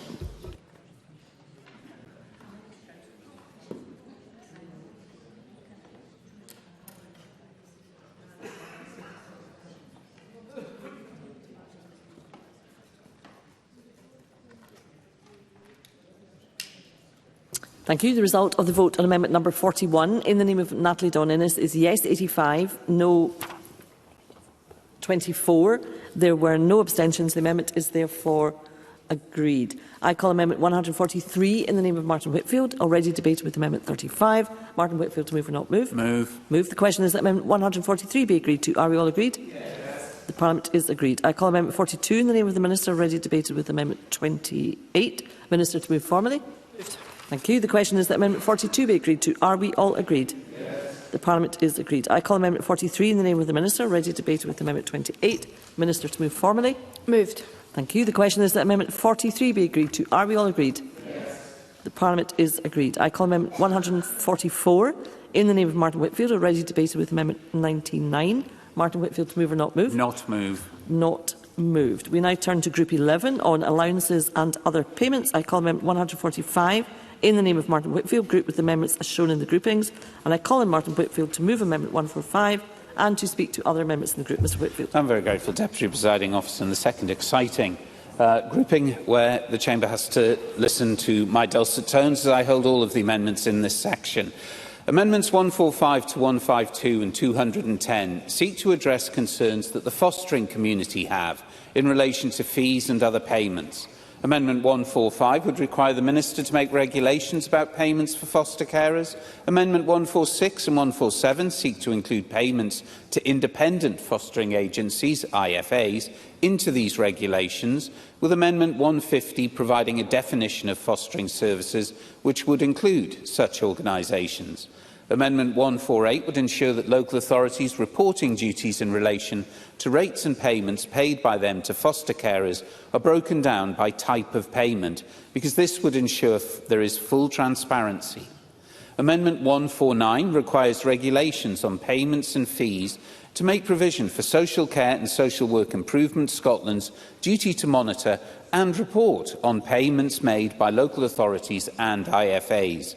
Amendment 152 would require Scottish ministers to, either by regulation or otherwise, ensure that Social Care and Social Work Improvement Scotland includes gathering information on fees and other payments as part of the inspections.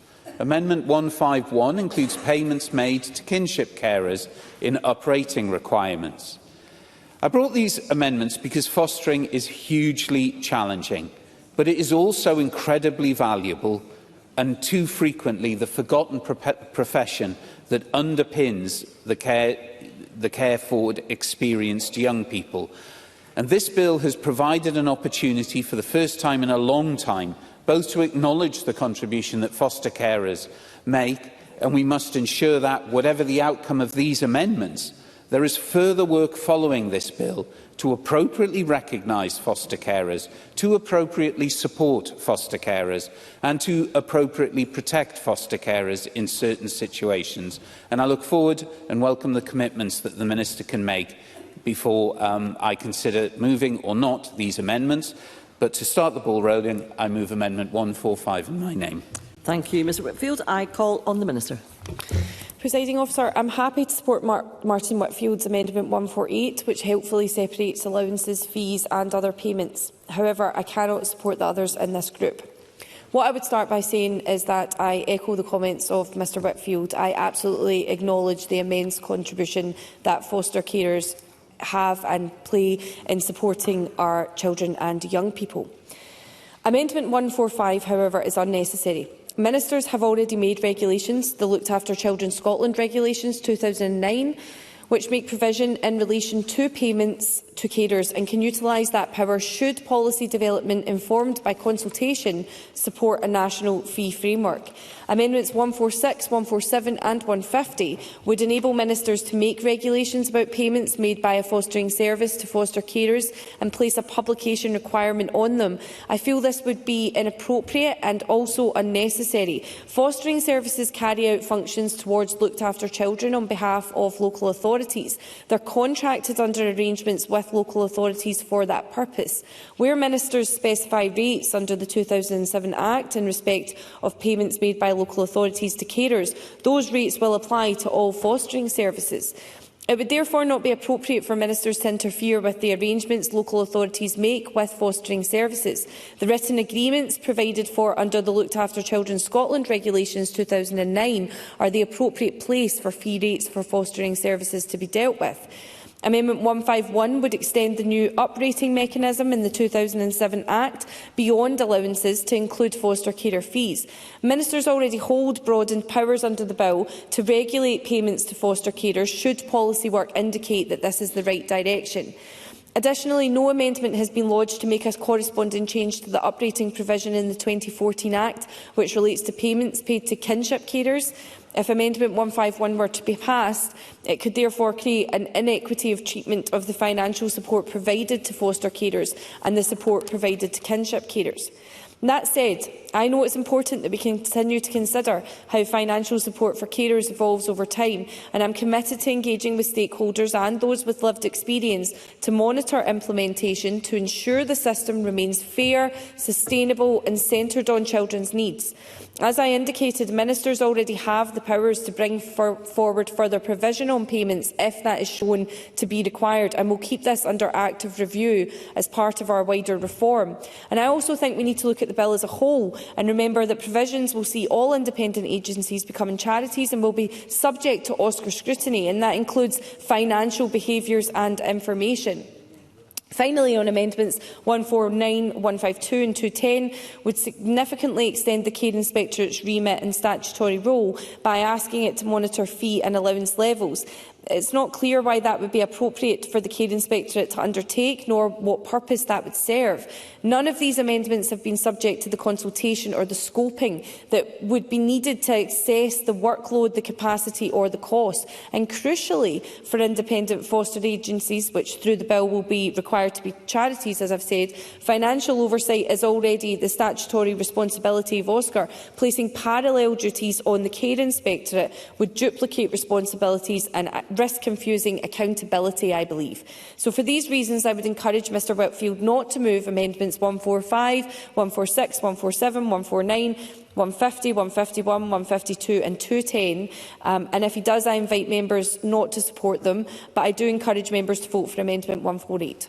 Thank you, Minister. And I call on Martin Whitfield to wind up and to press or withdraw Amendment 145. I'm very grateful, Deputy Presiding Officer. I would perhaps invite the Minister, and I put it down absolutely that it was my misunderstanding. There is absolutely no intention for the individual fostering families to require to register as charities to be covered by this. I'm sure that is correct, isn't it? And that the charitable status was in relation to the IFAs. I thank the Minister, and indeed at stage 2 and discussions in between, because I do believe the Minister absolutely recognises the importance of fostering. I think what is important is that whoever sits in Scottish Government and going forward with regard to keeping the promise by 2030, more work is done to support our fostering communities in the widest sense of the word, and I welcome all of the commitments that the Minister has made in relation to that. I am conscious... I'm Minister. more than happy to. It's really just to point to the ongoing work on a non-legislative space as well, in terms, so you might be Mr Whitfield might be getting onto this, but just in relation to the future of foster care and the work that's been undertaken in that space. So I would just like to emphasise that as well. Martin Whitfield. I welcome the confirmation, and indeed I know that the fostering communities are looking very strongly at that and the opportunity to engage so that their voice is heard on a plethora of matters, but it is about supporting a very essential element within Scotland's ability to keep the promise going forward. I am conscious of time, Deputy Presiding Officer, so on that I would seek the Chamber's permission to withdraw Amendment 145. Thank you, Mr Whitfield. Martin Whitfield seeks to withdraw Amendment number 145. Does any member object? No member objects. Amendment 145 is therefore withdrawn. I now call Amendment 146 in the name of Martin Whitfield, already debated with Amendment 145. Martin Whitfield to move or not move? Not move. Not moved.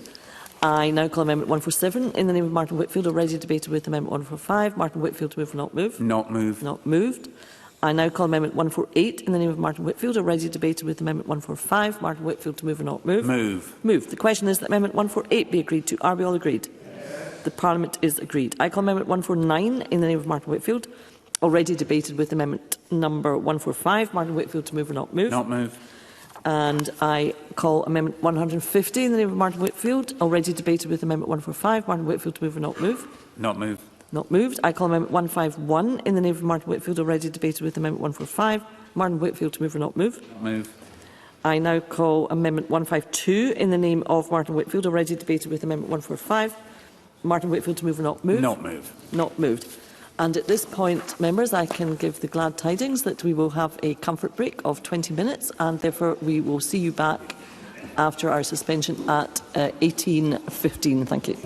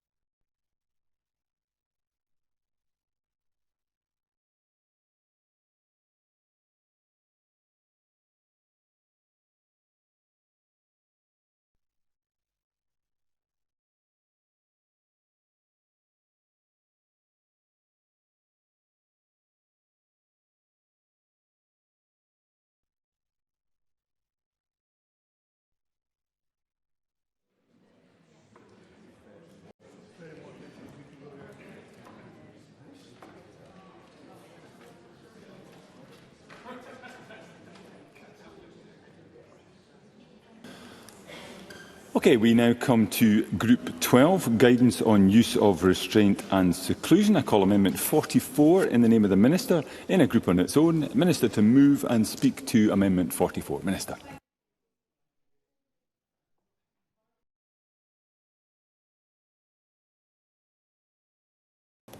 It's been a long week, Minister.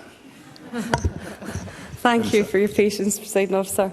Amendment 44 requires the Scottish Ministers to consult on and bring forward statutory guidance on restraint and seclusion, and to keep this guidance under review. Managers of children's residential care home services, of secure accommodation services and of school care accommodation services provided within the same facility as a secure accommodation service will all be required to have regard to the guidance. Tomorrow, the Parliament will consider Stage 3 of Daniel Johnson's Restraint and Seclusion in Schools Scotland Bill. My amendment is separate from the provisions in that bill, but takes it into account, particularly in ensuring the guidance in schools and care services will cover the same issues. It will be important for the next Parliament to ensure that guidance for education and care settings and also for mental health settings is as closely aligned and consistent as possible, while taking account of the different considerations that might be relevant in different settings. My amendment 44, therefore. Martin Whitfield. I'm very grateful to the Minister for taking an intervention just before she launches into her explanation, but I think it's right and it should be put on record to welcome the movement that the Government has had in this, particularly with regard to the bill and tomorrow, and also to pay thanks and contribution to all of the stakeholders, some of who I know are joining us in the Chamber, to move to the point we are at today. So I'm grateful for that. Minister. I'm very grateful for Martin Whitfield's intervention and absolutely agree with him in terms of those who have been driving this forward. This was obviously an issue that actually came up during the passing of the Children Care and Justice Act, and again heavily at Stage 2 of this bill. So I'm glad that we could come to a position that I hope is supported across the Chamber. My amendment 44, therefore, is a start to further work on this important issue. Taken together, these two bills will benefit children and those working with them by creating a statutory basis for guidance on the use of restraint and seclusion. They will bring Scotland closer to achieving the ambition set out in the promise of being a nation that does not restrain its children unless in exceptional circumstances. And I move Amendment 44. Thank you, Minister. No other members have sought to speak. Is there anything you wish to add by way of wind-up? Nothing further to add. Okay, the question is that Amendment 44 be agreed to. Are we all agreed? Parliament is agreed. Takes us to Group 13, reports on deaths of care experienced persons. I call Amendment 153 in the name of Willie Rennie, in a group on its own. Willie Rennie to move and speak to Amendment 153. I've brought forward this amendment in partnership with Duncan Dunlop, who gave incredibly forceful evidence, uninformed evidence to the committee through its proceedings. The Amendment 153 will bring new duties on Scottish ministers to lay before Parliament an annual report on the deaths of looked-after children and those up to the age of 26 in receipt of a continuing care or aftercare service. As a result of this amendment, there will be a new focused and proportionate reporting duty, strengthening existing statutory notifications, processes and improving transparency in learning, so that we can reduce the numbers of preventable deaths in Scotland and better inform policy design and service delivery for our care experienced community. Now, Duncan Dunlop was wanting a much more expansive provision for those of all ages. But this is a start, and it's a start that he has welcomed. So I ask members to support Amendment 153 in my name. Thank you. I now call the Minister. I welcome Willie Rennie's Amendment 153 and his willingness to work with me after Stage 2 to find a suitable way to address this very important issue in the bill. There is clearly more to do to reduce the number of premature deaths among care experienced people of all ages, and I hope that our work to keep the promise will help make that happen. While there are statutory notification processes in place, improving transparency about the overall picture will help us know if what we are doing is making a difference, but also signal what more we might need to do to reduce the risk of premature death. That is what this amendment aims to do, in a sensitive way which respects the right to privacy of the family who have experienced the death of a care experienced child or young person. I encourage members to support Amendment 153. Thank you. Willie Rennie to wind up. Press or withdraw 153. Nothing else to say and press, please. Thank you. Question is that Amendment 153 be agreed to. Are we all agreed? Yes. Thank you. That takes us to Group 14, support for adoption. I call Amendment 154 in the name of Fulton McGregor, grouped with Amendments 155, 156, 157, 158 and 159. Fulton McGregor to move Amendment 154 and speak to other amendments in the group. Thank you, Presiding Officer. I'm pleased to open this group and speak firstly to Amendment 154. Peer support is one of the issues most consistently raised with me and others by adoptive parents and prospective adopters. Families tell us that being able to connect with someone who has lived experience of the adoption journey provides reassurance, practical insight and a sense of community at key moments. Across Scotland, peer support is typically delivered by specialist third sector organisations, and given that provision and practice differ between local areas, the amendment places a duty on local authorities to take reasonable steps to promote awareness and uptake of peer support services where they exist. Promotion of awareness and update will be targeted to those who are provided with adoption services under the Adoption and Children Scotland Act 2007. This is a refined amendment and it continues to reflect my original aim at stage 2 of ensuring that adoptive families can access meaningful structured peer support throughout their journey, and I want to place on record my thanks to the Minister and her team for working with me on that amendment. My other amendments in this group are, like my previous amendment in Group 9, intended to be probing amendments tonight. I am grateful for the opportunity to speak to these amendments, which focus on strengthening adoption support in Scotland and preventing adoption breakdown. These amendments were also raised at stage 2, and I am keen to hear from the Minister about what commitments they can make in dealing with what these amendments intend to achieve. I do thank the Scottish Government and the Minister again for their constructive engagement, as well as the cross-party group in social work, whose work with practitioners, adopters and care experienced people have shaped these proposals, and I'd like to think that their voices are at the heart of these amendments. Taken together, the amendments aim to ensure that adoption support is recognised as a sustained and essential part of the system. Amendments 155 seeks to strengthen support by ensuring access to specialist post-adoption social work. Too often, families describe a cliff edge where support falls away once an adoption order is granted, despite increasingly complex needs. Amendment 156 highlights the importance of sustainable funding to prevent adoption breakdown, which is both traumatic and costly. Early support is more effective than crisis response. Amendment 157 would ensure that adopted children's care experience status is properly recognised, particularly in accessing mental health services, including CAMS, in line with the promise. In CAMS, we found through the work of the cross-party group that accessing CAMS for adopted children is a particular difficulty, and it's very much different from other care experienced children. I know that CAMS and health service officers isn't the Minister's portfolio, but I do appreciate her acknowledgement of the work in this area as well. Amendment 158 would introduce a definition of adoptive breakdown and improve data collection, enabling better understanding, prevention and learning. Amendment 159 calls for a report on funding for therapeutic support, including the potential for a national fund to improve consistency and access across Scotland. These amendments are grounded in lived experience and professional expertise, with a clear message: adoption support must be sustained, specialist and preventative.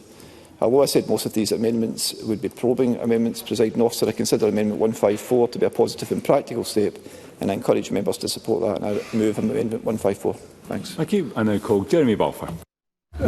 Thank you, Deputy President Officer. Can I thank Fulton McGregor for bringing these amendments forward?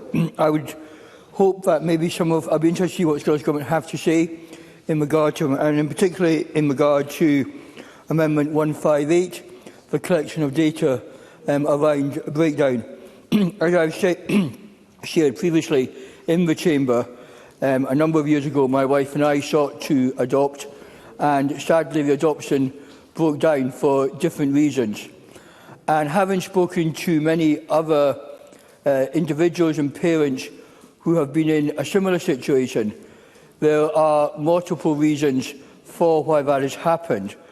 But sometimes, if you dig down deep enough, there are actually 2 or 3 core reasons why these adoptions don't work out, whether it's to do with placement, whether it's to do with lack of support. And I think it would be really helpful going forward, not only for Scottish Government, but for the agencies involved and for parents, to learn the lessons and to see are there national trends and are there things that happen in particular locations compared to other geographical locations? So I will be interested to see what the Minister has to say around 158, but I would maybe encourage Mr McGregor to push that, even if the Government aren't in favour of it. Thank you. Thank you, Mr Balfour, and I call the Minister. I want to place on record my thanks to Fulton McGregor for his continued focus on this very important policy area and for bringing it to our attention with the amendments in this bill. I share his desire to strengthen adoption support. Peer support is highly valued by adoptive families, and Amendment 154 provides a proportionate way of strengthening expectations around promotion. I invite members to support it. Amendments 155 to 159 address matters relating to specialist post-adoption social work support, sustainable funding arrangements, recognition of adopted people's experiences, improving national consistency in understanding and responding to adoption breakdown, and access to therapeutic support. Now, as I stated at stage 2, while these matters are extremely important, placing new statutory duties at this point would risk creating expectations that are not yet fully scoped or deliverable across Scotland. However, I do want to clearly restate 2 commitments that I have made to Fulton McGregor. Firstly, I will make clear to an incoming government and minister that it should take forward work early in the next Parliament to develop a shared definition of adoption breakdown and consider improvements to the collection and the sharing of data. There will be a need and a clear benefit to work with local authorities, the Care Inspectorate, adoptive families and the third sector in taking this forward. Secondly, I will make clear to the incoming government and minister the need to review early in the next Parliament the adoption support sections of the 2011 Adoption and Looked After Children Guidance, and to consider issuing new statutory guidance on adoption support services under existing powers in the Adoption and Children Scotland Act 2007. While I would like to try and bind my successors to such a commitment, I of course can't, but I will make clear my strong view that this work should be prioritised, and I have absolutely no doubt that Mr McGregor and others will press a new minister on this. Finally, on Amendment 157, which seeks to ensure adopted people are recognised as care experienced when accessing services, I am aware this issue is particularly important to Mr McGregor, and I want to reassure him that the guidance and regulations to be published will include a broad and inclusive universal definition of care experience that explicitly encompasses adopted children and young people. It will also set out best practice for public authorities on how to engage with and support people with care experience, including facilitating access to public services. This will be co-produced and supported by a programme of engagement which will include the adoption community. I hope these commitments reassure Mr McGregor that the needs and the interests of people who have been adopted and adoptive families will be addressed. I encourage him not to press Amendments 155 to 159, and I encourage members to support Amendment 154. Thank you. I call Fulton McGregor to wind up. Press to withdraw Amendment 154. Thanks, Presiding Officer. I welcome the Minister's remarks there. I'm convinced with her stance that most of these amendments don't need to be within statutory requirements, and also, again, her strong commitment there for a future government. So I really appreciate that. And despite Jeremy Balfour's best attempts to tempt me to press Amendment 158. I won't do that today, but I will press Amendment 154. Thank you. Thank you. The question is that Amendment 154 be agreed to. Are we all agreed? Parliament is agreed. I call Amendment 155 in the name of Fulton McGregor. Already debated with Amendment 154. Fulton McGregor to move or not move? Not moved. And Presiding Officer, if there's any help, I'm not moving any of these amendments. I'll have to go through them individually, Mr McGregor, but thank you for your assistance. I call Amendment 156 in the name of Fulton McGregor. Already debated with Amendment 154. Fulton McGregor to move or not move? Not moved. I call Amendment 157 in the name of Fulton McGregor. Already debated with Amendment 154. Fulton McGregor to move or not move? Not moved. I call Amendment 158 in the name of Fulton McGregor. Already debated with Amendment 154. Fulton McGregor to move or not move? Not moved. Question is that Amendment 158 be agreed to. Are we all agreed? Yeah. Parliament's not agreed. There will be division and members should cast their votes now.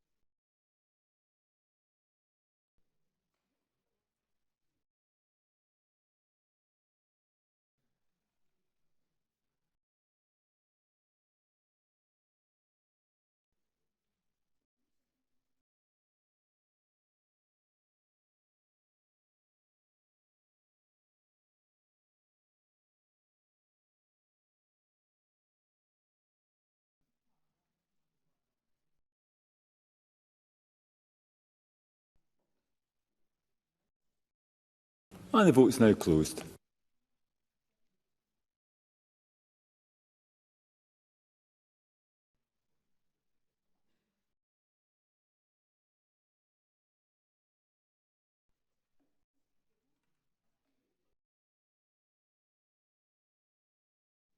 And the result of the vote on Amendment 158 in the name of Fulton McGregor is yes 41, no 66. There were no abstentions. The amendment is therefore not agreed. I call Amendment 159 in the name of Fulton McGregor, already debated with Amendment 154. Fulton McGregor to move or not move? Not moved. That is not moved. Takes us to Group 15, Children's Hearing, Composition, Functions and Location of Members. I call Amendment number 160 in the name of Martin Whitfield. Group with amendments as shown in the groupings. I'd point out that if Amendment 161 is agreed to, I cannot call Amendment 45 due to a preemption. Martin Whitfield to move Amendment 160 and speak to other amendments in the group. I rose with a level of enthusiasm, Deputy Presiding Officer, and I welcome the opportunity to speak to these amendments, and I move Amendment 160 that it's in my name. The message from children and young people is very clear. They think it is enormously beneficial to them to be able to see the same faces, to hear the same voices, and probably most importantly, not to have to tell their stories at each and every hearing. And I am pleased that the Minister and other colleagues share my desire to see this enhanced level of continuity of panel members within children's hearing systems, and I note the National Convener is similarly supportive of this approach, and I welcome that. And I thank the Minister for her ongoing consideration of these matters and welcome the introduction of new provisions which will ensure that this issue, which will be a key part of the hearings process going forward, in ensuring that decisions on continuity are taken in the child's best interests. And that brings me to Amendments 160, 161, 162, 163 and 164, which, working with the Government, have created. And that makes, and my apologies to the Chamber, an interesting dynamic within this group, because there are certain cautious areas I would like to push the Government to further. And in doing so, I would like to explore the other amendments that sit in my name and in others' name within this section. So, to understand where this comes from, we have to look at the test that's being placed on the National Convener, which is to quote, have regard to the desirability, unquote. And indeed, earlier on in the Stage 3 amendments, we had discussions of the meanings of words and the challenges that we've had about interpretation of those, not just within this proposed legislation, with others. And there is a challenge to that about how effective it will be going forward. I absolutely understand that those in government, and I absolutely understand that the National Convener and those that sit around this have the desire to meet that requirement that children and young people tell us, which is that they need to see the same faces and the same voices. The question is the extent that having regard to the desirability fulfills that. So my Amendment 167 addresses this and uses a test of reasonable practicability. So we have a choice, and I can reassure the Minister that the choice will be made by proffering the amendments that are here, because I'm cognizant of the concerns that was raised by the Minister at committee that the test of reasonable practicability can prove problematic. So shall we try logistical matters? So when there are challenges of logistical matters, there could be changes, but otherwise it should stay the same. And there is an alternative approach, which is Amendment 168, which would tie the chairing members to hearings within a certain local authority area. Can I welcome Ros McCall's amendments at Stage 2, which discuss the geographic nature and the challenge that was occurring, that people were being inquired to make decisions about young people whose circumstances, with as much honesty as can be given, they had no idea what the day-to-day life was like because they came from one environment and were making decisions within another.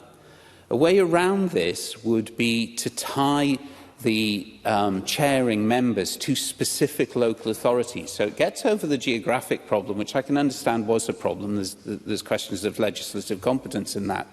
But because it is attaching it to a specific building and hearing area, by the very nature of the young people that will go through that system, the vast majority will come in front of the same faces and the same voices that understand the environment with which they live. Amendment 165 again raises the concerns that I brought at stage 2 about the role of the Chair and requires the Scottish Ministers to produce regulations about the criteria which the National Convener must consider when deciding whether to appoint the person as Chair. I'm satisfied that this amendment will utilise regulations rather than putting these requirements on the face of the bill, and that is a more appropriate way of addressing the very valid concerns that were raised with the original amendment at stage 2.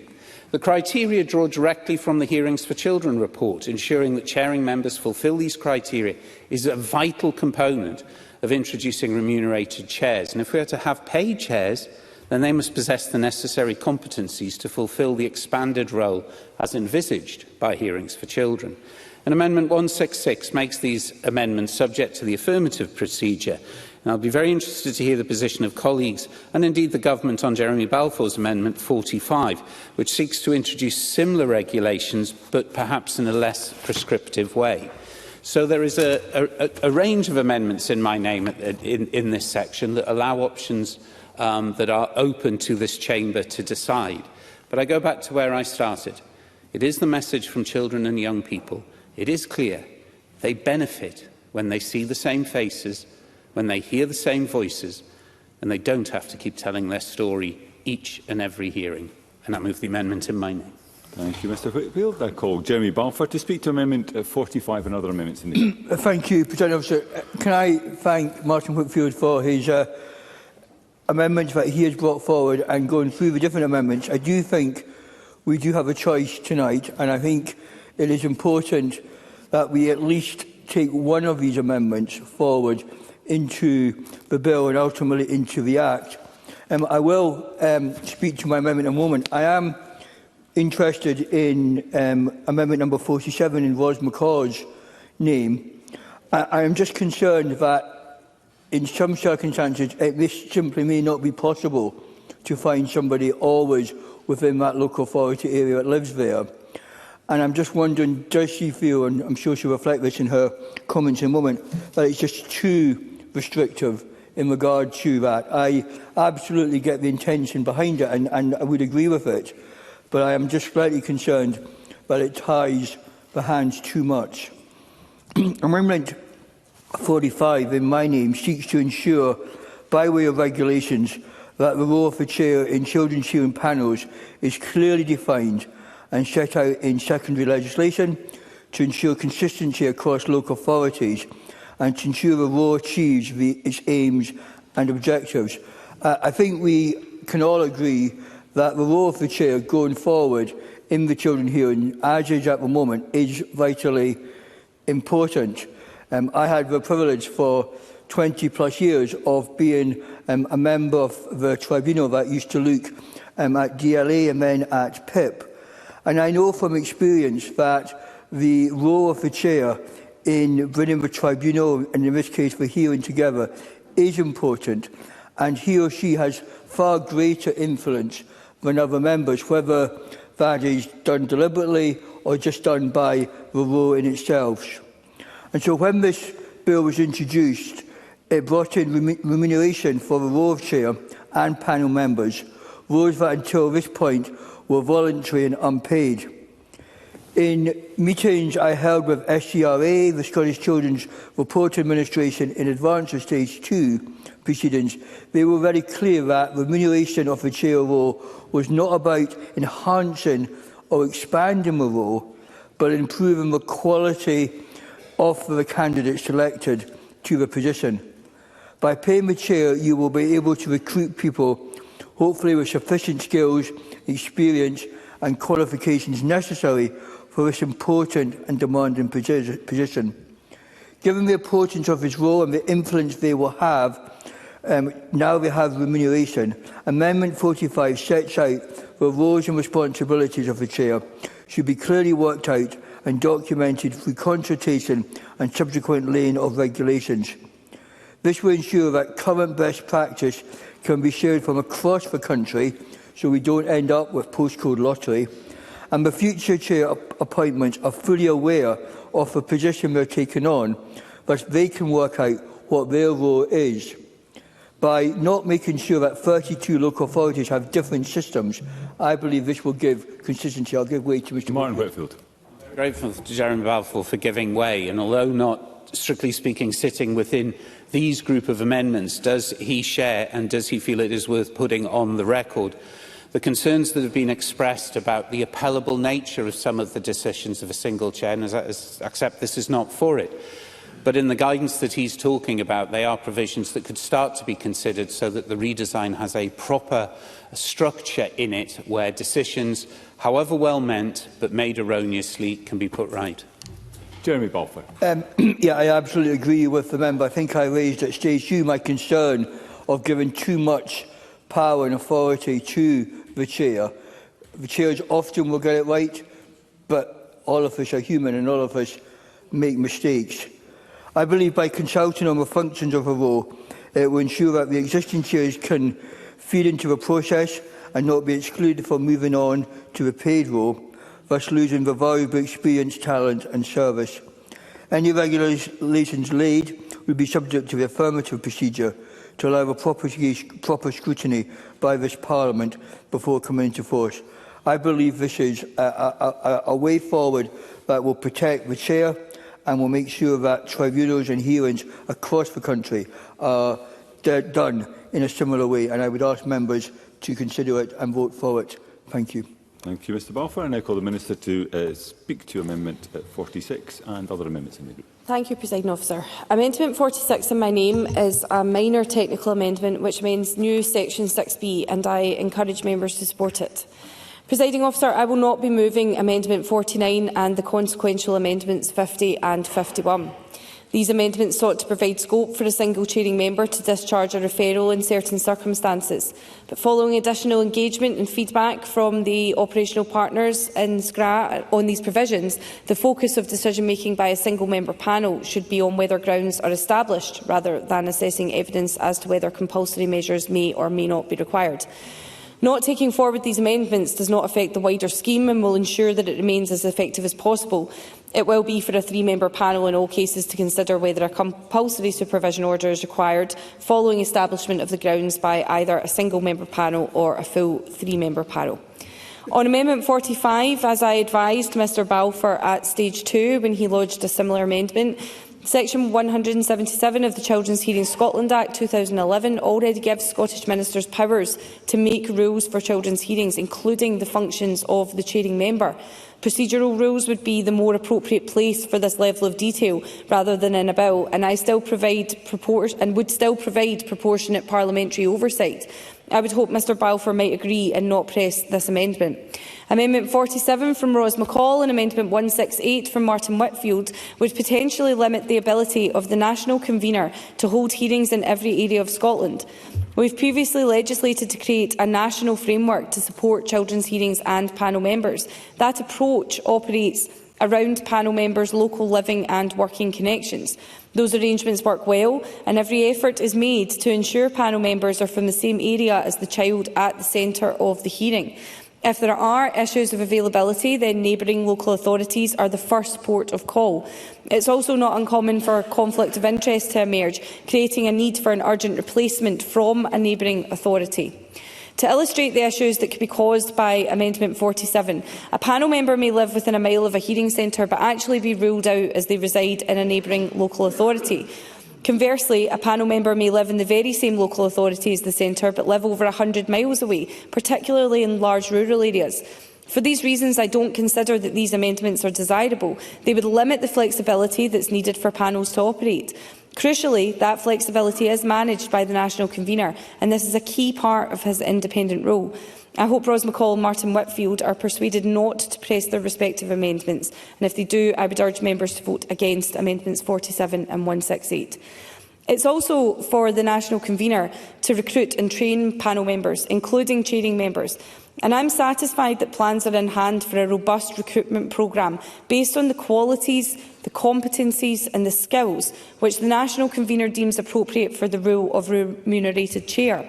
The detail of this has already been shared with members of the Education Committee. Once finalised, that will form the basis of open recruitment to these roles. I hope Martin Whitfield will agree that his amendments 165 and 166 are unnecessary and will not press them. I am sympathetic to the intentions behind Ros McCall's Amendment 52 and Martin Whitfield's Amendment 167.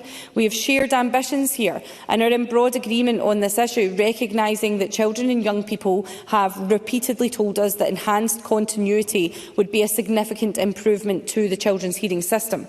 The key issue is whether the test being introduced is the right one, and I remain of the view that the practicalities of delivering continuity must be balanced with the best interests of the child. The amendment proposed by Ms McCall significantly complicates the test for national convener. Martin Whitfield. I'm very grateful to the Minister for taking an intervention, and I am right in saying that this is one of the things that will be monitored by which of the data capture further down the line. So if it becomes apparent that continuity is not matching the expectation of our young people, it will be noted.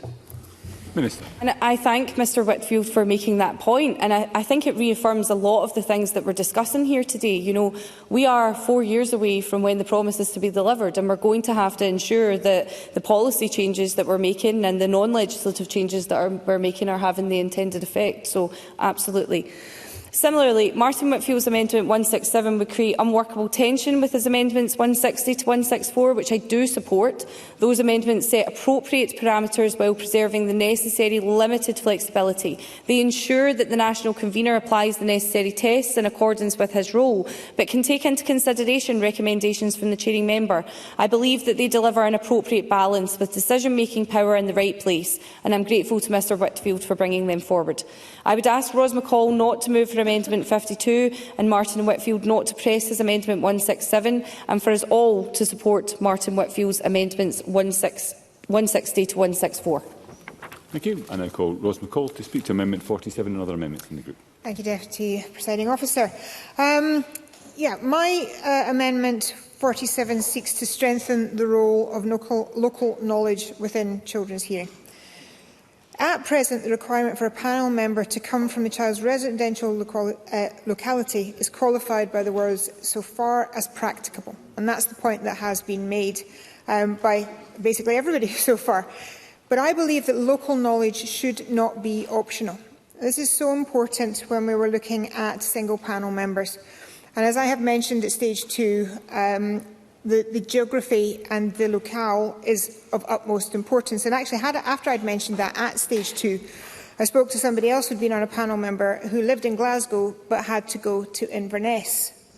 Now, whilst I understand that that was acceptable when it's a 3-panel member process, because that is one person living out with the locale, when you are looking at single panel members, you do not have that option. And it is essential that local knowledge should be a part of this process.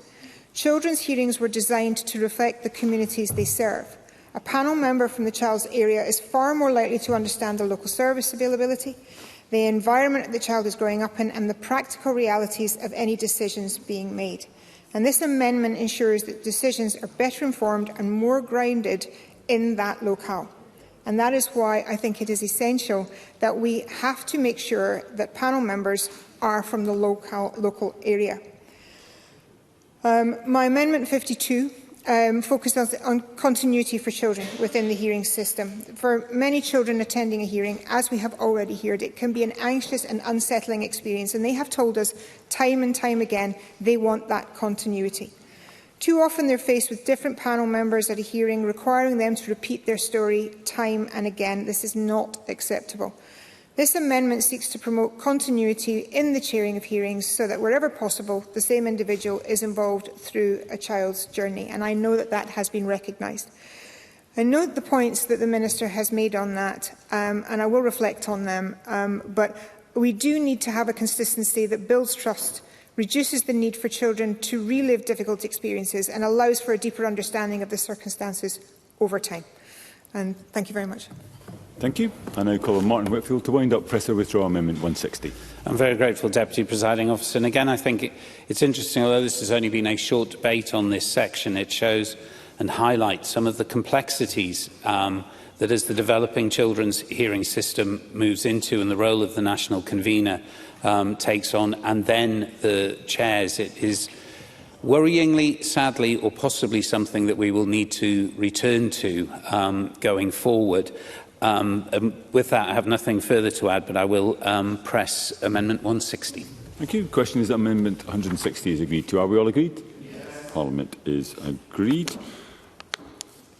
Call Amendment 161 in the name of Martin Whitfield. Already debated with Amendment 160. I'd remind members again that if Amendment 161 is agreed to, I cannot call Amendment 45 as a result of a preemption. Martin Whitfield to move. Amendment 161. Question is that Amendment 161 be agreed to. Are we all agreed? Yes. That is agreed. Call Amendment 46 in the name of Jeremy Balfour. Already debated with Amendment 160.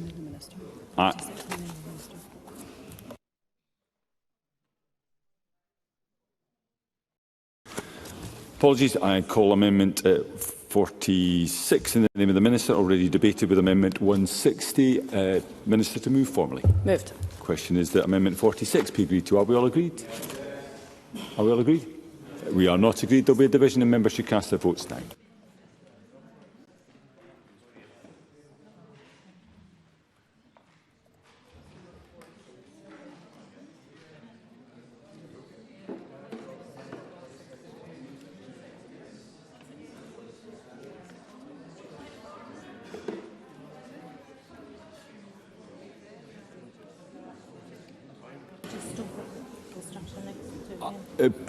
We're aware that I think the wrong amendment has been posted, so we'll rectify that and rerun the vote.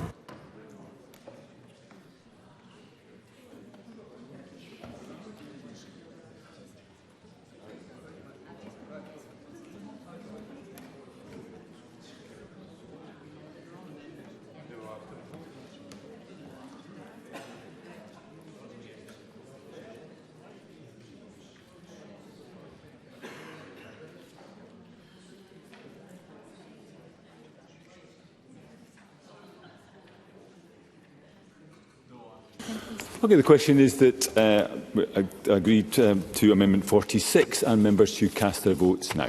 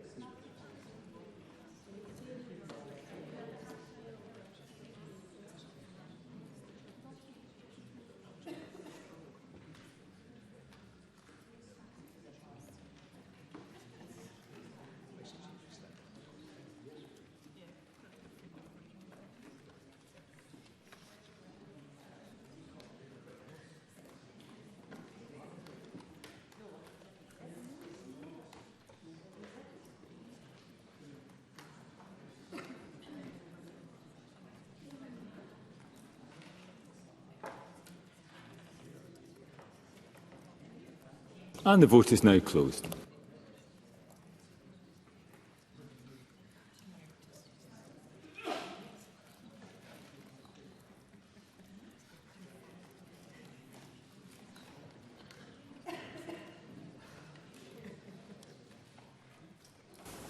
And the result of the vote on Amendment 46 in the name of the Minister is yes 89, no 23. There were no abstentions. The amendment is therefore agreed. I call Amendment 162 in the name of Martin Whitfield. Already debated with Amendment 160. Martin Whitfield to move or not move. The question is that Amendment 162 be agreed to. Are we all agreed? Yes. No. The Parliament's not agreed. There will be a division and members should cast their votes now.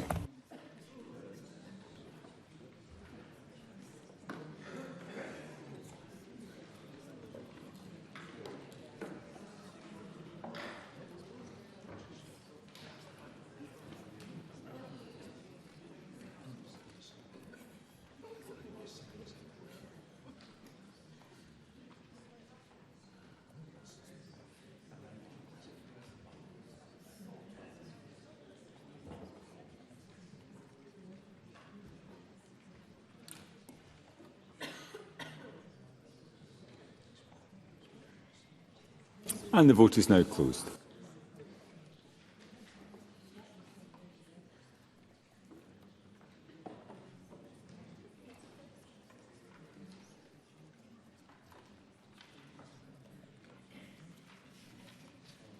And the result of the vote on Amendment 162 in the name of Martin Whitfield is yes 87, no 24. There were no abstentions. The amendment is therefore agreed. I call Amendment 47 in the name of Ros McCall, already debated with Amendment 160. Ros McCall to move on up. Moved. Question is that Amendment 47 be agreed to. Are we all agreed? No. Parliament's not agreed. There will be a division and members should cast their votes now.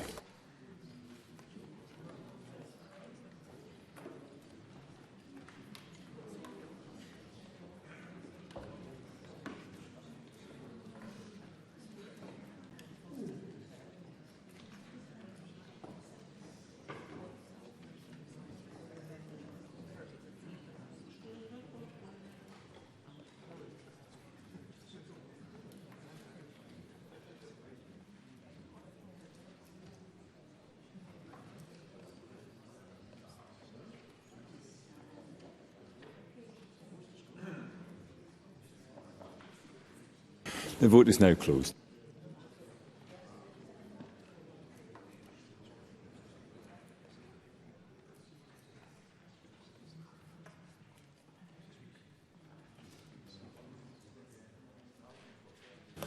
And the result of the vote on Amendment 47 in the name of Ros McCall is yes 39, no 71. There were no abstentions. The amendment is therefore not agreed.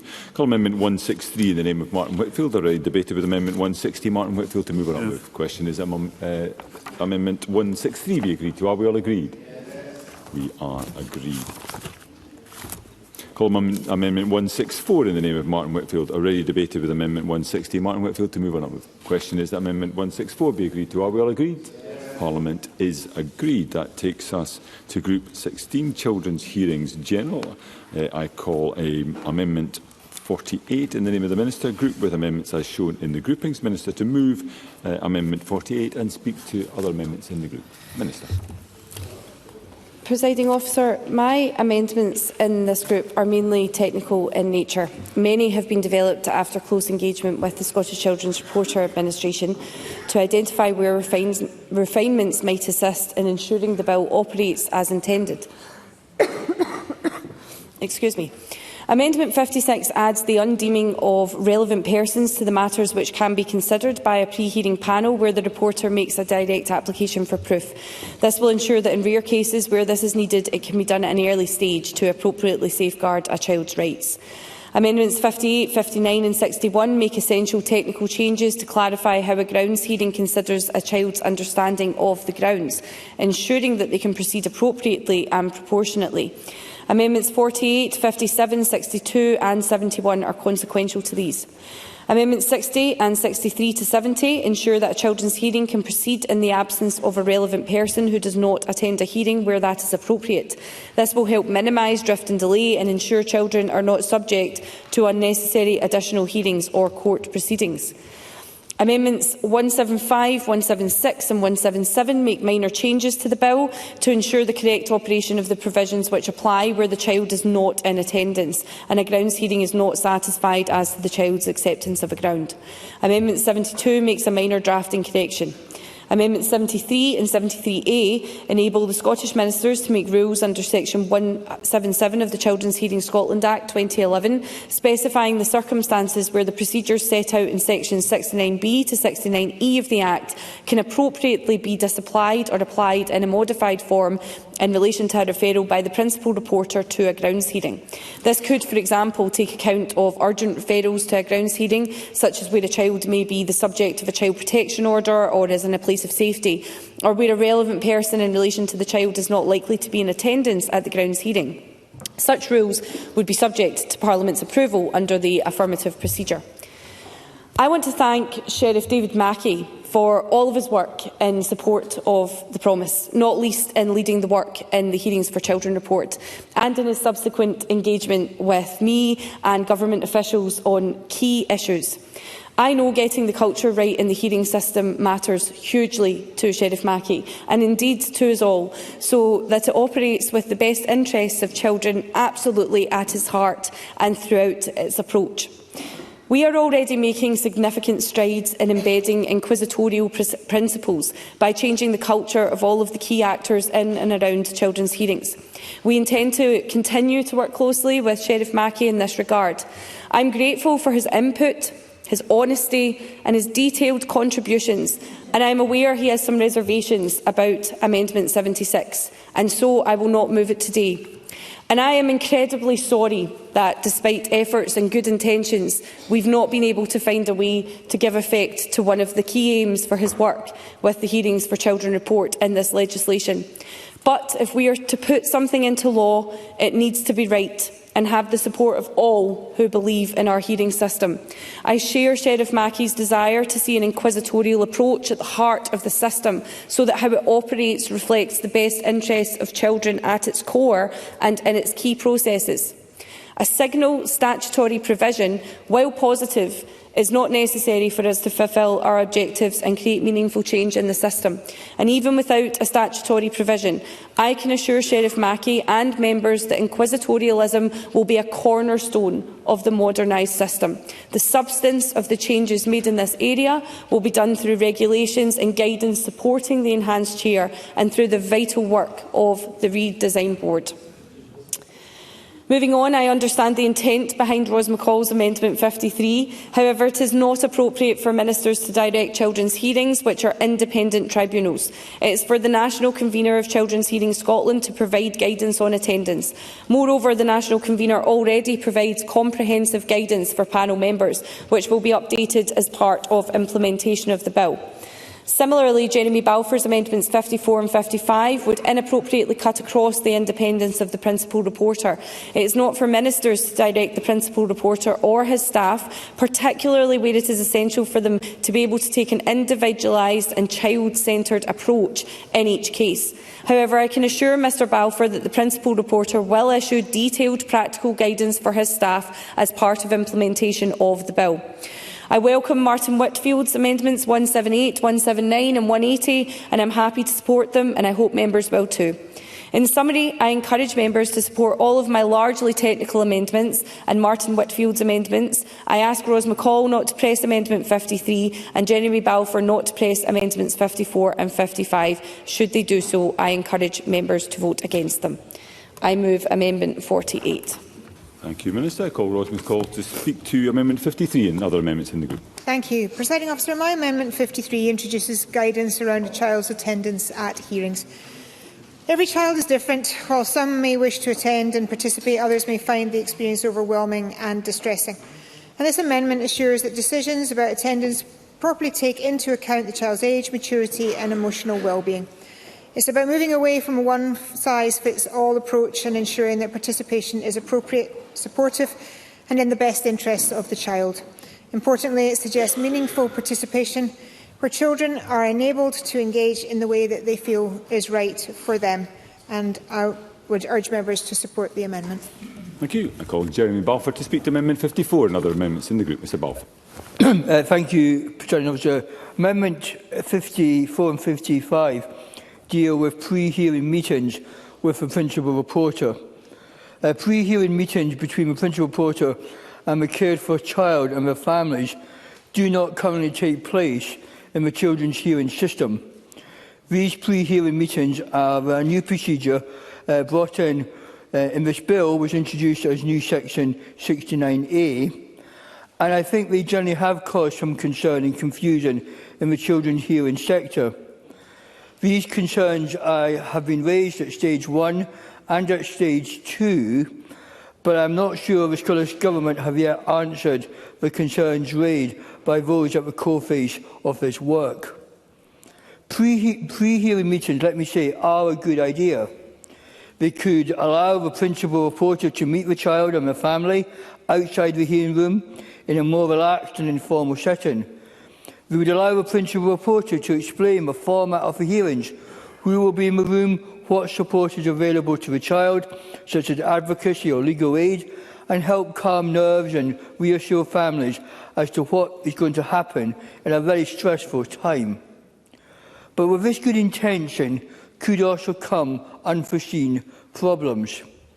For example, What if the child or a family member starts asking questions that are better placed to be heard on the grounds of hearing? What if the principal reporter accidentally strays from the brief and starts discussing details of the case or how the case might proceed? There is no clear indication of how this meeting will be documented, how it will be recorded, and how it will be used in any future hearing. Now, while I see and others see the benefits, I think it is our duty as parliamentarians not to leave it to others to ensure that there are clear standards and rules regarding these meetings, to safeguard the children and families involved, and to ensure reporters are clear in their understanding of what can, and more importantly, what cannot be discussed outside the grounds hearing. As the bill is currently drafted, it states, and I quote, "Such other matters in relation to the children's hearing, or as the case may be, the hearing before the sheriff, as the principal reporter considers appropriate." And the phrase that concerns me, Presiding Officer, is "considers appropriate." It is too vague. It's open to interpretation and thus confusion and possibly overspill. I therefore bring Amendment 54 back, as I believe it is a safeguard for both children and for their families and for the principal reporter to make sure that these pre-hearing meetings are dealt with in the right way. Amendment 55 in my name simply states that these new regulations regarding pre-hearing meetings are subject to the affirmative procedure to allow Parliament to scrutinise the vote and to make sure that when they come into force, they have had their say. I move both amendments in my name. Thank you. And I call Martin Whitfield to speak to Amendment 178 and other amendments in the group. I'm very grateful, Presiding Officer, and I would like to thank again the Minister and the Government for being able to work from stage 2 with regard to what appears before us today as Amendments 178 and 180. It addresses the concerns that I raised at stage 2 about the UNCRC not being sufficiently integrated into this bill, and they require consideration of a child's UNCRC Article 16 right, which is the right to privacy, to be considered alongside their ECHR Article 8 rights when determining whether to remove relevant person status. Amendment 180 provides clarity as to what the Sheriff Appeal Court must satisfy itself of in order to quash an appeal on a determination by a sheriff about a relevant person's status. And I'll leave it at that. Thank you. And I call on the Minister to wind up. I have nothing further to add, Presiding Officer. Thank you. The question is that Amendment 48 be agreed to. Are we all agreed? Yes. We are agreed. I call Amendment 49 in the name of the Minister, already debated with Amendment 160. Minister to move or not move? Not moved. The amendment is not moved. I call Amendment 50 in the name of the Minister, already debated with Amendment 160. Minister to move or not move? Not moved. Thank you. I call Amendment 51 in the name of the Minister, already debated with Amendment 160. Minister to move or not move? Not moved. Thank you. I call Amendment 165 in the name of Martin Whitfield, already debated with Amendment 160. Martin Whitfield to move or not move? Thank you. I call Amendment 166 in the name of Martin Whitfield, already debated with Amendment 160. Martin Whitfield to move or not move? Not move. I call Amendment 52 in the name of Ros McCall, already debated with Amendment 160. Ros McCall to move or not move? Not moved. Thank you. I call Amendment 167 in the name of Martin Whitfield, already debated with Amendment 160. Martin Whitfield to move or not move? I call Amendment 168 in the name of Martin Whitfield, already debated with Amendment 160. Martin Whitfield to move or not move? Not move. Thank you. I call Amendment 53 in the name of Ros McCall, already debated with Amendment 48. Ros McCall to move or not move? Moved. Thank you. The question is that Amendment 53 be agreed to. Are we all agreed? No. The Parliament is not agreed. There will be a division and members should cast their votes now.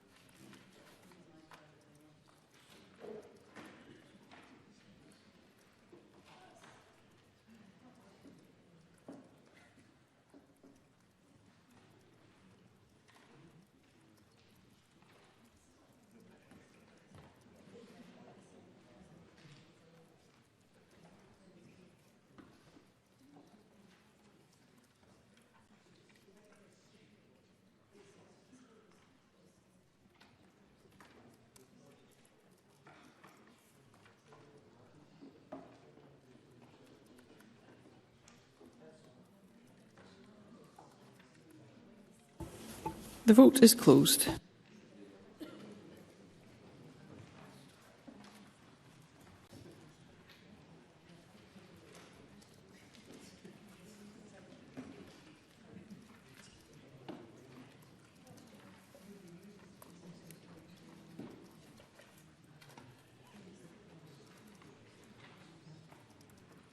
The result of the vote on amendment number 53 in the name of Ros McCall is yes 41, no 72. There were no abstentions. The amendment is therefore not agreed. I call amendment 54 in the name of Jeremy Balfour, already debated with amendment 48. Jeremy Balfour, to move or not move? Move. Thank you. The question is that amendment 54 be agreed to. Are we all agreed? No. The Parliament is not agreed. There will be a division and members should cast their votes now.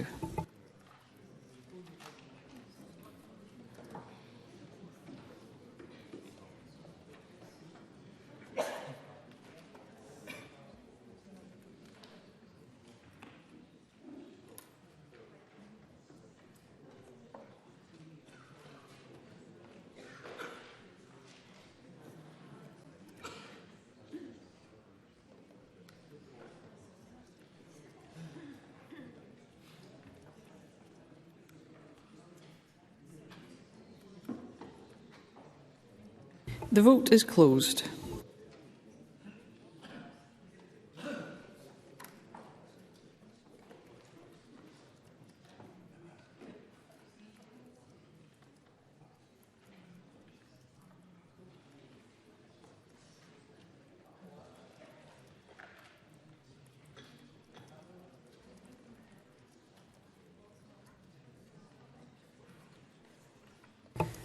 The result of the vote on amendment number 54 in the name of Jeremy Balfour is yes 31, no 82. There were no abstentions. The amendment is therefore not agreed.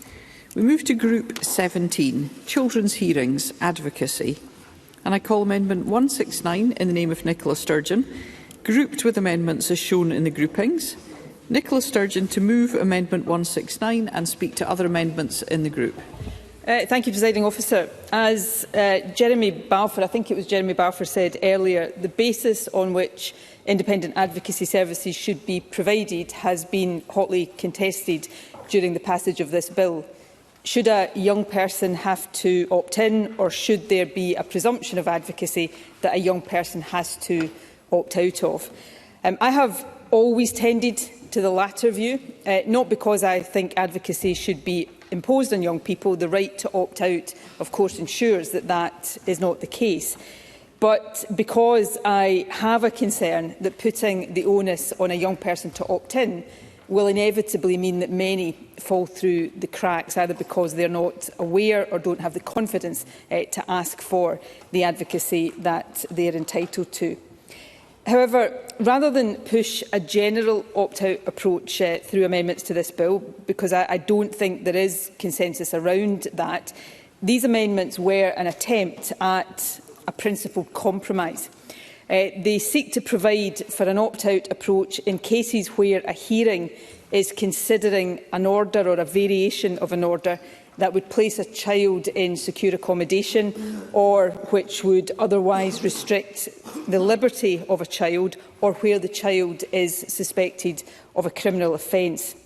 To me, it seems important that in these circumstances there should be a presumption that a child does have independent advocacy, unless, of course, the child, him or herself, opts not to have it. However, all of that said, I do recognise that these issues are extremely complex. I also recognise and accept, and I've had this conversation with the Minister, that there are concerns about a possible two-tier approach to advocacy, where some young people have it on an opt-in basis and others have it on an opt-out basis. On that basis, and taking account of the comments that I have heard from the Minister, and I should say I recognise that the Minister is not able to bind her successor, nevertheless, if the Minister was able to give a commitment today on behalf of the Government that its intention would be to consider the effectiveness of advocacy overall, and indeed that would encompass some of the amendments passed earlier, but in particular to look at this issue of opt-in or opt-out in the wider review of the Act. I would be minded not to press my amendments in this group today, and therefore I'll listen carefully to the Minister's comments and indeed to the wider debate. However, all of that said, I will move 169 at this stage because I understand that is required to allow this debate to proceed. Thank you. And I call Martin Whitfield to speak to Amendment 185 and other amendments in the group. I'm very grateful, Presiding Officer, and I'm very grateful for the member for moving her amendment so that we can discuss this group. I think we have already understood the challenge that exists between opting in and opting out, and we clearly have not reached a consensus on this. I would agree with the previous contribution that a resulting two-tier system may potentially be the worst of all worlds that we find ourselves in.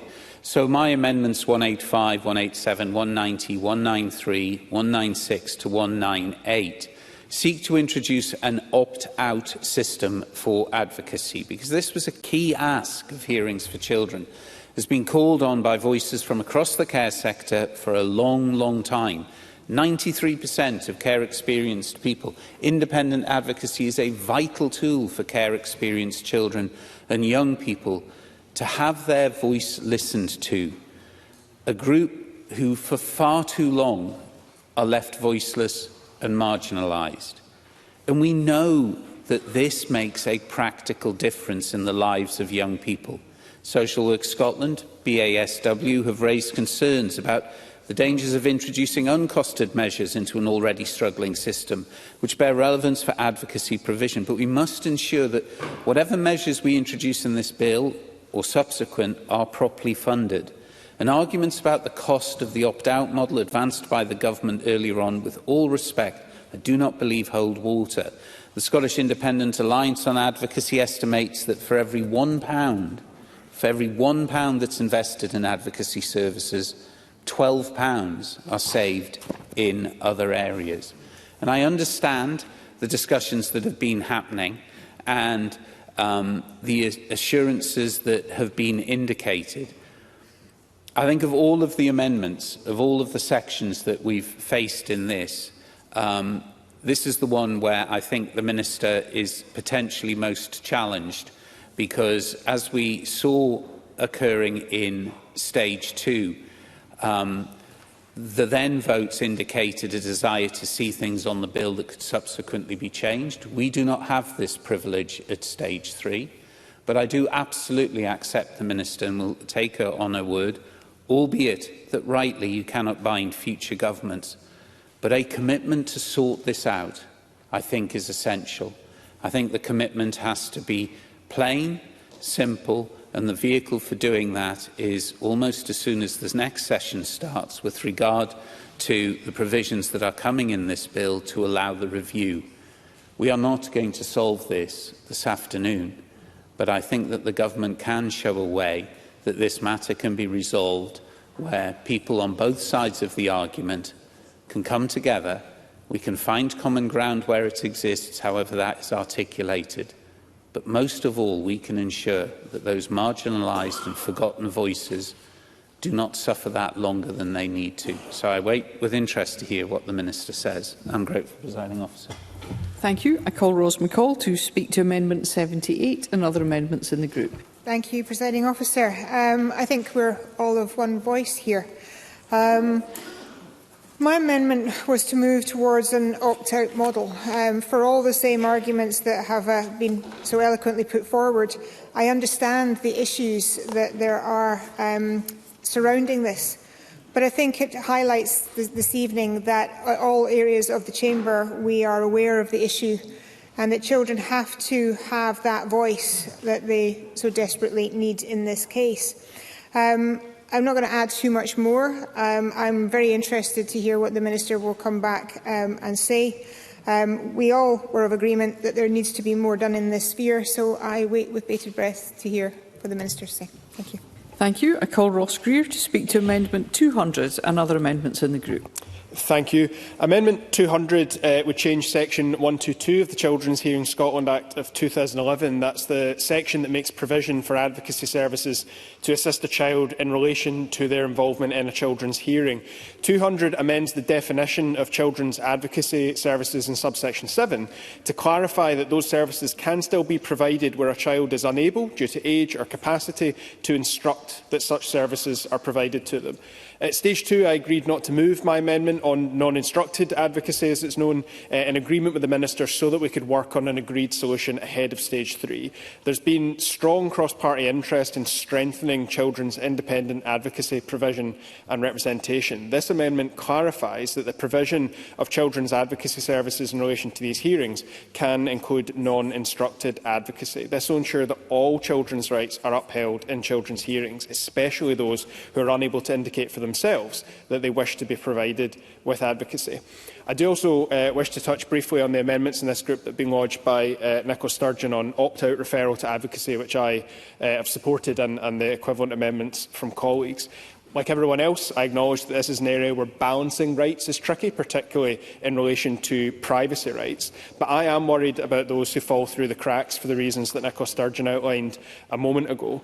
My amendment on non-instructed advocacy in relation to hearings is one very specific safeguard against that. But I still believe that an opt-out rather than opt-in system is the closest that we can get to ensuring that no child or young person falls through these cracks, while preserving their right to make the choice for themselves where they have the capacity to do so. So I would echo that ask of the Minister. If the Government will consider the effectiveness of advocacy and this specific question, we know that there will need to be a further bill in this area in the next session of Parliament. That bill could be an opportunity, I believe it must be an opportunity, for us to revisit this question once the Government has conducted further work to explore what our options are. At this point, though, I would very much be inclined towards an opt-out rather than opt-in system, but I recognise that's not something that Parliament will be able to proceed with at this stage.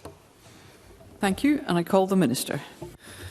Thank you, Presiding Officer. I thank members for explaining the intent of their respective amendments in this group. I welcome Ross Greer's Amendment 200, which clarifies non-instructed advocacy provision for children's hearings, and encourage members to vote for that. I also support Martin Whitfield's Amendment 197, which strengthens the obligation of the chairing panel member to connect children with advocacy services. However, there are issues with the framing and drafting of the remaining amendments in this group, which mean I cannot support them. At a basic level, in different ways and at different points, the amendments seek to change the advocacy for children in the hearing system model from opt-in and demand-led to a model of opt-out. And I've listened and I understand and I respect the competing perspectives on this issue. I would maintain that at this moment, legislating for an opt-out model is not right, due to some of the challenges that have already been touched on by members, and I'll further explore in my comments. The current approach, operating well for more than 5 years, is not just opt-in, it is opt-in and demand-led. We have repeatedly uprated and have now nearly doubled levels of provision since the scheme's introduction in 2020. I want to see more children and young people benefit from advocacy through this bill and related activity. We've already expanded provision to meet growing demand for children. We should continue to do so. Other changes in the bill will help us increase awareness and take-up by ensuring earlier and broader signposting by statutory bodies, engaging with children and making referrals to the Children's Reporter. I know members want assurance that those measures are proving effective in boosting uptake rates and in connecting more children with advocacy opportunities. The post-implementation review and reporting arrangements should track and monitor whether opt-out needs to be revisited, and that should happen in good time to allow any further or required changes to be implemented within the promise-keeping timeline. And I think we can do that work with justified confidence. The existing national practice model was co-designed with advocacy providers and children's organisations. It empowers children to make informed choices. Repeated offers of advocacy are already made, and children can change their mind at any time. It offers choice of 2 fully funded advocacy organisations in each local authority area to a child to manage conflict of interest and promote choice and continuity in pre-existing relationships. Making an automatic referral to one state-selected provider removes some of that choice and control from children to issues that continue to matter to them. And as I reported at stage 2, children have told researchers they want to be the boss. Opt-out takes that empowerment away from them. Choice is key. It means that children can ask for advocacy support at any point in their engagement with the children's hearing system. Unfortunately, Amendments 169 and 170 would create a fixed point at which children must receive advocacy. So, essentially, I'll take Mr Rennie's amendment. Not amendment, sorry. I've been persuaded by the Minister on the benefits of an opt-in system, but surely the test of all of this is what the Minister has referred to, which is the take-up in the longer term. And we need to measure that at every single stage, because if we aren't sharing the information, if we aren't encouraging young people to take up the service, we will need to come back and look at this again. But for now, I am a supporter of the opt-in service for the reasons that the Minister set out. Minister. I thank Mr Rennie for setting that out, and I was just getting to my sort of summary of that section, in that absolutely I feel like this needs to be monitored, to be considered again in a future Parliament, to understand if that opt-out service is appropriately working for our children and young people. So I would look to come back to this, and I will take Mr Greer's intervention. Ross Greer. Thank you. I'm grateful to the Minister for taking the intervention. Just following up on Will Rain's points around monitoring uptake, could I just emphasise to the Minister, and I hope she would agree, that it's not just about overall uptake rates. We know that when advocacy is offered to young people, 98% of them take it up. What we should be really focusing on are the 2% who do not, and the reasons why they've not taken it up. In some cases, it might be a perfectly legitimate choice that they have made for themselves. In other cases, though, it is the most marginalised young people in the system, and those are the cases in which we really need to consider whether an opt-out model is necessary. Minister. I think Mr Greer makes an excellent point, and it is that small, perhaps minority of young people who are not taking on that advocacy offer that we absolutely need to understand why. So I recognise the intention behind Amendments 186, 188, 191, 194 and 198, but the founding co-branding principles of our children's hearing system recognise there is often a blend of issues in a child's life across justice and welfare grounds. The entire ethos of the system is founded in that recognition that an integrated approach remains the right one. Scotland deals with deeds by addressing needs. These amendments assume a clear distinction between the advocacy needs of children being referred on justice grounds and those dealt with on welfare grounds that often does not exist. And I know this point was highlighted by Ms Sturgeon, essentially ending up in a two-tier system. I don't think it would be right to split children into different entitlement groups based only on the legal ground of referral. I acknowledge, of course, that upcoming Care and Justice Act reforms will bring more older children into the hearing system. Taking more children's offences out of our courts will be challenging. The modernised hearing system needs to be able to respond credibly and effectively to older children's deeds, some of which will be serious. And I expect the new remunerated chairing panel member to bring more profile to these issues. I am also aware that the consistent application of children's advocacy entitlement needs to be better, and I look to all agencies and system leaders to ensure that that happens and to assist us when we look again at opt-out questions. These reforms mean that advocacy, rights and voice supports, especially for older children, should be broadened and strengthened, and as I have indicated, we will meet that need as it emerges.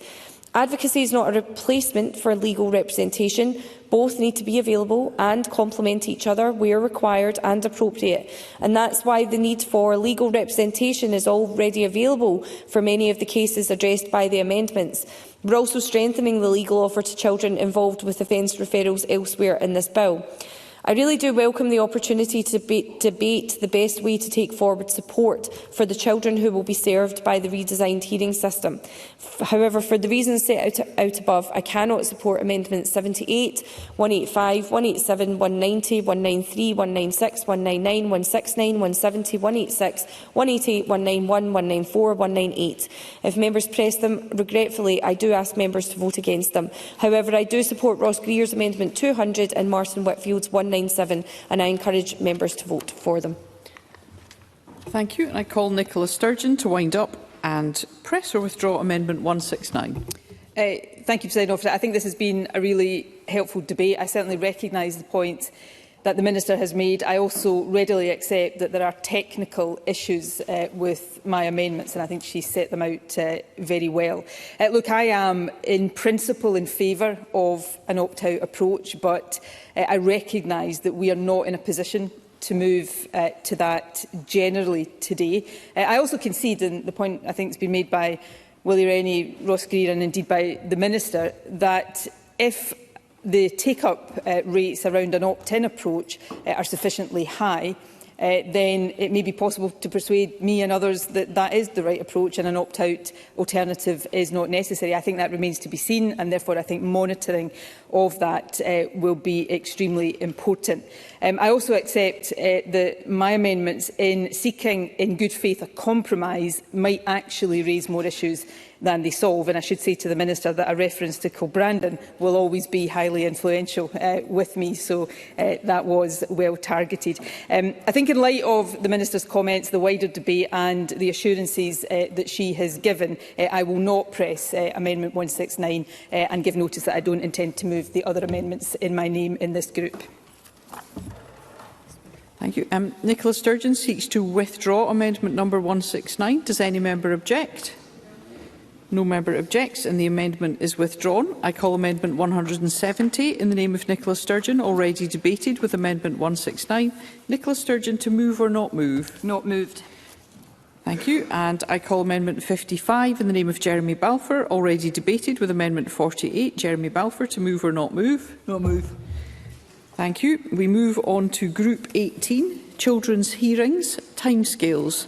And I call amendment 171 in the name of Martin Whitfield, grouped with amendments 181 and 182. Martin Whitfield to move amendment 171 and speak to other amendments in the group. I'm very grateful, Presiding Officer, and has already been outlined extensively in relation to the permanent amendments. Drift and delay in decision-making within the children's hearing system can be extremely harmful to the development of young children in particular. The 3-month time frame proposed in this amendment, argued for by Hearings for Children, is based on evidence, because after this point, instability in the lives of young people becomes increasingly harmful. The evidence from England and Wales, where there is a 26-week time limit for care proceedings, tells us that a blanket ideological opposition to time limits is not based in reality. And we know that the measures that exist south of the border are working. We know that children in Scotland are forced to wait longer, and we know that change must happen. Amendment 171 provides scope to extend the time limit in exceptional circumstances, but it would help embed a culture which does not tolerate drift or delay.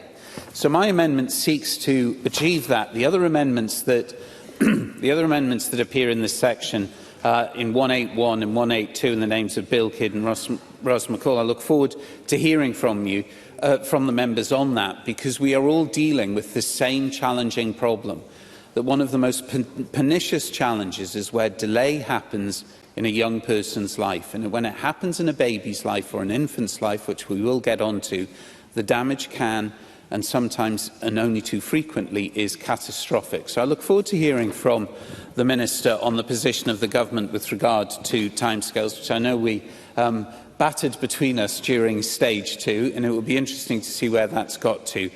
So for the purposes of debate, certainly I will move Amendment 171. Thank you. I call Bill Kidd to speak to Amendment 181 and other amendments in the group. Thank you very much, Presiding Officer. I'm pleased to have the opportunity to make a contribution to this seminal bill and what is the last piece of government legislation I'll have the privilege of seeing this Parliament pass into law before I retire as an MSP. Amendment 181 will place timescales on the establishment of grounds before a sheriff, as was just mentioned. Currently, a court must hold a hearing within 28 days of the application for proof of grounds, and this amendment will put in place an additional timescale of 90 days for a decision to then be made on the establishment of those grounds. The 90-day period will be from the point at which the application for proof is made by the principal reporter to the court. Sheriff Mackey, in his Hearings for Children report, specifically stated that the benefits of this approach should be explored, and I thank colleagues, specifically Martin Whitfield, for bringing forward amendments at stage 2 on this topic. However, in bringing forward this amendment, I am mindful of the need to ensure that any provision in this space is properly directed and addresses the root of any issue. We must also recognise that the role of managing any case before the court is a matter for the Sheriff, and I thank the offices of the Lord President and those of the Sheriff's Principal for their engagement with the Government on this topic since stage 2.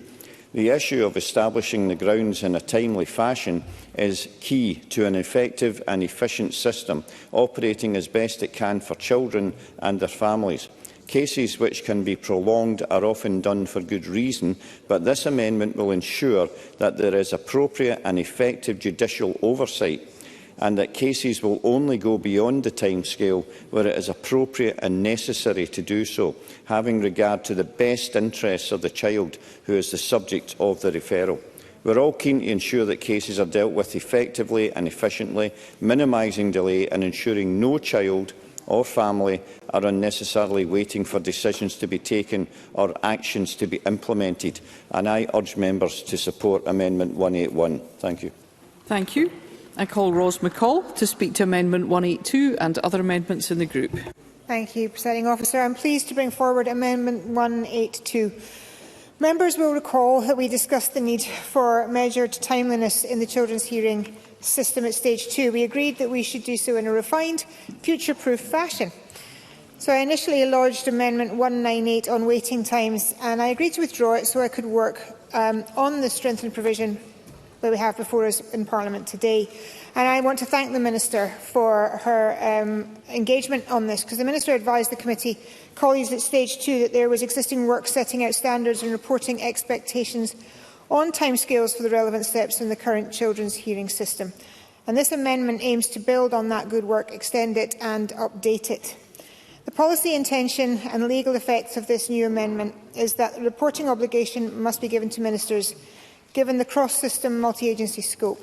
It will require ministers to prepare and publish an annual report, which will also be laid before the Parliament.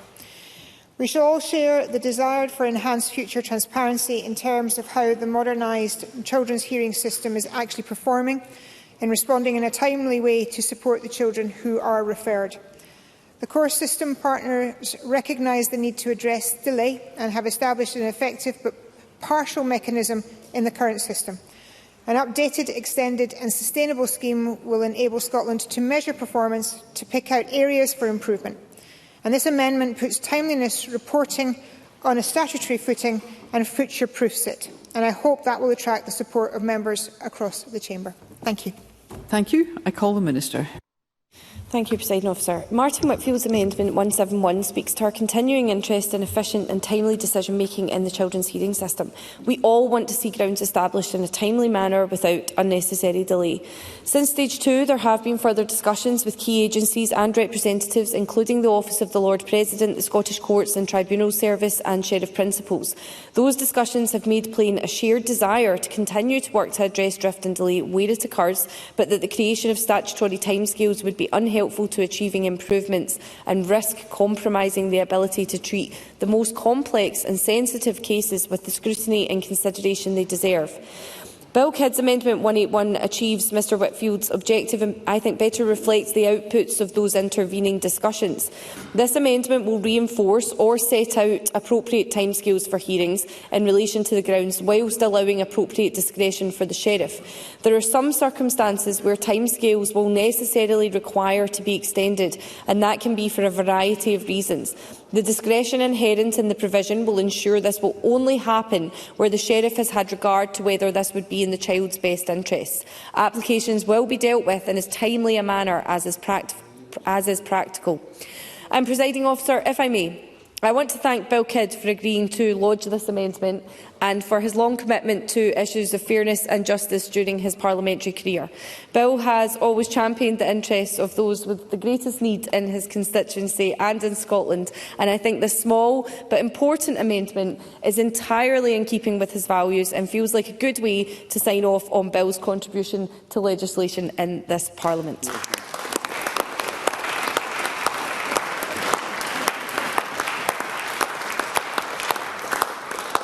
I hope Martin Whitfield will agree that Bill Kidd's Amendment 181 achieves a similar objective and will not press his amendment. And I thank Ros McCall. We'll keep the good favour going. I thank Ros McCall for lodging Amendment 182 concerning the future national and local reporting of timely decision making. It reflects positive joint work with the Government on our shared objectives on this topic, and I support it. I therefore encourage members to support Amendments 181 and 182 and to resist Amendment 171 if pressed. Thank you. And I call Martin Whitfield to wind up and press or withdraw Amendment 171. I'm very grateful, Presiding Officer, and it is perhaps just by chance that it allows me to add to the Minister's very kind comments to Bill Kidd, who may or may not remember this, was in fact the first colleague across this chamber to say hello to me when we came in the heady starts all those years ago, and has continued every day at the very least to ensure that my health is in good keeping, and for that I will forever thank him. But I would also like to echo something picked up by the Minister, that actually when Bill Kidd does contribute to both in committees and here across the chamber, it is always for the smaller and the quieter voice that he makes sure is heard, and I think people outside of this place will be forever grateful for that. So thank you. As to the courtesy, as to the courtesy that the Minister invites me to do on the back of the compliment to an excellent amendment lodged by Bill Kidd, I think it's perhaps easiest to say I have no challenges in supporting your brilliantly drafted amendment, and on the basis that actually we are starting to address a very significant problem both with Bill Kidd's amendment and indeed with Ros McCall's. I will seek to withdraw Amendment 171. Thank you. Martin Whitfield seeks to withdraw Amendment number 171. Does any member object? No member objects, and Amendment 171 is withdrawn. We move to Group 19, Children's Hearings, Infants.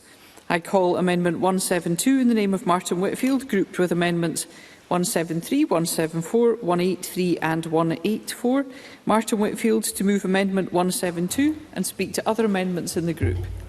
I'm very grateful, Presiding Officer, and it is by simple revenge I get to stand and rise and can return the compliments to the Minister, who I hope will find full support for all of my brilliantly drafted amendments, 172 through to 174.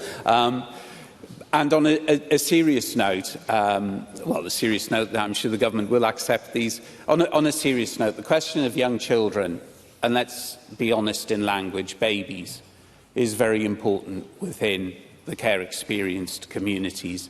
I have spoken to a number of people who, both subjectively and objectively, find a challenge in that all of our young people are labelled the same. And in doing so, we do a great discourtesy to our babies who cannot express their own voice and rely on others to do so, to our young children who are developing and are often confronted with incredibly complex questions for which their long-term understanding of decisions that are being made about them is at the very least patchy. And the reality is, as most of us will testify here too, you get to an age where you remember nothing about what you did before 5, other than what is perhaps shown to you in photographs. So the purpose behind Amendments 172 and 174 is to indicate the need for a different approach with regard to babies and infants. It's a practical approach to avoid any unnecessary delay to proceedings before hearings. And as I've detailed already this afternoon, it is absolutely vital for the developmental integrity of young children babies and infants to be preserved. So the amendments in my name in this section seek to place an age limit in respect of decisions and circumstances. I know this is challenging for the government to find favour with, so I'm not expecting miracles today. However, I do think that for those who represent the voice of babies and infants, and indeed for those babies and infants who at this stage are tiny but will grow up and will come to understand the decisions that have affected them, it is important that both this Chamber, this Parliament, this Scottish Government, but most of all for the purposes of the Promise and the Care Experience system, we recognise that they are a very, very special case within a group of very, very special people. And so with that, I look forward to hearing from the Minister and others within this group. I'm grateful, Presiding Officer. Thank you. And I call Ros McCall to speak to Amendment 183 and other amendments in the group. Thank you, Presiding Officer. The situation that we have with infants within the children's hearing system is a very important one to me and to many people within the Chamber. They're among the most vulnerable members of our society, and has already been alluded by Mr Whitfield, their developmental stage and the issues that going through a care process has on their development is most profound. They cannot speak for themselves, but every decision we make affects them greatly. So in Amendment 183 introduces the role of an infant safeguarder, a dedicated advocate to ensure that even the youngest children have someone who understands their needs and speaks up for them and ensures that their voices are not lost in the process. An infant safeguarder's remit would be standardised to represent the infant's lived experiences within their caregiving relationship throughout their engagement with the hearing system.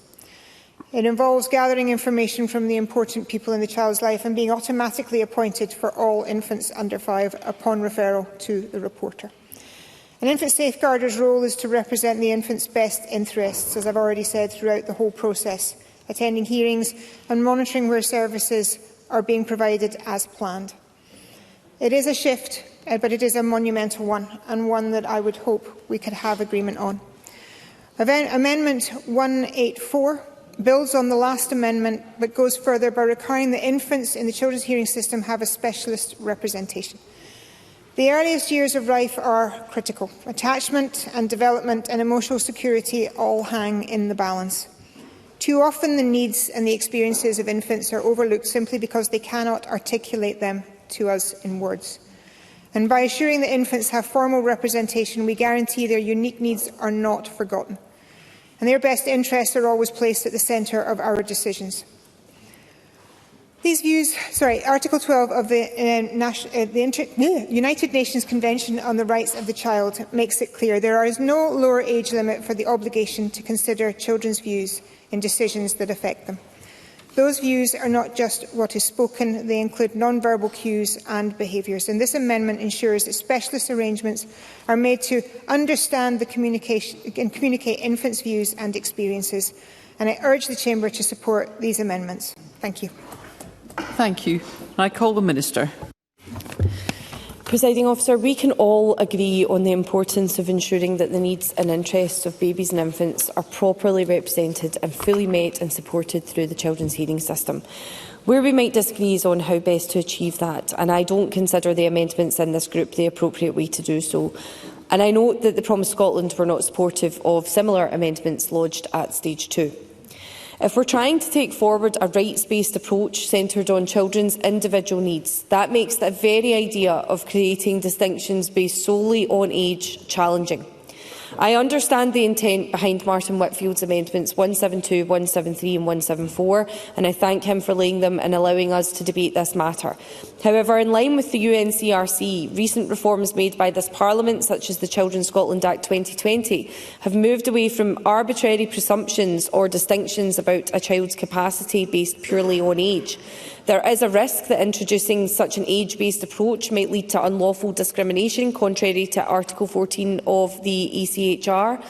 I consider the current approach, which takes into account the individual needs of each child, as the better way to approach matters, and I hope Martin Whitfield agrees and will not press these amendments. I thank Ros McCall for explaining the rationale behind her Amendment 183. However, there are technical flaws in it. The National Convener has no role in safeguarder appointments. Ministers appoint safeguarders. The operation of the National Safeguarder Panel and their allocation to cases is organised under contract currently by Children First. That panel was established under the 2011 Act and is a fully demand-led specialist service available for any child where there is an identified need. Safeguarders are already very often appointed to younger children, including babies and infants, and the system works well. I therefore do not see the need for a bespoke service or type of safeguarder for infants. However, I acknowledge that there is always more we can do to ensure that the rights, needs and interests of very young children are met in the children's hearing system. The Scottish Government will therefore work with Children First to further strengthen the training available on working with very young children. This will be directly informed by the support and expertise to be offered to panel members through upskilling work led by NSPCC in partnership with Children's Hearing Scotland. Similarly, I also don't see the need for an infant advocacy service for under 5s as proposed in Ros McCall's Amendment 184, and I note that this was not an improvement recommended by the Hearings for Children report.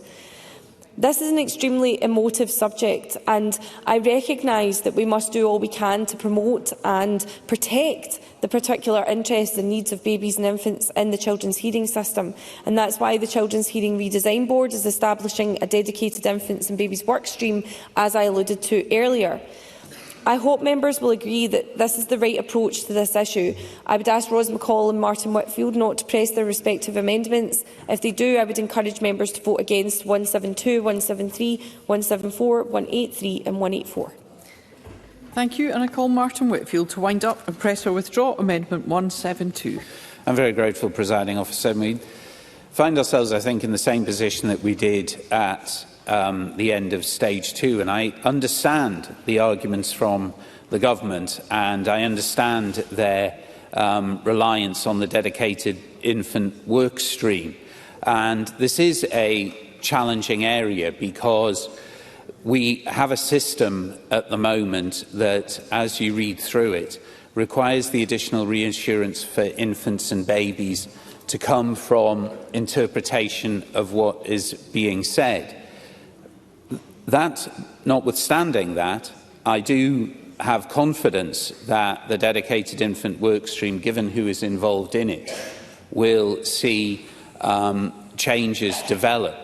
I fear the changes may well be not dissimilar to what's being articulated in these amendments, but given the situation with regard to the opt-in, opt-out situation and the fact that the dedicated infant work stream is working, on this occasion, I will again take both the confidence in what the Minister says, but also the assurance that obviously the Scottish Government, whoever sits in that position, will have the feedback from the work stream coming, and I will seek to withdraw Amendment 172, Presiding Officer.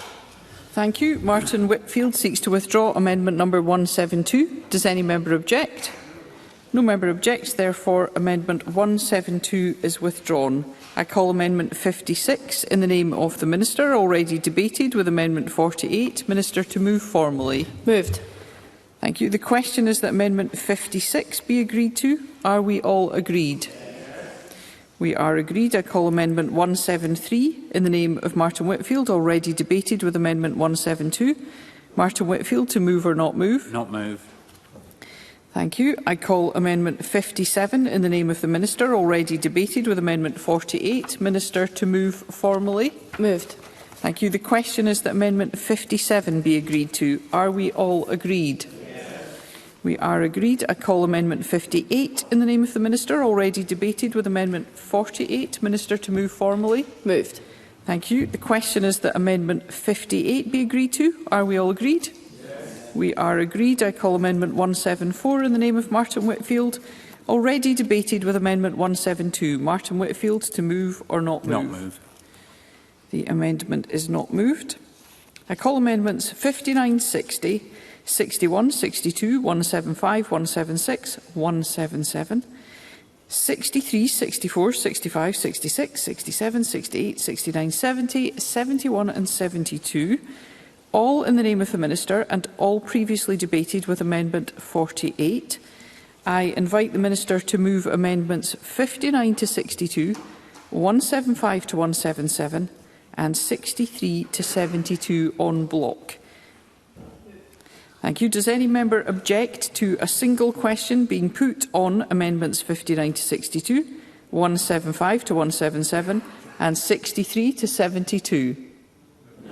No member objects. Therefore, the question is that amendments 59 to 62, 175 to 177 and 63 to 72 are agreed to. Are we all agreed? Yes. We are agreed. I call Amendment 73 in the name of the Minister, already debated with Amendment 48. Minister to move formally. Moved. Thank you. I call Amendment 73A in the name of the Minister, already debated with Amendment 48. Minister to move formally. Moved. Thank you. The question is that Amendment 73A be agreed to. Are we all agreed? Yes. The Parliament is not agreed. There will be a division and members should cast their votes now.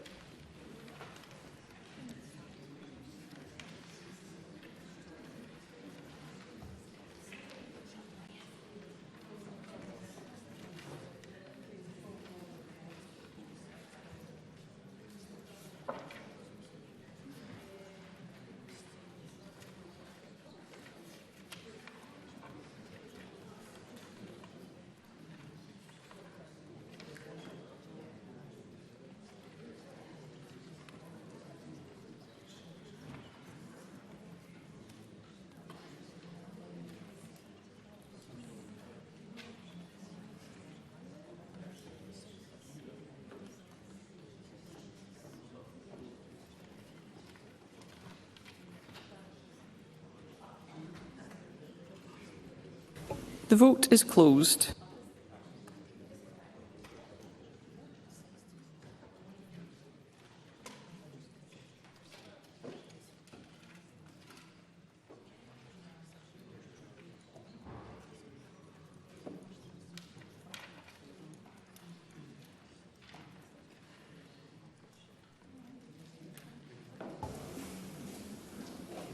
The result of the vote on amendment number 73A in the name of the Minister is yes 97, no 16. There were no abstentions. The amendment is therefore agreed. Minister to press or withdraw amendment 73 as amended. Sorry, Presiding Officer, I missed. Sorry, Minister to press or withdraw amendment 73 as amended. Pressed. Thank you. The question is that amendment 73 as amended be agreed to. Are we all agreed? Yes. The Parliament is not agreed. There will be a division and members should cast their votes now.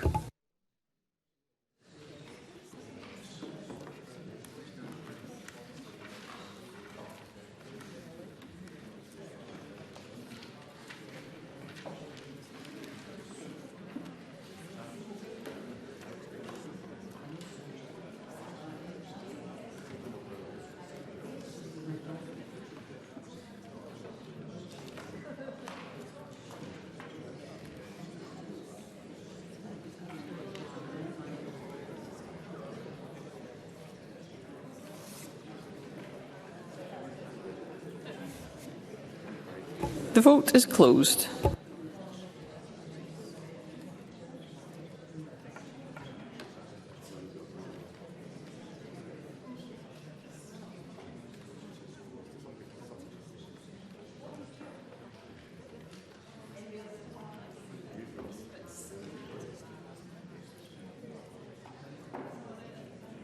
The result of the vote on amendment number 73 as amended in the name of the Minister is yes 96, no 18. There were no abstentions. The amendment as amended is therefore agreed. I call amendment 178 in the name of Martin Whitfield, already debated with amendment 48. Martin Whitfield to move or not move? The question is that amendment 178 be agreed to. Are we all agreed? We are agreed. I call amendment 179 in the name of Martin Whitfield, already debated With Amendment 48, Martin Whitfield to move or not move? Move. The question is that Amendment 179 be agreed to. Are we all agreed? Yes. We are agreed. I call Amendment 180 in the name of Martin Whitfield, already debated with Amendment 48. Martin Whitfield to move or not move? Move. The question is that Amendment 180 be agreed to. Are we all agreed? Yes. We are agreed, and we move to Group 20. Children's hearings, legal advice and representation and legal aid. I call Amendment 74 in the name of Jeremy Balfour, grouped with Amendments 75, 77, 189, 192, 195 and 201. Jeremy Balfour to move Amendment 74 and speak to other amendments in the group. Thank you, Presiding Officer. Presiding Officer, the good news for the Chamber, these are my last amendments that I will be speaking to tonight and actually, hopefully, in regard to this particular session. 74 in my name and 75 in the name of Ros McCaw look to do similar things, and I do hope that the Government might be willing to look at one of our amendments in regard to this. This amendment follows recommendations laid out in the Children's Hearing Review, where we recommended that there should be consideration of the development of rights of audience, where lawyers should demonstrate certain skills and attributes before being able to appear on behalf of children and relevant people at a hearing. This amendment therefore states that solicitors have a right to audience at a children's hearing only if the solicitor meets certain requirements, such as approved training course on child-centred trauma-informed practice. The amendment also states that the Council of the Law Society of Scotland must also keep public record of solicitors who have passed this training and therefore have a right of audience in children's hearings. This will allow training to be given which will ensure lawyers and particular solicitors act in a way that is accessible, understandable and not overtly adversarial. There is already precedent set for this type of training being required for specific hearings, for example, the rights of audience introduced for sexual offenders courts. Now, I understand the Law Society are not supportive of this amendment. They point out that there is no training for advocates, but that is simply because it is so rare for advocates ever to appear at such hearings. And secondly, they say it will take time for this to happen, and I accept that. But I do think, as we go forward with these hearings, it is important that the families and children and the panel members are addressed by those with the appropriate training. And so I do think it is possible to do it, and I think having a child-centred and trauma-informed manner is really important. Thus, I would urge members to accept my amendment or to accept the amendment in Ros McCaw's name. Amendment 77 defines child-centred legal advice and representation. This amendment was brought to my attention by the leading children's charity Clan Child Law, and I want to put on record my thanks to them for their assistance, not only with this amendment, but with them helping me understand this bill better. There's a lot of talk, and we are absolutely right talking about child-centred approach in this bill, which is welcome and has to be the right direction for legislation being taken forward. But I suspect if we went round the 128 members and asked what is child-centred, we would all come up with slightly different definitions. And there is no central approach in regard to this. And thus, when it comes to legislation, it is difficult to define if it's passed into law. This amendment relates specifically to Section 18, where local authorities must provide the child in question with information on what is going to happen with regards to the hearing process. The availability of child advocacy services and the availability of child-centred legal advice and representations. In discussions with Clan Child Law, I felt the phrase child-centred legal advice and representation should be defined in secondary legislation brought by Scottish ministers to ensure it is understood and complies with the good intentions of the bill. These regulations will then be subject to the affirmative procedure to ensure Parliament is happy, and I ask that people consider these carefully. Amendments 189, 192 and 195 are additions and clarifications to Stage 2 of this bill when Amendment 115 was passed in my name with regards to ensuring children are aware of their rights to legal representation. At Stage 2, Amendment 115 was specifically drafted with regards to when the local authority is given the principal reporter information about the child with regards to children's hearings, and the local authority must at this time inform the child about what will happen in relation to this referral. The children's hearing process in general and the availability of children's advocacy service specifically. Amendment 115 added a further clause to ensure at the same time children were also given information about the availability of child-centred legal representation and advice. This was passed unanimously by the committee at Stage 2 with the Minister's backing. But it's come to my attention that this additional clause needs to be expanded so it not only applies to when a local authority refers a child to a principal reporter, but in other referral situations as well. So Amendment 189, 192, 195 ensure that children will be made aware of availability of child-centred legal representation and advice, however they are referred. Amendment 189 ensures that if a constable makes for a referral, Amendment 192 amends to ensure if a health board makes for referral, and finally Amendment 195 when the principal reporter informs the child that they need to make a determination in relation to that child. Now, I understand from the Minister's correspondence with me that she doesn't believe that these amendments are necessary. I have to say both the Law Society of Scotland and Clan Law disagree with that. Now, with due respect to you, Deputy Presiding Officer, you will appreciate that if you have 4 solicitors, 4 lawyers in a room, you will get 12 different answers. Now, the Minister said these aren't necessary. Obviously, other legal opinion disagrees with her. Now, the Minister does concede that we don't do any harm, so I would still ask the Government to accept these amendments because it would absolutely clarify the situation and leave things not in any doubt at all. Finally, you'll be glad to hear, Deputy Presiding Officer, I want to speak to Amendment 201. I do thank the Minister and her team in regard to this, and this simply aims to enhance existing automatic legal aid provision for children involved in the children's hearings system. It will guarantee, I think really importantly, the availability of automatic legal aid in cases where a child is referred to the children's reporter in respect of an offence that would likely have been prosecuted or indictment that the PF decided to pursue a conviction.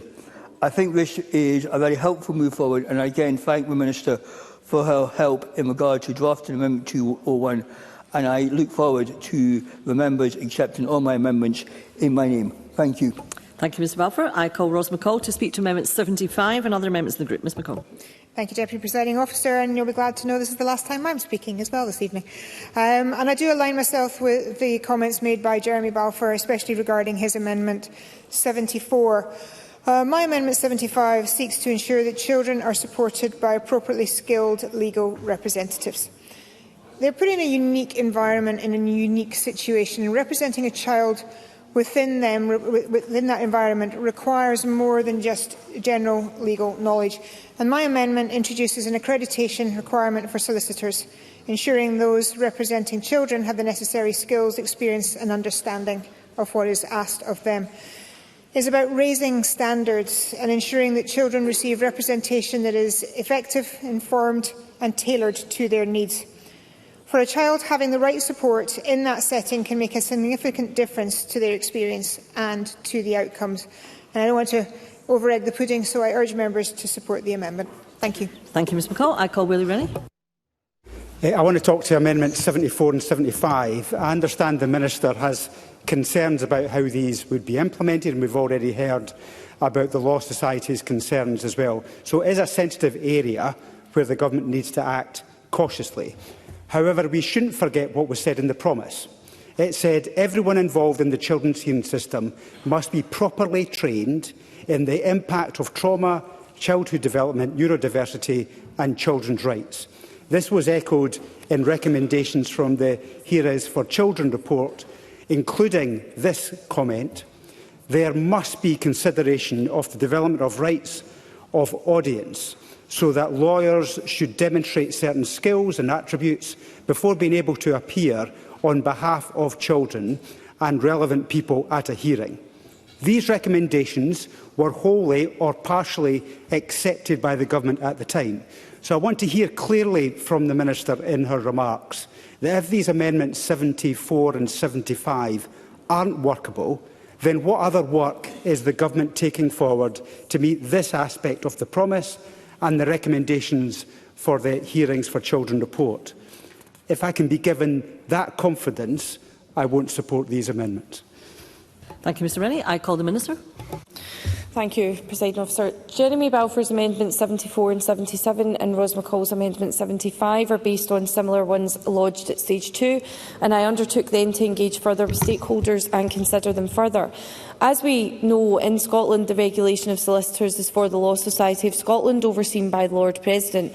At Stage 2, I highlighted that Minister-driven accreditation would represent a significant departure from that long-standing position and risk impinging on professional independence, a concern that I raise again today. That concern is also shared by the Lord President and indeed by other legal stakeholders.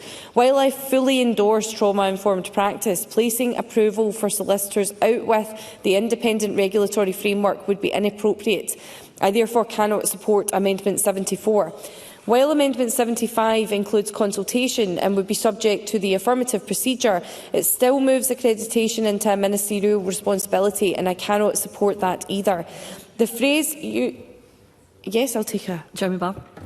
I accept it is unusual, but we have done it on other pieces of legislation. So why was it okay to do it when lawyers had to appear in regard to sexual offences, and it's not right to protect vulnerable children in this way?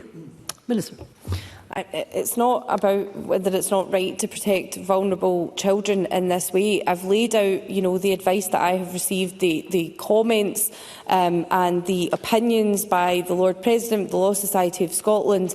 I can't speak for other decisions that have been made, but in terms of my approach, I believe that this is the best way forward. And I'm going to speak to, I hope some assurances that Mr Rennie's looking for, that I hope will also provide Mr Balfour with assurance in terms of how government will take this forward. So the phrase used in Amendment 77, legal advice, is not routinely defined in statute. However, its meaning is well established through practice, and a statutory definition risks limiting its meaning. Moreover, creating a statutory definition without a requirement to consult relevant bodies also risks cutting across the existing regulatory framework, where the Law Society of Scotland and the Lord President set and oversee standards of competence and professional duties. I would also assure members that there are safeguards in place already. The Scottish Legal Aid Board already requires solicitors working in the area of children's legal assistance to meet 5 defined standards which demonstrate their knowledge and experience in child law and development. Solicitors can also choose to be specially accredited in child law through the Law Society of Scotland, and many do. Our response to the Hearings for Children review noted that it was a matter for the Law Society of Scotland and the Scottish Legal Aid Board to ensure the highest of standards for those providing advice and representation to children.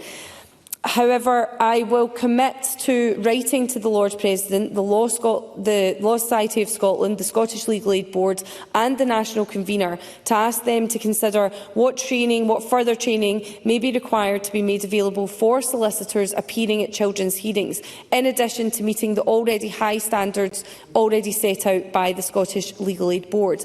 I would therefore encourage Jeremy Balfour and Ros McCall not to press their respective amendments. I welcome Jeremy Balfour's amendments 189, 192 and 195, but I can assure him that they are unnecessary, largely because the duties that they seek to create are already provided for. Rule 23A of the Children's Hearing Scotland Act 2011 Rules of Procedure 2013 requires the principal reporter to give every child and relevant person information about the availability of legal advice whenever a hearing is convened. That obligation is clear, it is mandatory and it is already in force. Extending this duty to other referring agencies is unnecessary because legal advice only becomes relevant once the reporter decides that a hearing should proceed. Section 18(2) of the bill distinguishes local authorities because, unlike most other referring bodies, they will usually have ongoing involvement with the child and family once a referral has been made. They are therefore well placed to raise awareness of legal aid and of advocacy services in the period leading up to and following the reporter's decision.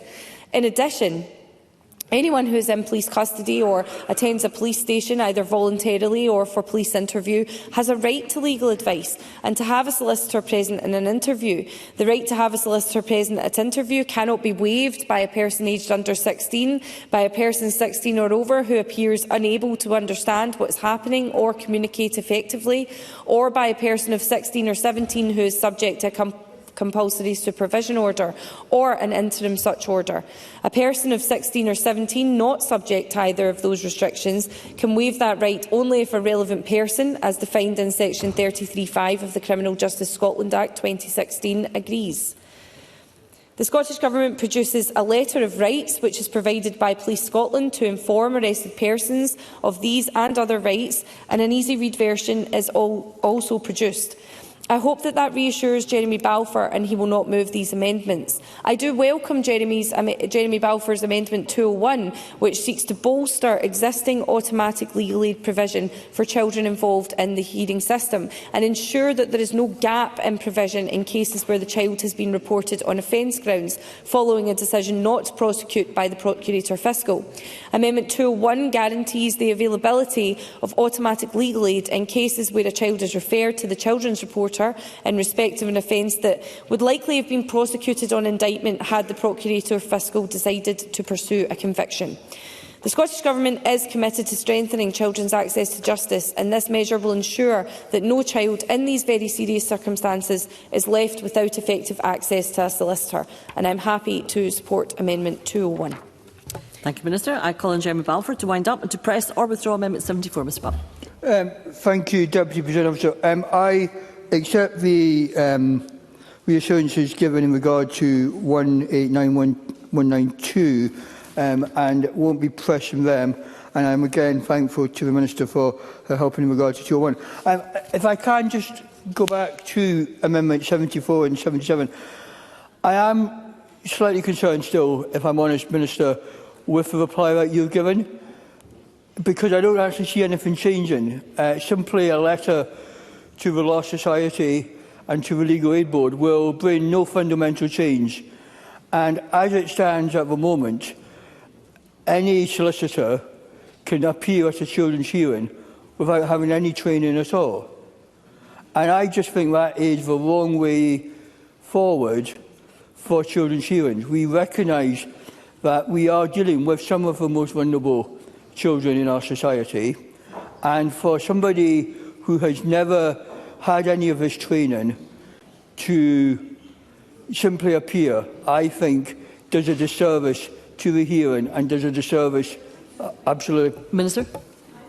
I did highlight in my comments that the Scottish Legal Aid Board already requires solicitors working in the area of children's legal assistance to meet 5 defined standards which demonstrate their knowledge and experience in child law. I have said that I will go. I appreciate Mr Balfour is not assured by my comments and my commitment to writing to the Lord President and various others, but I think that is a good next step in understanding where there are any gaps. Jeremy Balfour. Yeah, I won't hold the chamber back. I don't agree with her comments. I think trauma training is vital. I don't see that as part of what we've got. So, with your permission, Deputy President Officer, I will move Amendment 74 in my name. Thank you. The question is that Amendment 74 be agreed to. Are we all agreed? The Parliament is not agreed. There will be a division. Members should cast their vote now.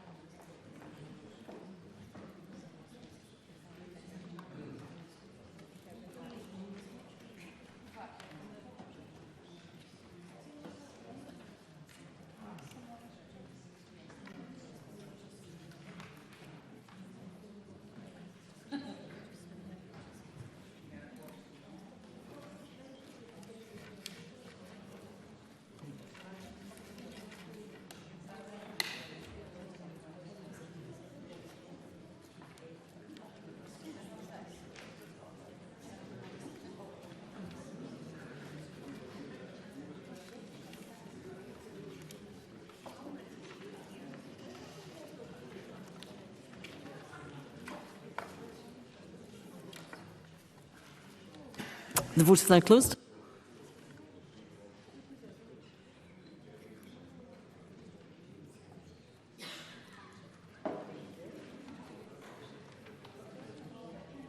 Point of order, Mark Roscoe. I would have voted no. Thank you, Mr Roscoe. Your vote will be recorded.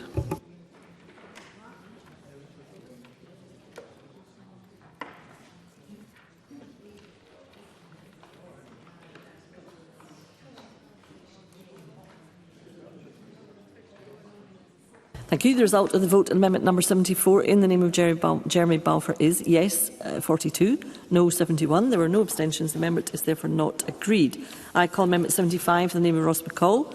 Already debated with amendment 74. Ross McCall, to move or not move? Based on what's been said, I won't move, but slightly disappointed. Thank you. Not moved. I now call amendment 181 in the name of Bill Kidd. Already debated with amendment 171. Bill Kidd, to move or not move? Genuinely moved. Moved. The question is that amendment 181 be agreed to. Are we all agreed? Yes. The Parliament is agreed. I call amendment 182 in the name of Ross McCall. Ready debated with amendment 171. Ross McCall, to move or not move? Moved. Moved. The question is that amendment 182 be agreed to. Are we all agreed? Yes. The Parliament is agreed. I call amendment 183 in the name of Ross McCall. Ready debated with amendment 172. Ross McCall, to move or not move? Based on the assurances given by the Minister, not moved. Thank you. Not moved. I call amendment 184 in the name of Ross McCall. Ready debated with amendment 172. Ross McCall, to move or not move? Not moved. Not moved. I call amendment 76 in the name of the Minister. Already debated with amendment 48. Minister, to move or not move? Not moved.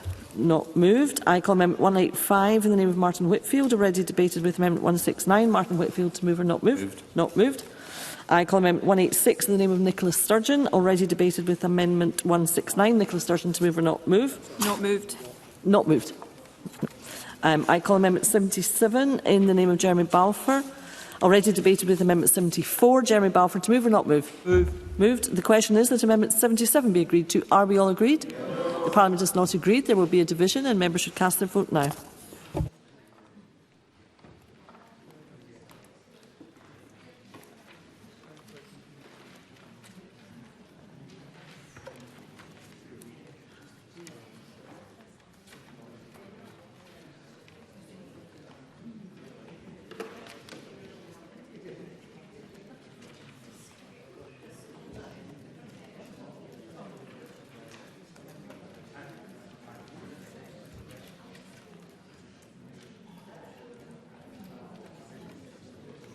The vote is now closed. Point of order, Kenneth Gibson. Didn't access the system, or I voted no. Thank you, Mr Gibson. Your vote will be recorded.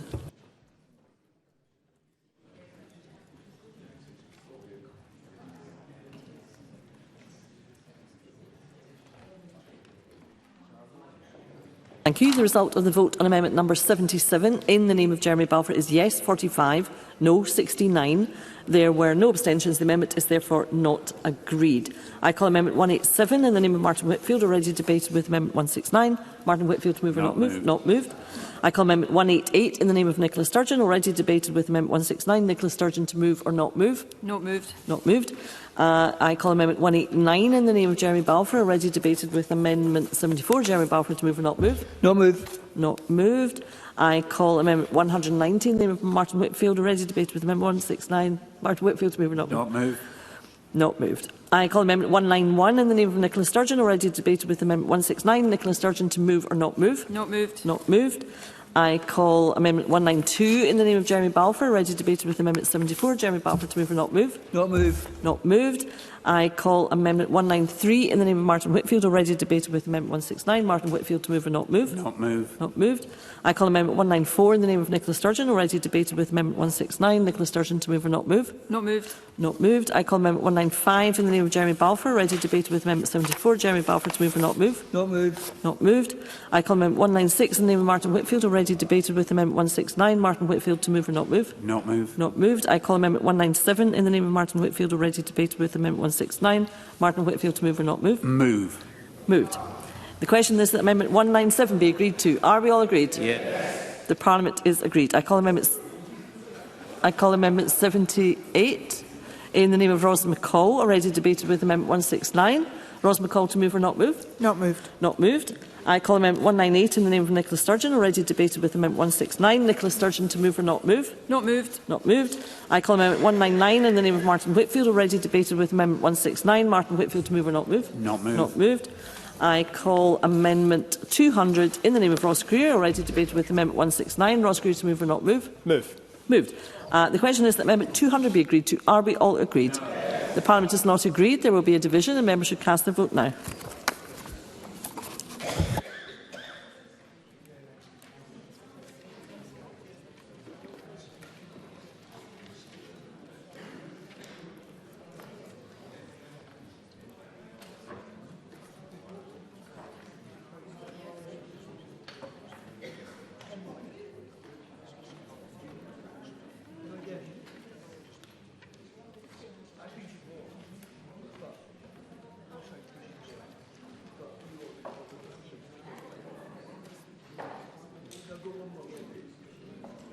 The vote is now closed.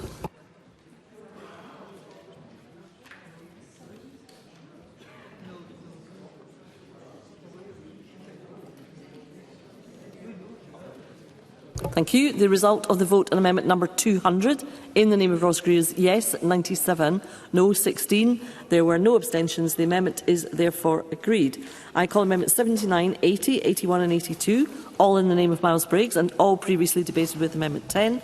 I invite Miles Briggs to move amendments 79 to 82 en bloc. Moved en bloc. Thank you. Does any member object to a single question being put on amendments 79 to 82? No. If no member so the question is rather that amendments 79 to 82 are agreed to. Are we all agreed? Yes. The Parliament is agreed, and I call amendment 201 in the name of Jeremy Balfour, ready debated with amendment 74. Jeremy Balfour to move or not move? Move. Moved. The question is that amendment 201 be agreed to. Are we all agreed? Yes. The Parliament is agreed. We now turn to Group 21. Places of safety for arrested children. I call amendment 202 in the name of Willie Rennie, grouped with amendment 211. And I call on Willie Rennie to move amendment 202 and to speak to other members in the group. Mr Rennie. So eagle-eyed members will have noticed that we are over 3 hours ahead of the timetable agreed by the Parliament. I think there must be a... Just wait for it. There's probably a special place in heaven for the education team. But I have to tell you, the remainder of the amendments are all mine, and I can talk forever. So Mr Rennie, I assure you, you cannot.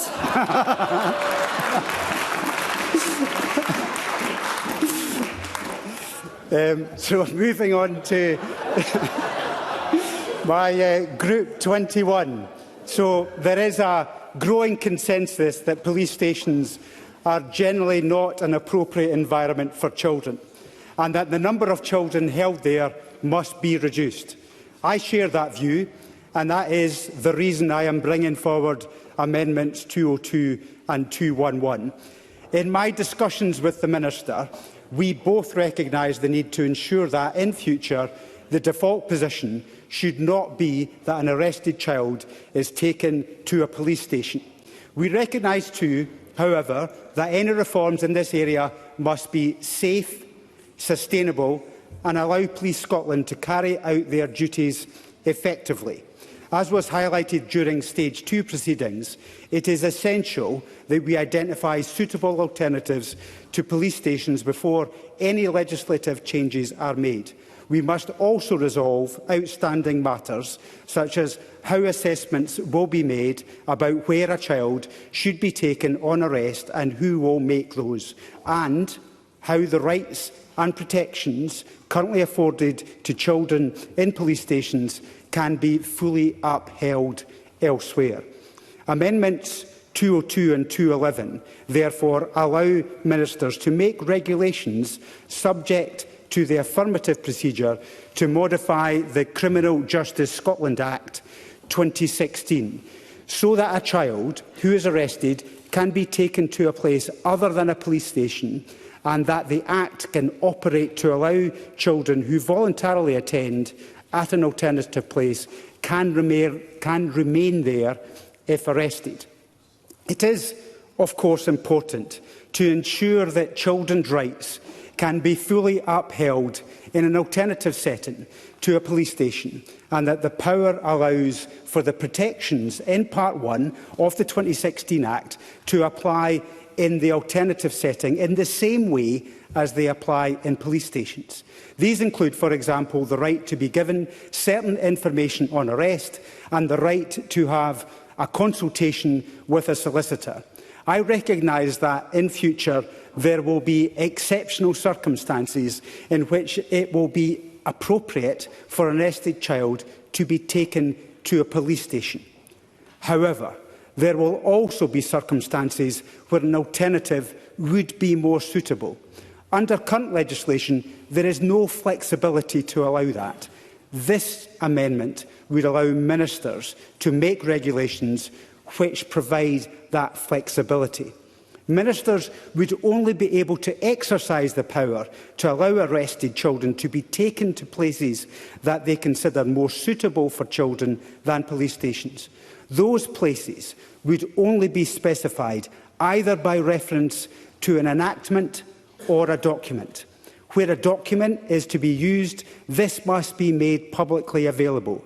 And if it is created or updated after regulations have been laid, consultation with the Police Service of Scotland, local authorities and any other persons that the Scottish Ministers consider appropriate will be required before finalising its content. The power for ministers to make different provision for different areas will also allow for a gradual test of change approach in different parts of Scotland to be piloted. This, coupled with the ability for ministers to impose recording and reporting obligations in the regulations, would allow for consideration of how test approaches are operating before wider implementation of reform across Scotland.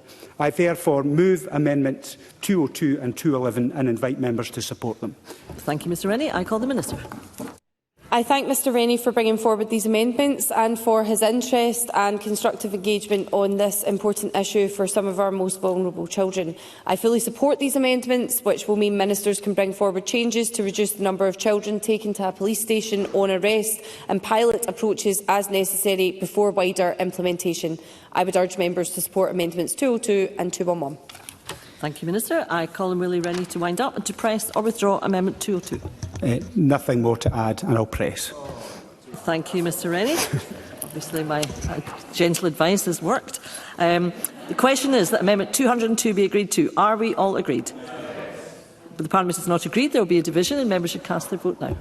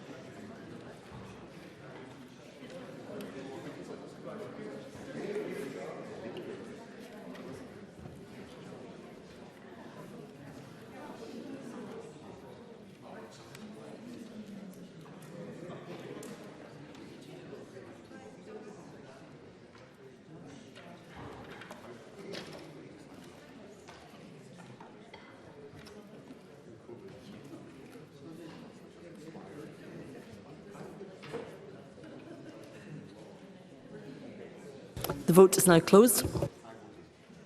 Point of order, Elena Whittam. Thank you, Matt. Wouldn't connect. I would have voted yes. Thank you, Ms Whittam. Your vote will be recorded. Point of order, Marie McNair. My app wouldn't connect. I would have voted yes. Thank you, Ms McNair. Your vote will be recorded.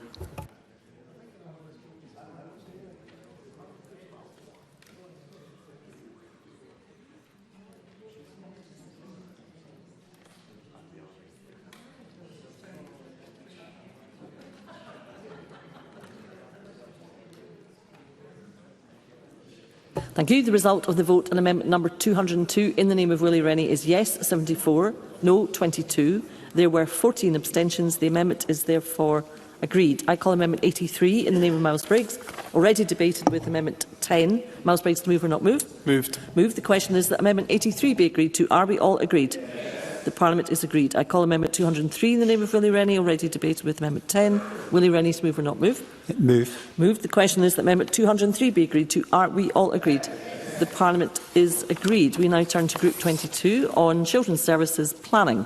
I call amendment 204 in the name of Willie Rennie in a group of its own. I call Willie Rennie to move and speak to amendment 204.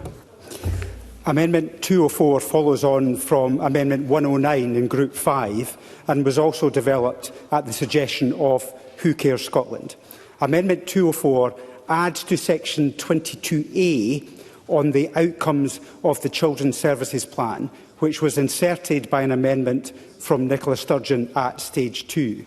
It simply adds a requirement for children's services plans to include how services will be planned and delivered to support delivery of the promise.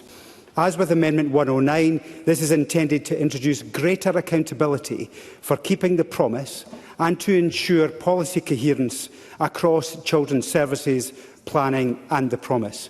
Members will also note that the briefing from Children First, which supports this amendment, says children's services planning is an important tool for planning accountability and transparency, and this would be a helpful aid to support this work. Thank you, Mr Rennie. I call the Minister. I thank Willie Rennie for bringing Amendment 204 forward. Improved children's service planning is central to keeping the promise, and therefore, again, I'm very happy to support this amendment. Amendments at Stage 2 already significantly strengthen the children's service planning legal framework. What Mr Rennie is proposing goes further by ensuring that lead children's service planning bodies must explicitly set out within their plans how services will contribute to delivering the promise. This will improve accountability, policy coherence and strengthen the collective responsibility of local planning partners to deliver better outcomes for children and families. And I encourage members to support Amendment 204. Thank you, Minister. And I call on Willie Rennie to wind up and to press or withdraw Amendment 204. Nothing more to add, and I'll press. Thank you. The question is that Amendment 204 be agreed to. Are we all agreed? The Parliament is agreed. I call Amendment 84 in the name of Miles Briggs, already debated with Amendment 10. Miles Briggs, to move or not move? Moved. Moved. The question is that Amendment 84 be agreed to. Are we all agreed? The Parliament is agreed. We now turn to Group 23 on reviews and reporting in relation to the Act and the promise. I call Amendment 205 in the name of Willie Rennie, grouped with Amendments 206, 207 and 208. And I call on Willie Rennie to move Amendment 205 and to speak to other members of the group. Mr Rennie. Presiding Officer, Deputy Presiding Officer, at Stage 2, the Committee agreed two somewhat overlapping review duties. This reflected a strong desire for robust scrutiny of how this legislation is implemented and to be kept abreast of developments in keeping the promise by the deadline of 2030. My amendments tidy up those review duties and avoids duplicating the extensive reporting already provided through existing promise monitoring and oversight. Amendment 205 introduces a statutory requirement for ministers to review and report on implementation of the Act within 2 years of royal assent. That ensures Parliament will be updated on implementation of the bill we are considering today. Amendment 206 then requires ministers to publish within 6 months of 2030, which is the deadline for keeping the promise, a report on how all of its recommendations have been fulfilled. Amendments 207 and 208 simply remove sections 22D and 22E, which were the review duties inserted at Stage 2, which Amendments 205 and 206 supersede. Thank you, Mr Rennie. And I call the Minister. Presiding Officer, I am once again very grateful to Willie Rennie for his constructive approach to amendments 205 to 208. They reflect a proportionate and workable approach to meet the Parliament's desire for clear review points and assurance on progress towards keeping the promise, and I encourage members to support all amendments in this group. As I mentioned when speaking to Group 17, I consider it's imperative that this review also looks at the effectiveness of opt-in and demand-led advocacy in the children's hearing system and recommends any changes that need to be made. As I say, encourage members to support the amendments. Thank you. Minister, I call on Willie Rennie to wind up and to press or withdraw Amendment 205. Nothing more to add, and I'll press. Thank you. The question is that Amendment 205 be agreed to. Are we all agreed? Yes. The Parliament is agreed. I call Amendment 206 in the name of Willie Rennie, already debated with Amendment 205. Willie Rennie to move or not move? Moved. Moved. The question is that Amendment 206 be agreed to. Are we all agreed? Parliament is agreed. I call Amendment 207 in the name of Willie Rennie, already debated with Amendment 205. Willie Rennie to move or not move? Moved. Moved. The question is that Amendment 207 be agreed to. Are we all agreed? Yes. Parliament is agreed. I call Amendment 208 in the name of Willie Rennie, already debated with Amendment 205. Willie Rennie to move or not move? Moved. Moved. The question is that Amendment 208 be agreed to. Are we all agreed? The Parliament is agreed. I call Amendments 209, 86 and 87, all in the name of the Minister and all previously debated. I invite the Minister to move Amendments 209, 86 and 87 en bloc. Moved. Thank you. Does any member object to a single question being put on Amendments 209, 86 and 87? No. The question therefore is that Amendments 209, 86 and 87 are agreed to. Are we all agreed? The Parliament is agreed. I call Amendment 210 in the name of Martin Whitfield, already debated with Amendment 145. Martin Whitfield to move or not move? Not moved. Not moved. I call Amendment 211 in the name of Willie Rennie, already debated with Amendment 202. Willie Rennie to move or not move? Moved. Moved. The question is that Amendment 211 be agreed to. Are we all agreed? Yes. The Parliament is agreed. I call Amendments 88, 89 and 90, all in the name of the Minister and all previously debated. I invite the Minister to move Amendments 89 to 90 en bloc. Moved. Thank you. Does any member object to a single question? A member does object. Therefore, I will put the question on each amendment individually. The question is that Amendment 88 be agreed to. Are we all agreed? No. The Parliament is not agreed. There will be a division and members should cast their vote now.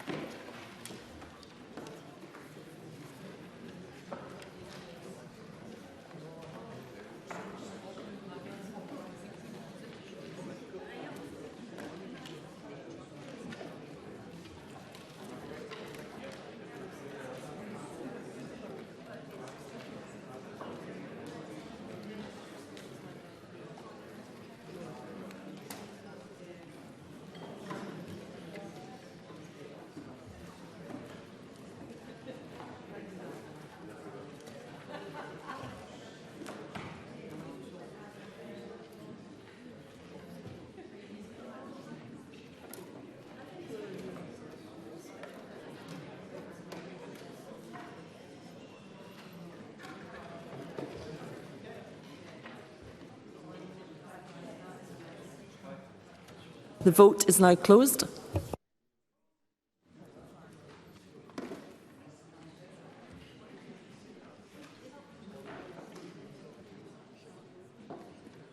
Thank you. The result of the vote on amendment number 88 in the name of the Minister is yes 99, no 17. There were no abstentions. The amendment is therefore not agreed. The question is that amendment... Oh, I beg your pardon. Indeed. I will repeat. So the vote on amendment number 88 was therefore was agreed. Sorry, I'll get there at the end of the day. It's been quite a long couple of weeks. So the question is that amendment 89 be agreed to. Are we all agreed? Yes. The Parliament is agreed. Amendment 89 is therefore agreed to. The question is that amendment number 90 is agreed to. Are we all agreed? Yes. The Parliament is agreed. That ends consideration of amendments. There will be a very short pause. Sorry about that last one.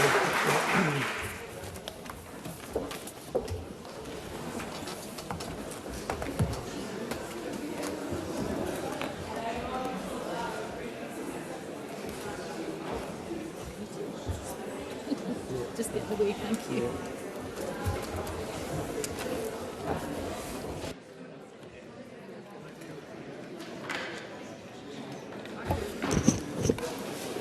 As members will be aware, I am required under standing orders to decide whether or not, in my view, any provision of a bill relates to a protected subject matter. That is, whether it modifies the electoral system and franchise for Scottish parliamentary elections.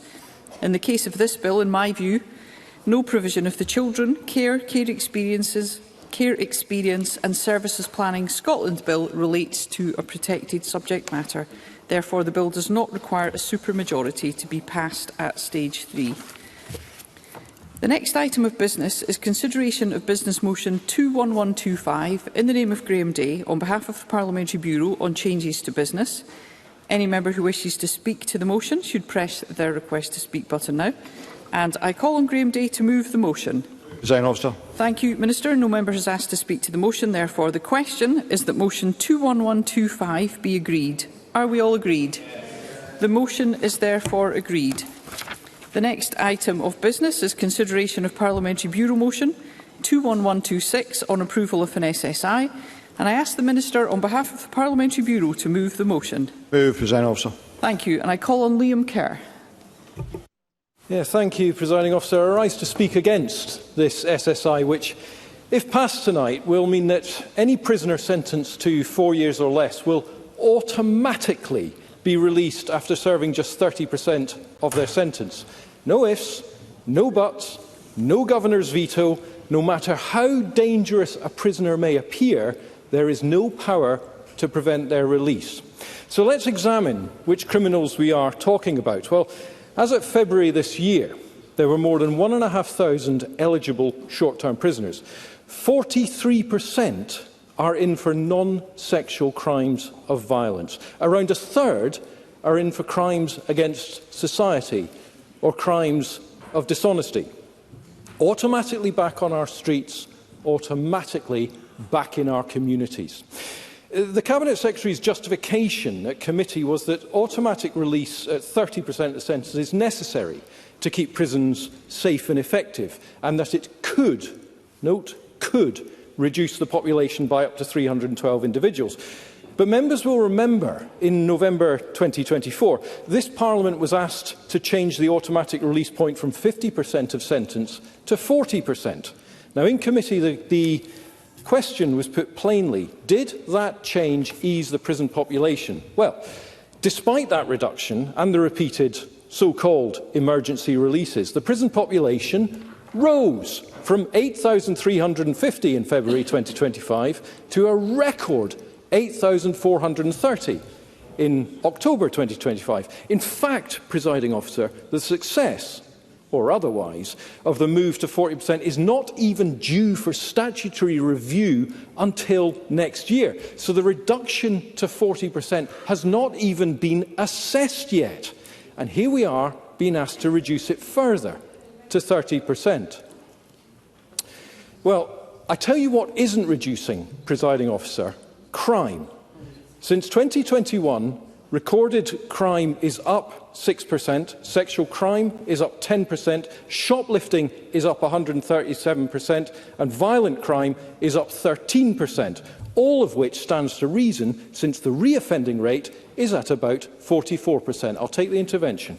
Pauline McNeill. Thank you very much.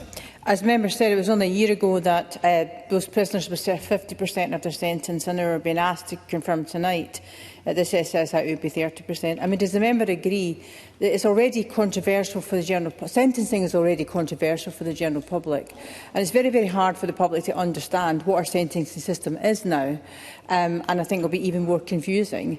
And does the member further agree that it really is not the way to manage prisons to make this permanent change? Liam Kerr. Well, yes, I do agree, and I think Pauline McNeill made the exact point in committee very eloquently on exactly that, because the public won't understand this. And what they also won't understand, Pauline McNeill, is that the Cabinet Secretary comes to committee, comes to this chamber and says, remember, short sentences don't work, and is now here asking us to bring in a measure which makes short sentences even shorter, further reducing the time for rehabilitation. Presiding Officer, we mustn't forget there are alternatives to letting criminals go free, such as proper rehabilitation programmes, completing the overdue Highland and Glasgow prisons, and a serious strategy to reduce reoffending. We must be clear, this is not vote for this SSI or bad things will happen. This is vote for this SSI and bad things will happen. So in one of the final acts of this Parliament, I urge colleagues, stand with victims, stand with communities, stand with justice and vote against this SSI. Thank you. Thank you, and I call on Cabinet Secretary Angela Constance to respond. Thank you very much, Presiding Officer. It is important to remember that Scotland is not alone in wrestling with a very high prison population. Between October 23 and September 2025, the previous and current UK governments have released over 62,000 prisoners early. Now, I say that not for a minute to demur from my responsibilities, but merely to make the point that any suggestion that others, if they were in my place, would be making radically different decisions in the current circumstances is quite simply not credible. And, Presiding Officer, the prison population is driven by an increase in long-term prisoners who are serving long-term sentences. There is, of course, a long-term shift away from very short-term sentences. And the reality is that there is no single or quick solution to address the rise in prison population. And we must continue to pursue a range of measures across our justice system. And in response to the immediate need for further action, these regulations change the proportion of the custodial sentences of some short-term prisoners that they are required to serve before they are automatically released from 40% to 30%. And the change is necessary to alleviate the persistent pressure on our dedicated prison staff, who I remain grateful to for the vital work that they carry out each and every day. I have not reached this decision lightly. However, I do believe that this change is proportionate to the risks that we face. The proposed exclusions for those serving sexual and domestic abuse offences strike the right balance between recognising the concerns of victims while supporting a sustained, not temporary, a sustained reduction in the rise in short-term prison population against persistent increases overall. And this change could deliver a sustained reduction between 239 and 312 individuals. And the Governor's veto does not exist in the normal release process, and it never has.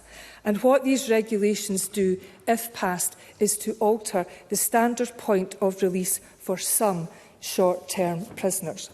And the action taken by this government has had a positive impact. Our modelling indicates that the prison population today would be around 260 to 390 prisoners higher without the 2025 Act, and a further 130 to 230 prisoners higher, not just now, without the most recent emergency release. And this would mean a population of between nearly 8,800 or in excess of 9,000 if we had not taken the difficult decisions to alleviate pressure on the prison system.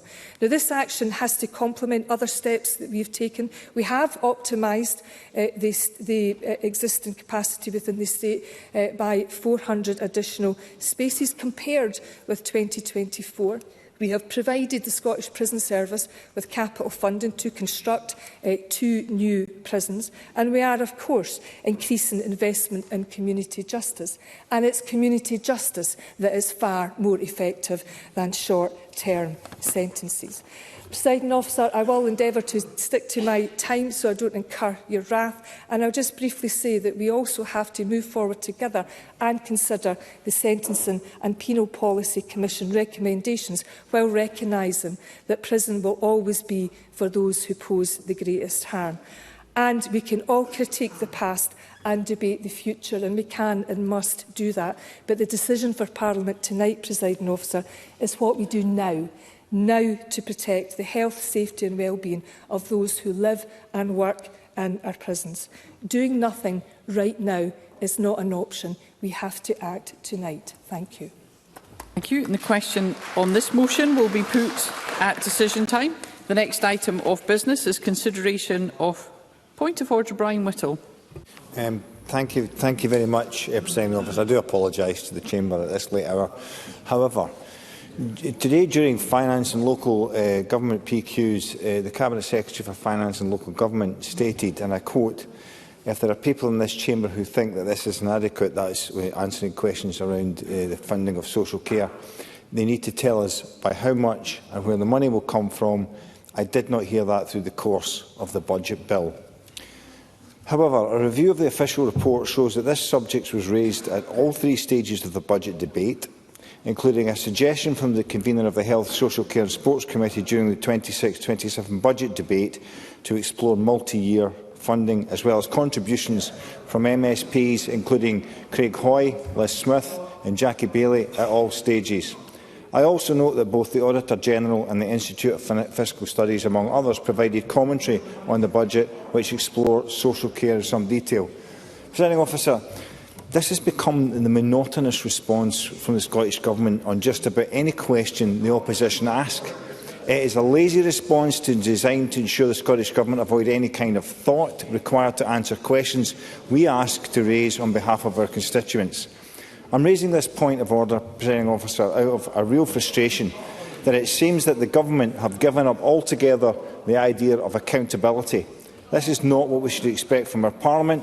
I hope, Presiding Officer, as we work towards the next term, that the next Government do better and we get back to what this place is supposed to be. So can I ask, Presiding Officer, since it's clear from this that the Scottish Government were offered numerous options to address the crisis in social care and simply opted to reject them, I believe it's important the Cabinet Secretary has the opportunity to correct the record at her earliest convenience, and I seek your confirmation that you will grant her that opportunity when she requests it to address this misrepresentation of facts. Presiding Officer. Thank you, Mr Whittle. As members will have heard several occasions, the content of members' contributions is not a matter for the Chair. Members will, however, also at this point in the session be very well aware of the corrections mechanism that exists where that is required.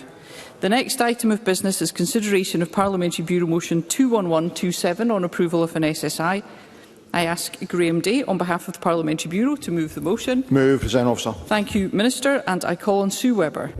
Thank you, Presiding Officer. When the SNP government first allowed some prisoners to vote in the Scottish Parliament and local elections in 2020, we warned that this would set a dangerous precedent, with an increasing number of offenders being allowed to vote over time. And sure enough, in the dying days of this Parliament, the Scottish Government are trying to sneak through a policy which would allow convicted criminals detained on mental health grounds to vote in the election in May. The Scottish Government are incorrect in claiming we need to expand prisoner voting to be compliant with the ECHR. And as I said when the SPPA committee met to debate this instrument a few weeks ago, the rest of the UK has not expanded prisoner voting to the same extent that the SNP have here in Scotland. I want to make it absolutely crystal clear what we are debating today. We are considering enfranchising criminals considered so dangerous they must be detained in a hospital for their own good, rather than serving their sentences in prison. These individuals will, in some circumstances, have committed serious offences. These people who are rightly being detained due to the risk they present to society. Yet the Scottish Government thinks it appropriate to give them the right to vote. That is... Yes, Mr Mason. John Mason. I thank the member for giving way. Is the answer to this not to consider compulsory voting so that prisoners would have to vote along with the rest of the population? Sue Webber. I think no, Mr Mason, that is not anything the Scottish Conservative benches would condone or endorse, and I think you knew that before you presented that to me, because that, quite frankly, is totally mad. And I cannot possibly comment on why the Minister is so keen to give mentally ill criminals the right to vote before the elections in May. But I will say this, and I'll try not to smile here. Everyone outside of the Holyrood bubble will think it is ridiculous.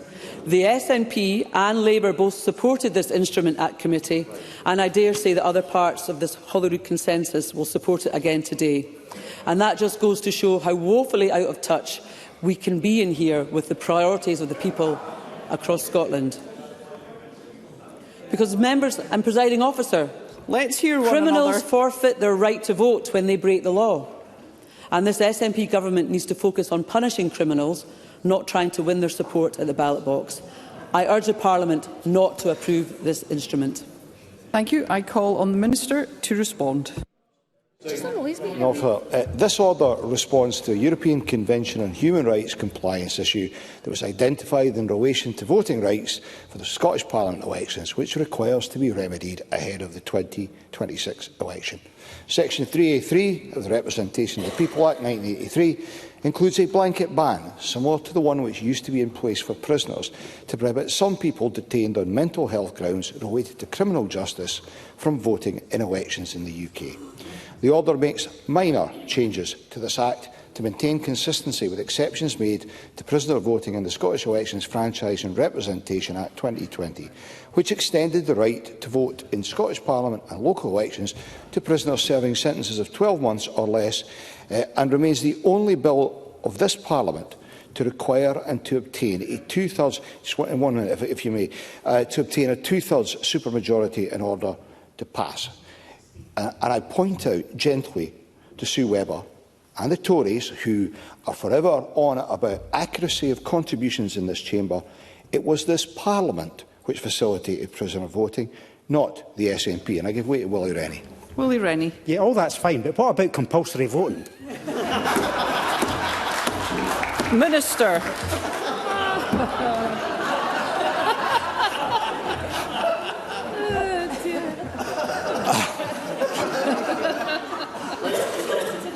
Out of respect for my good friend John Mason, I'll let that one slide. Seriously though, Presiding Officer, the order will mean that where a person detained on a mental health ground has been sentenced to 12 months or less, or has received a mental health detention rather than a prison sentence, that person will be able to vote if the maximum sentence or sentences possible would have amounted to 12 months or less. This is in line with the law that is in place for prisoners, and we envisage around 20 people might be impacted. One aspect of this consistency with prisoner voting concerns people subject to temporary compulsion orders. They are in a similar position to a remand prisoner. They have been detained but not convicted, sentenced or found to have committed a criminal offence following an examination of the facts. Remand prisoners across the UK are able to vote, and so the order provides for the same voting rights for those subject to temporary compulsion orders as for remand prisoners. The order is also temporary. It applies only to elections between the 7th of May 2026 and 28th February 2030, and that is to allow for the arrangements to be consulted on by the next government and revisited by this Parliament, rather the next Parliament. In light of some recent ill-informed commentary, I must also stress that people are not excluded from participating in elections on the basis of mental capacity. And, Presiding Officer, I invite members to approve this order. Thank you. The question on this motion will be put at decision time. The next item of business is consideration of 7 Parliamentary Bureau motions, and I ask the Minister on behalf of the Parliamentary Bureau to move motions 21128 to 21131 on approval of SSIs, and 21132, 21134 and 21135 on committee meeting times. Move, Presiding Officer. Thank you. The question on these motions will be put at decision time, and I'm minded to accept a motion without notice under Rule 11.2.4 of Standing Orders that decision time be brought forward to now, and I invite the Minister to move the motion. Move with pleasure, Presiding Officer. Thank you. And the question is that decision time be brought forward to now. Are we all agreed? Yes. We are agreed. There are 4 questions to be put. And the first question is that motion 20921 in the name of Mark Ruskell on the Greyhound Racing Offences Scotland Bill at Stage 3 be agreed. And as this is a motion to pass the bill, the question must be decided by division. There will be a very brief suspension to allow members to access the digital voting system.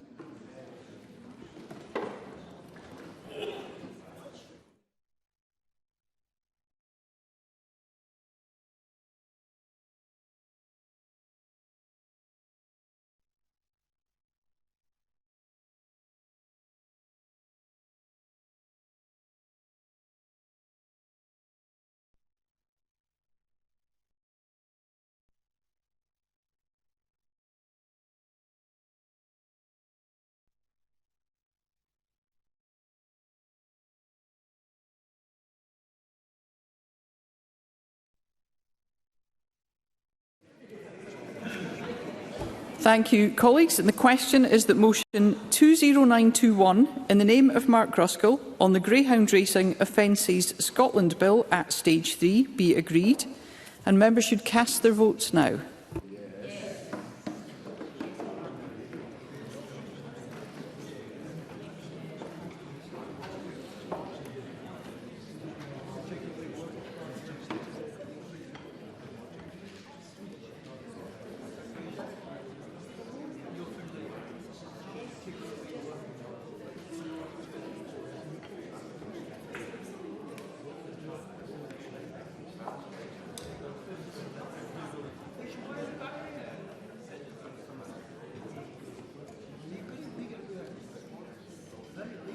The vote is closed.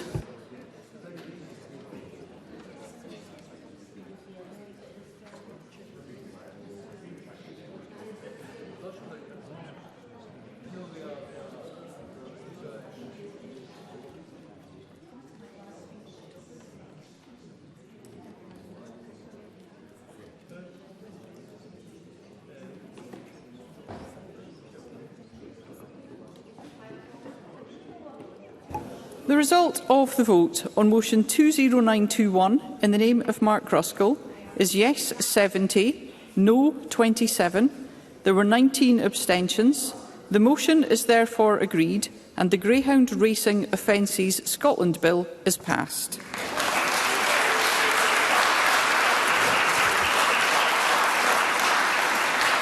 Thank you. And the next question is that motion 21126 in the name of Graham Day on behalf of the Parliamentary Bureau on approval of an SSI be agreed. Are we all agreed? Yes. The motion is therefore agreed. The next question is that motion 21127 in the name of Graham Day on behalf of the Parliamentary Bureau on approval of an SSI be agreed. Are we all agreed? Yes. The Parliament is not agreed, therefore we will move to a vote and members should cast their votes now.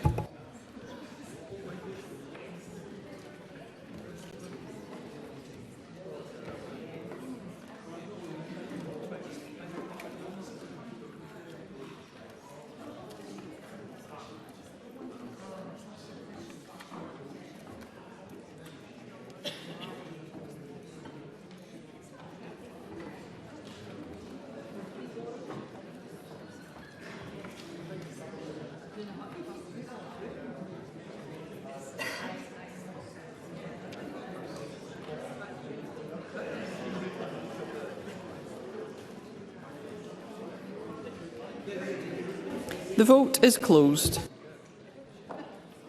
I call Paul Sweeney for a point of order.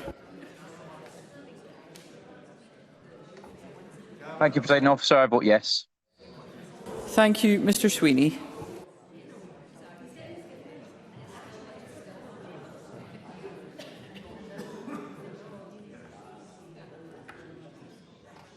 I call Joe Fitzpatrick for a point of order. Sorry, I'm not sure my vote went through. I would have voted yes. They can run in a straight line. Nobody's going to do that. Thank you, Mr Fitzpatrick. We'll ensure that's recorded.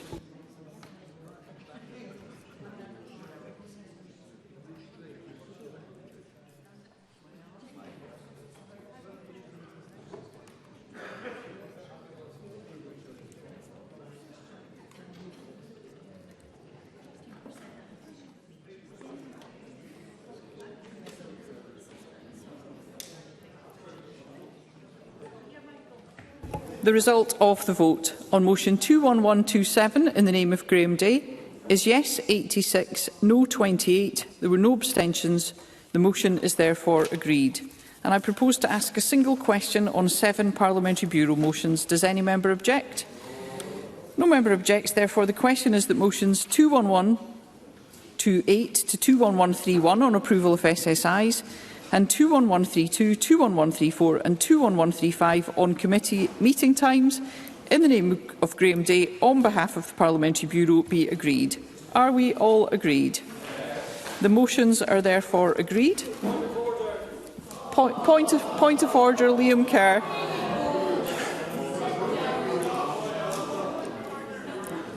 Grateful if we could hear Mr Kerr. I'd indicated that we were going to oppose 21126, but it didn't go to a vote. I wonder if the presiding officer, because my party and I spoke against that particular SSI, it was clear the presiding officer didn't hear anyone shout no. I respect that, but... Thank you. I would just say, Mr Kerr, your points are on the record. And it was the case that I did not hear anyone dissent from that. And it's just a case of making sure that we can all hear one another and that the chair is clear too. So thank you very much. That concludes decision time, and I close this meeting.